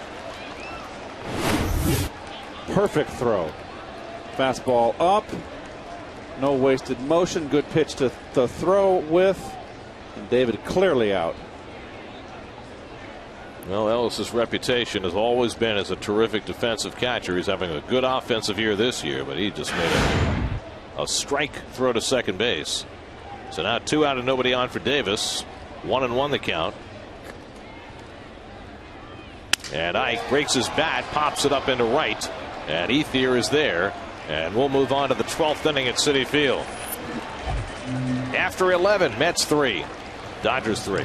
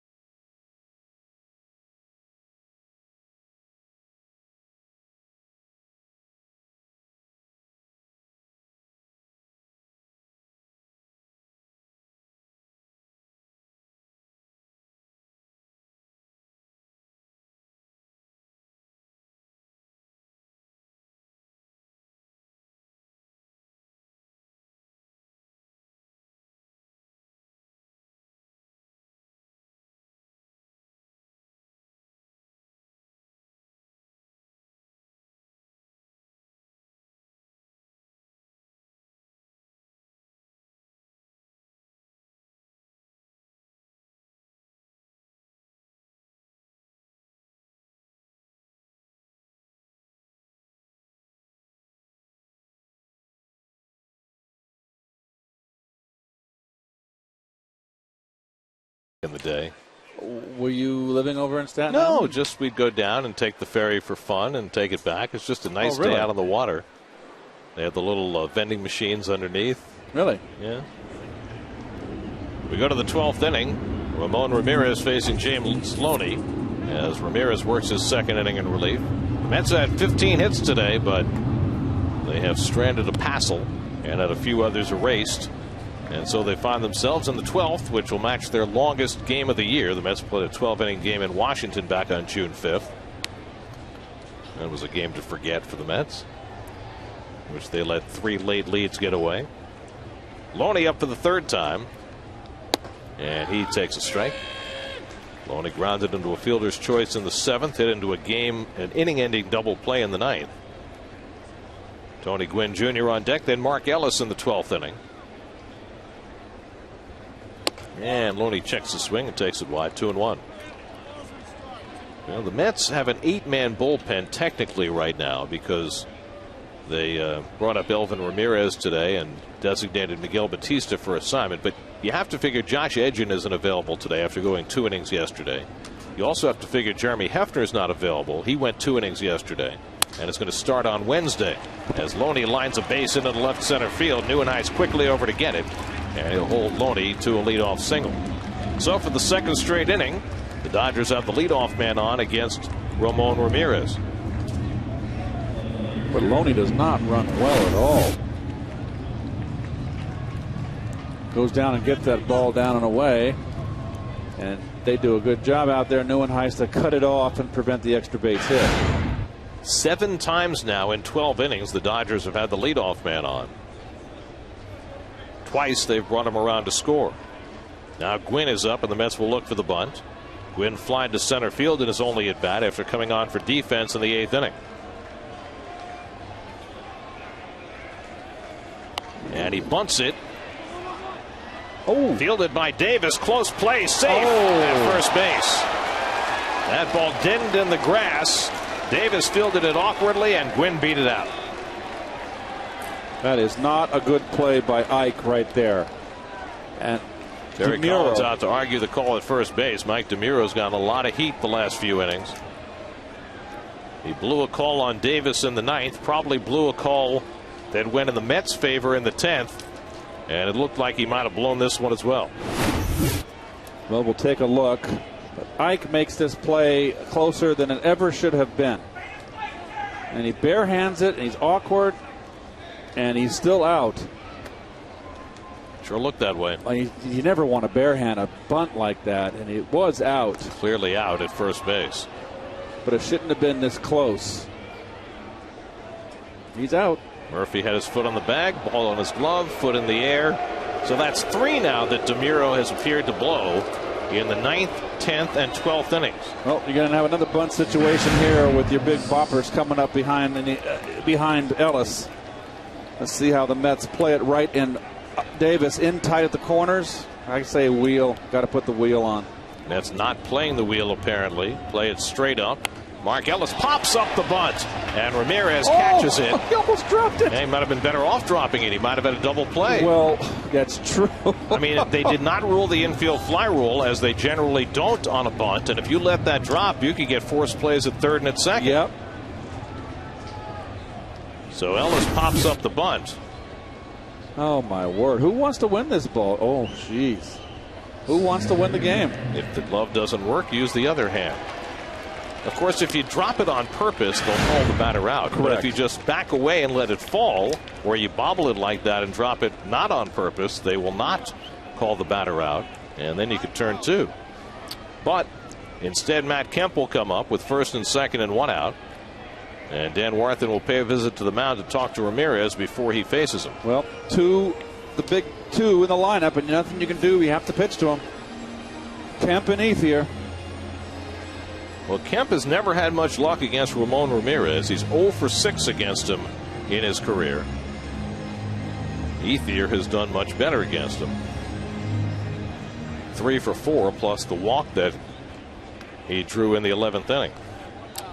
So Loney is at second, Gwynn is at first, 1 out in the top of the 12th in a 3-3 game. And the big bopper Kemp is up there. He's 2 for 5 on the day. Nope. Shadows are not a factor right now, Gary. They've moved off a little bit deeper into the field. And Kemp takes the fastball high. The only thing you got there is the one stanchion, and that really doesn't have an effect. The pitcher's in the shadows like that, Gary, just the mound, it doesn't matter. There's enough light on the path of the pitch. The shadows have no effect on this inning thus far.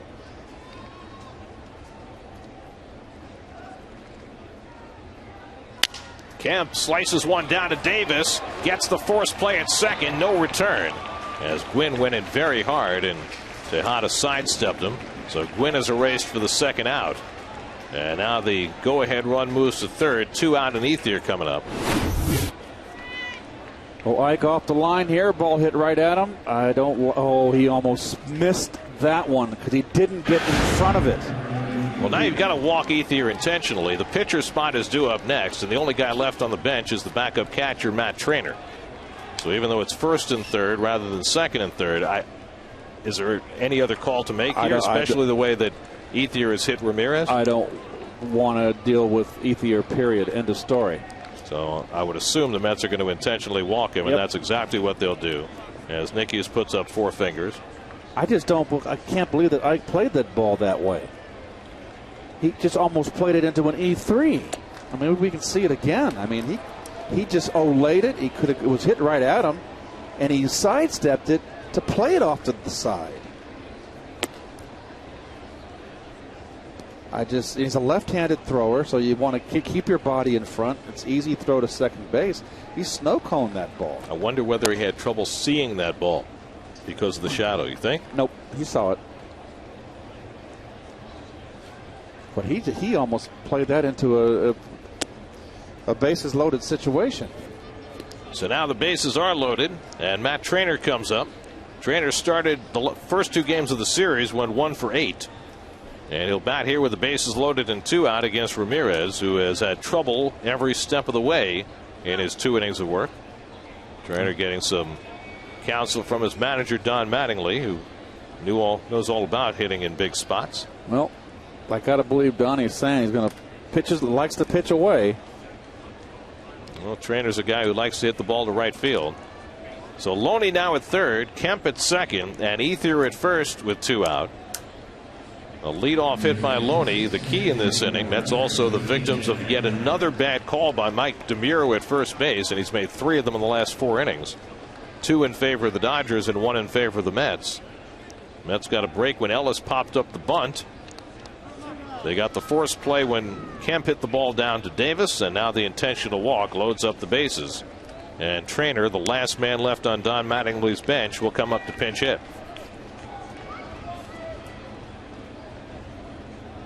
Ronald Belisario on the left, Josh Lindblom on the right up in the Dodger bullpen.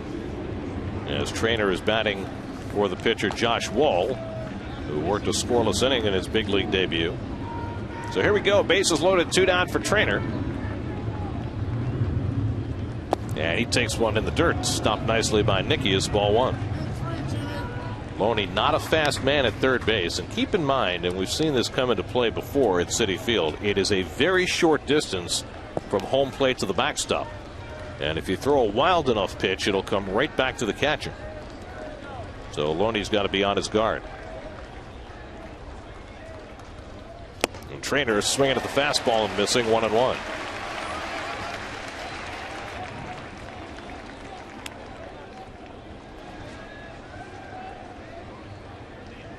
Luis Cruz would be next. If he bats in this inning, the Dodgers would have the lead. 1-1 to Trainer. Fly ball foul, and now it's 1-2.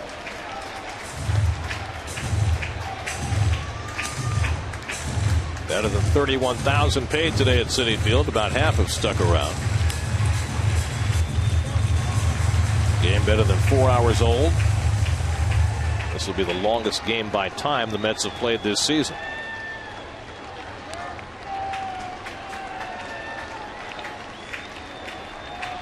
Now Ramirez ahead, 1-2. And Trainer pops another one foul.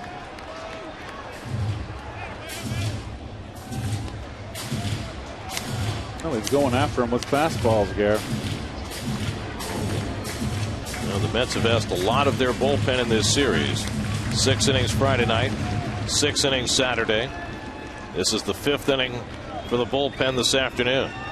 Ramirez trying to finish off his 2nd inning of relief. Bases loaded, 2 out. 1-2 coming to Trainer. And time asked for.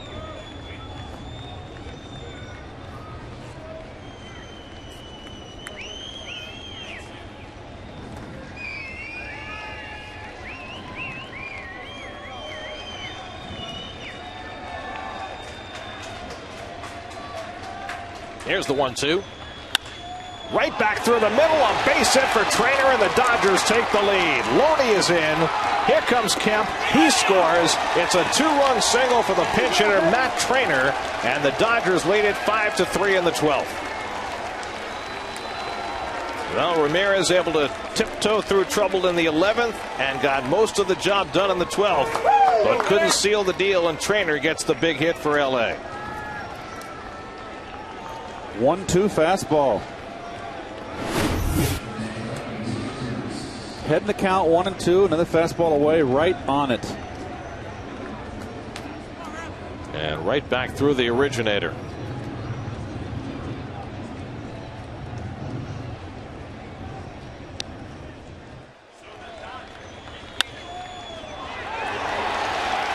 Well, Kemp just runs too well. Quick and strong throw to the plate, a little offline.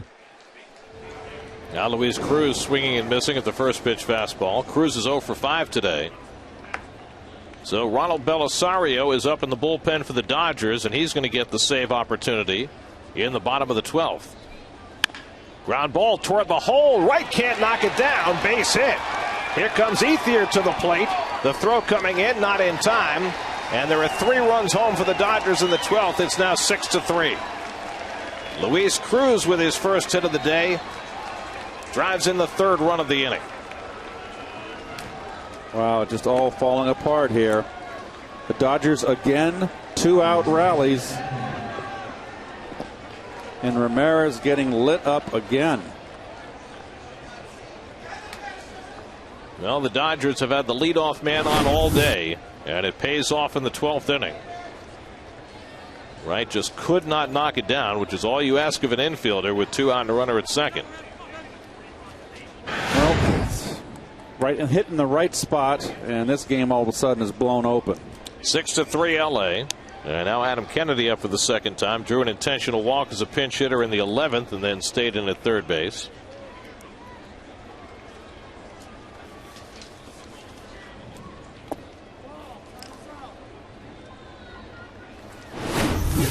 Well, trying to keep the ball in the infield. Runner in scoring position, just can't get there. Game of inches.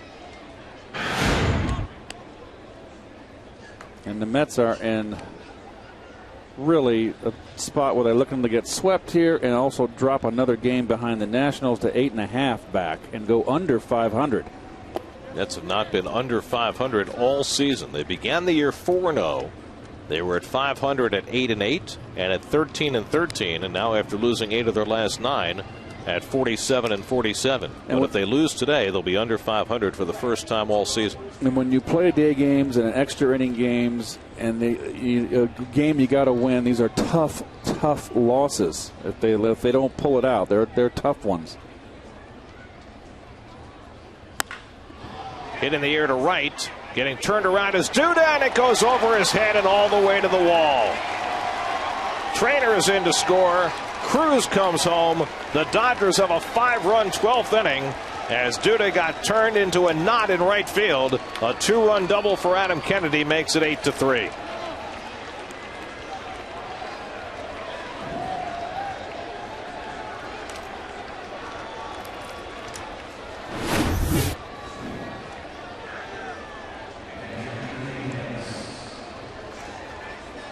Well, Duda just likes to play shallow and got a bad break on this ball. And we've seen a lot of that. And these are the defensive deficiencies, and Terry Collins is going to come out. Well, Ramirez was 1 strike away from getting through the inning, ahead in the count on Trainer, but he gives up 3 straight 2-out hits that produce 5 runs, and now Terry Collins forced to make a pitching change. Call to the bullpen brought to you by Verizon. Introducing Verizon Fios Quantum Speed. Internet twice as fast as anything America has ever seen. Elvin Ramirez coming on for New York.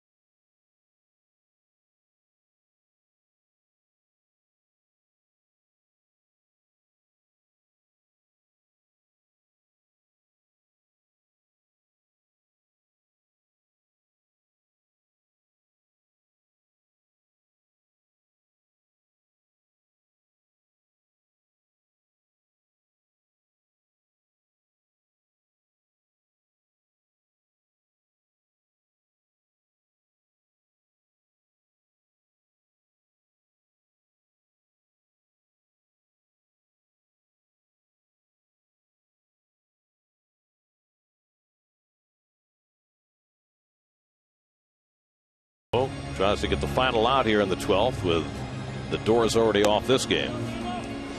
Well, he's a hard thrower, has had a good year at Buffalo closing there, and when he was up earlier, he was challenged throwing strikes, but a little nervous. He's got a great arm.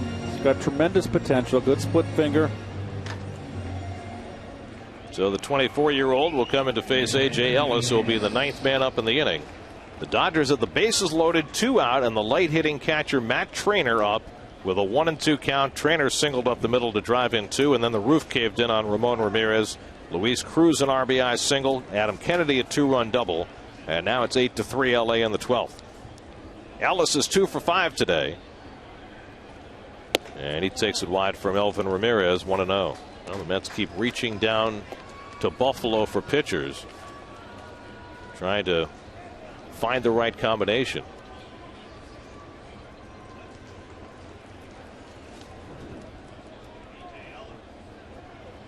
It's kind of like the old Chipmunks routine, right?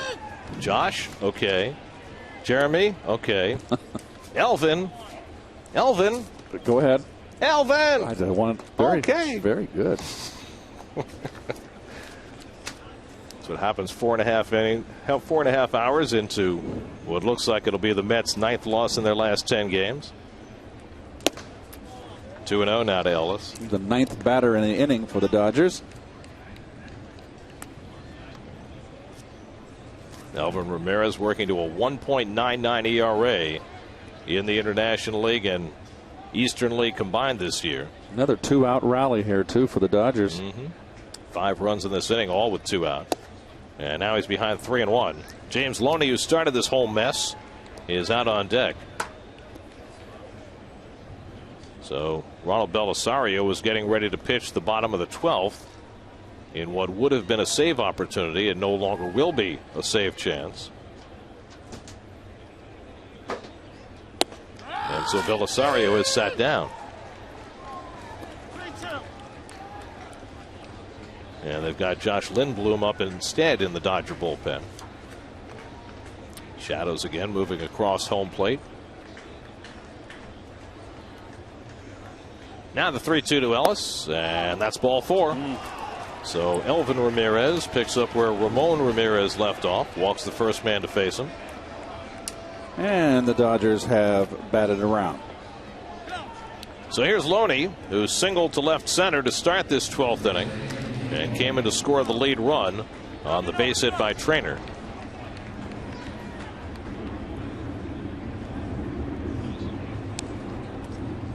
And Terry Collins only left to ponder what might have been. Mets have left 13 runners on base this year, this game, one shy of their season high.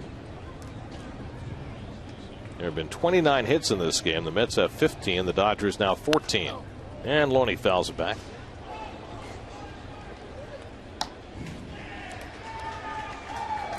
Loney didn't start the game. Came in a double switch in the 6th, and he's gone 1 for 3. Well, this puts Josh Wall in line to be a winning pitcher in his first major league game. How about that? Wall pitched a scoreless bottom of the 11th. Through the teeth of the Met order. Well, he gave up a base hit to David Wright, but Wright was caught stealing. That was a game-turning play by A.J. Ellis.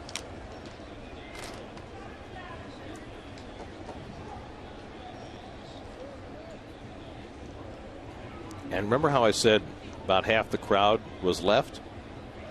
It's less now. Well, the 5 runs kind of put the nail in the coffin, I think.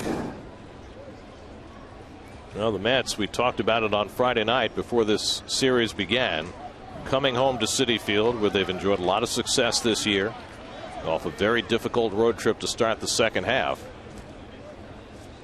But it has not worked out for them in this series. A series in which they fell behind early in each of the first 2 games, battled their way uphill and fell short. Today, a better pitched game from their starter. John Neese went 7 good innings, but not enough to get over the hump. And Loney loops one. Back goes Murphy. He grabs it to end the inning. But 10 Dodgers came to bat. They score 5. And the Mets come to bat on the bottom of the 12th, trailing 8-3.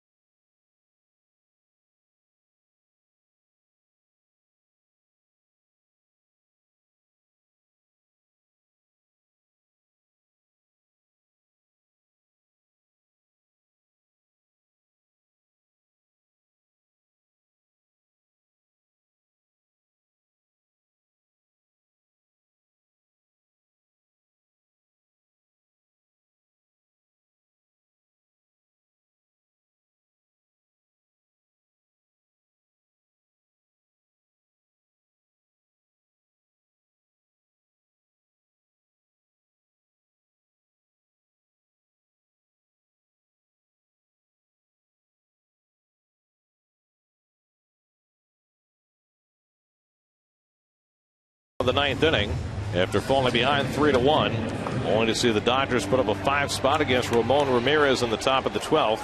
And so the Dodgers 3 outs away from sweeping the Mets in New York for the first time in 10 years. Matt Trainer, who had the go-ahead hit, stays in behind the plate. And Josh Lindblom will try and finish it off. And the 7th Dodger pitcher in this game, and he pitched in the first game.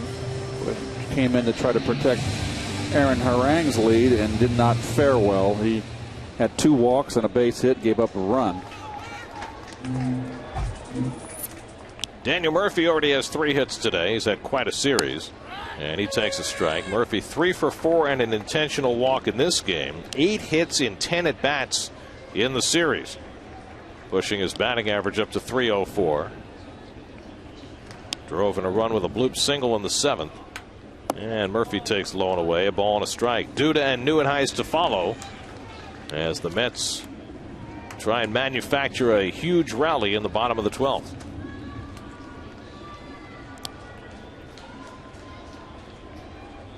And Murphy pulls one for his 4th hit of the day. How about that? His second 4-hit game in this series, and he's trying to dig for second and makes it with his second double of the game. What a series for Daniel Murphy. 9 for 11 with 5 extra base hits. Slider. Just too flat. He just really turned on it nicely right over the bag. So Daniel is red hot, and Murph knowing down the line he can get 2 on this. A 4-hit game on Friday night, a 4-hit game on Sunday afternoon. He didn't even start Saturday's game.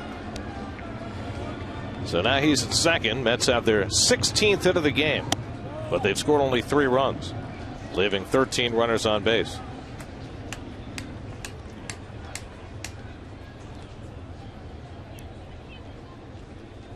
Lucas Duda 1 for 5 today.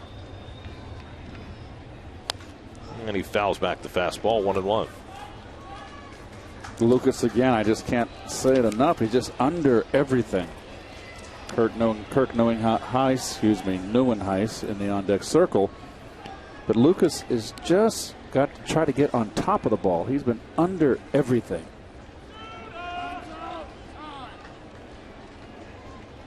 The Mets have now had 10 4-hit games this season. Murphy has 4 of them. Tejada has 3 of them.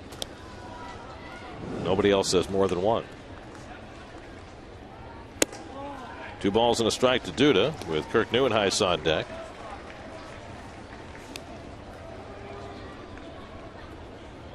Well, one thing we've garnered from this Met team this year, even after 4.5 hours, they're not giving away at bats. Sometimes a situation like this, you see a lot of early swings. Duda fouls it back 2-2. Coming up next on Pix 11, it's the Pix 11 News. Coming up next on SNY, WB Mason post-game live. Should be some interesting commentary. Did we upset their Pix's scheduling here with this 4-hour? Well, I was afraid we'd go right to the news at 10. It's the 2-2. And Duda hooks one down the right field line, foul. Souvenirs for everybody now. Oh! What did one kid do? He's knocked his hat off. It's just not worth losing, breaking a bone over, is it? No, I agree. I've seen enough baseballs in my day. Again, the 2-2. And Duda lays off on a full count. Well, the Dodgers getting a ton of work out of their bullpen. They've already gone 6 2/3. Don Mattingly staying away from his closer Kenley Jansen today, and apparently he's going to get away with it. Duda lines one to left, but right at Tony Gwynn for the first out of the inning. Remember, Mattingly used Jamie Wright to set up in the 8th with a 1-run lead, and Wright did a nice job. Then he used Javi Guerra to try and close it in the 9th, but Guerra blew the save. However, Guerra was able to keep the Mets from winning in the 9th, and then after a leadoff double by Nieuwenhuis in the 10th, he kept the Mets from winning the game there too. And the Dodgers waited around long enough to pounce on Ramon Ramirez in the 12th. So here's Nieuwenhuis, who's 2 for 5 today, a single and a double. And he takes ball 1. The pitcher spot due up next. Jason Bay is out on deck to pinch hit. Mets have Bay and Cedeno still left in the dugout.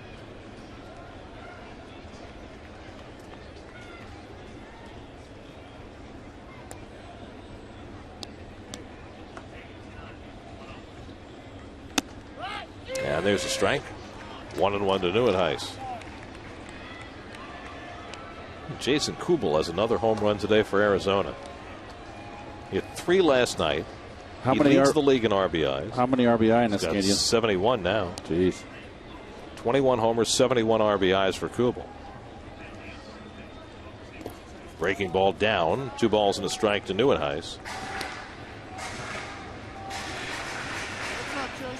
Let's bring in the Nationals tomorrow night for the first of a 3-game series and then begin an 11-game Western trip in Arizona.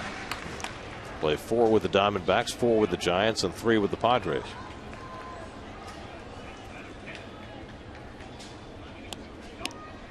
Now it's 2-1 to Nieuwenhuis. And Kirk takes a strike, 2-2.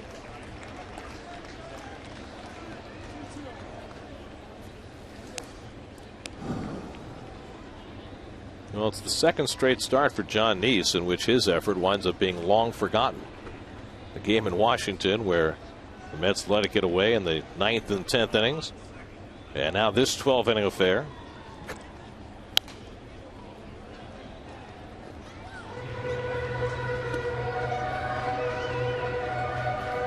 Boy, you're an everyday player. And got a 5-run lead.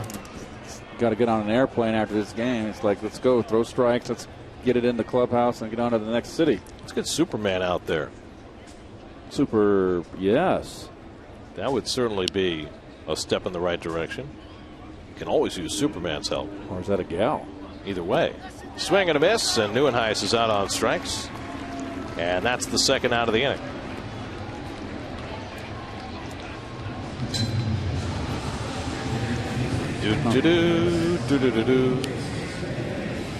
Faster than a speeding bullet. More powerful than a locomotive. Able to leap tall buildings in a single bound. Look, up in the sky. Would you calm down? Here's Jason Bay with the Mets down to their final out. Bay started the first 2 games of this series and went 2 for 6, drove in a run in yesterday's game.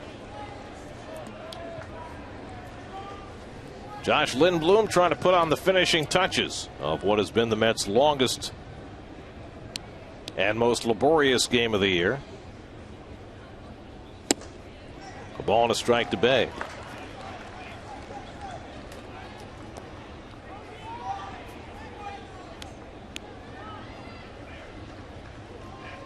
Mets went into the All-Star break with high hopes, but those hopes have been dashed in a hurry since the break.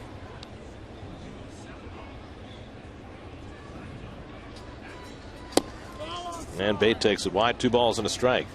If Jason keeps it going, Mike Nikias would be next.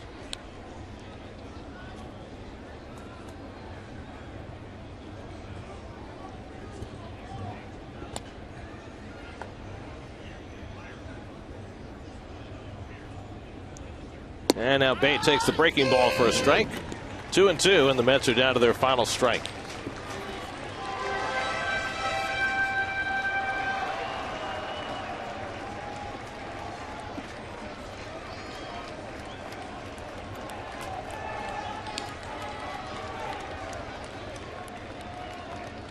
Now the 2-2. And the breaking ball misses, and a full count to Bay.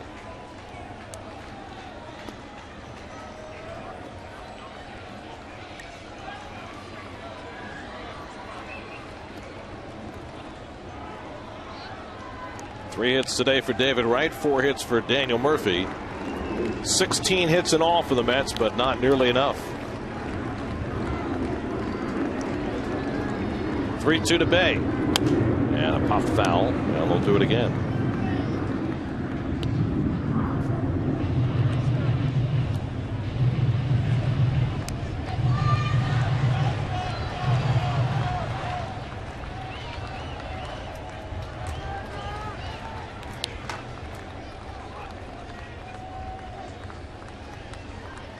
Again, the 3-2. And Bay goes down swinging, and the ball game is over. The Dodgers complete their first 3-game sweep in Flushing since 2002. And the Mets fall below 500 for the first time this season.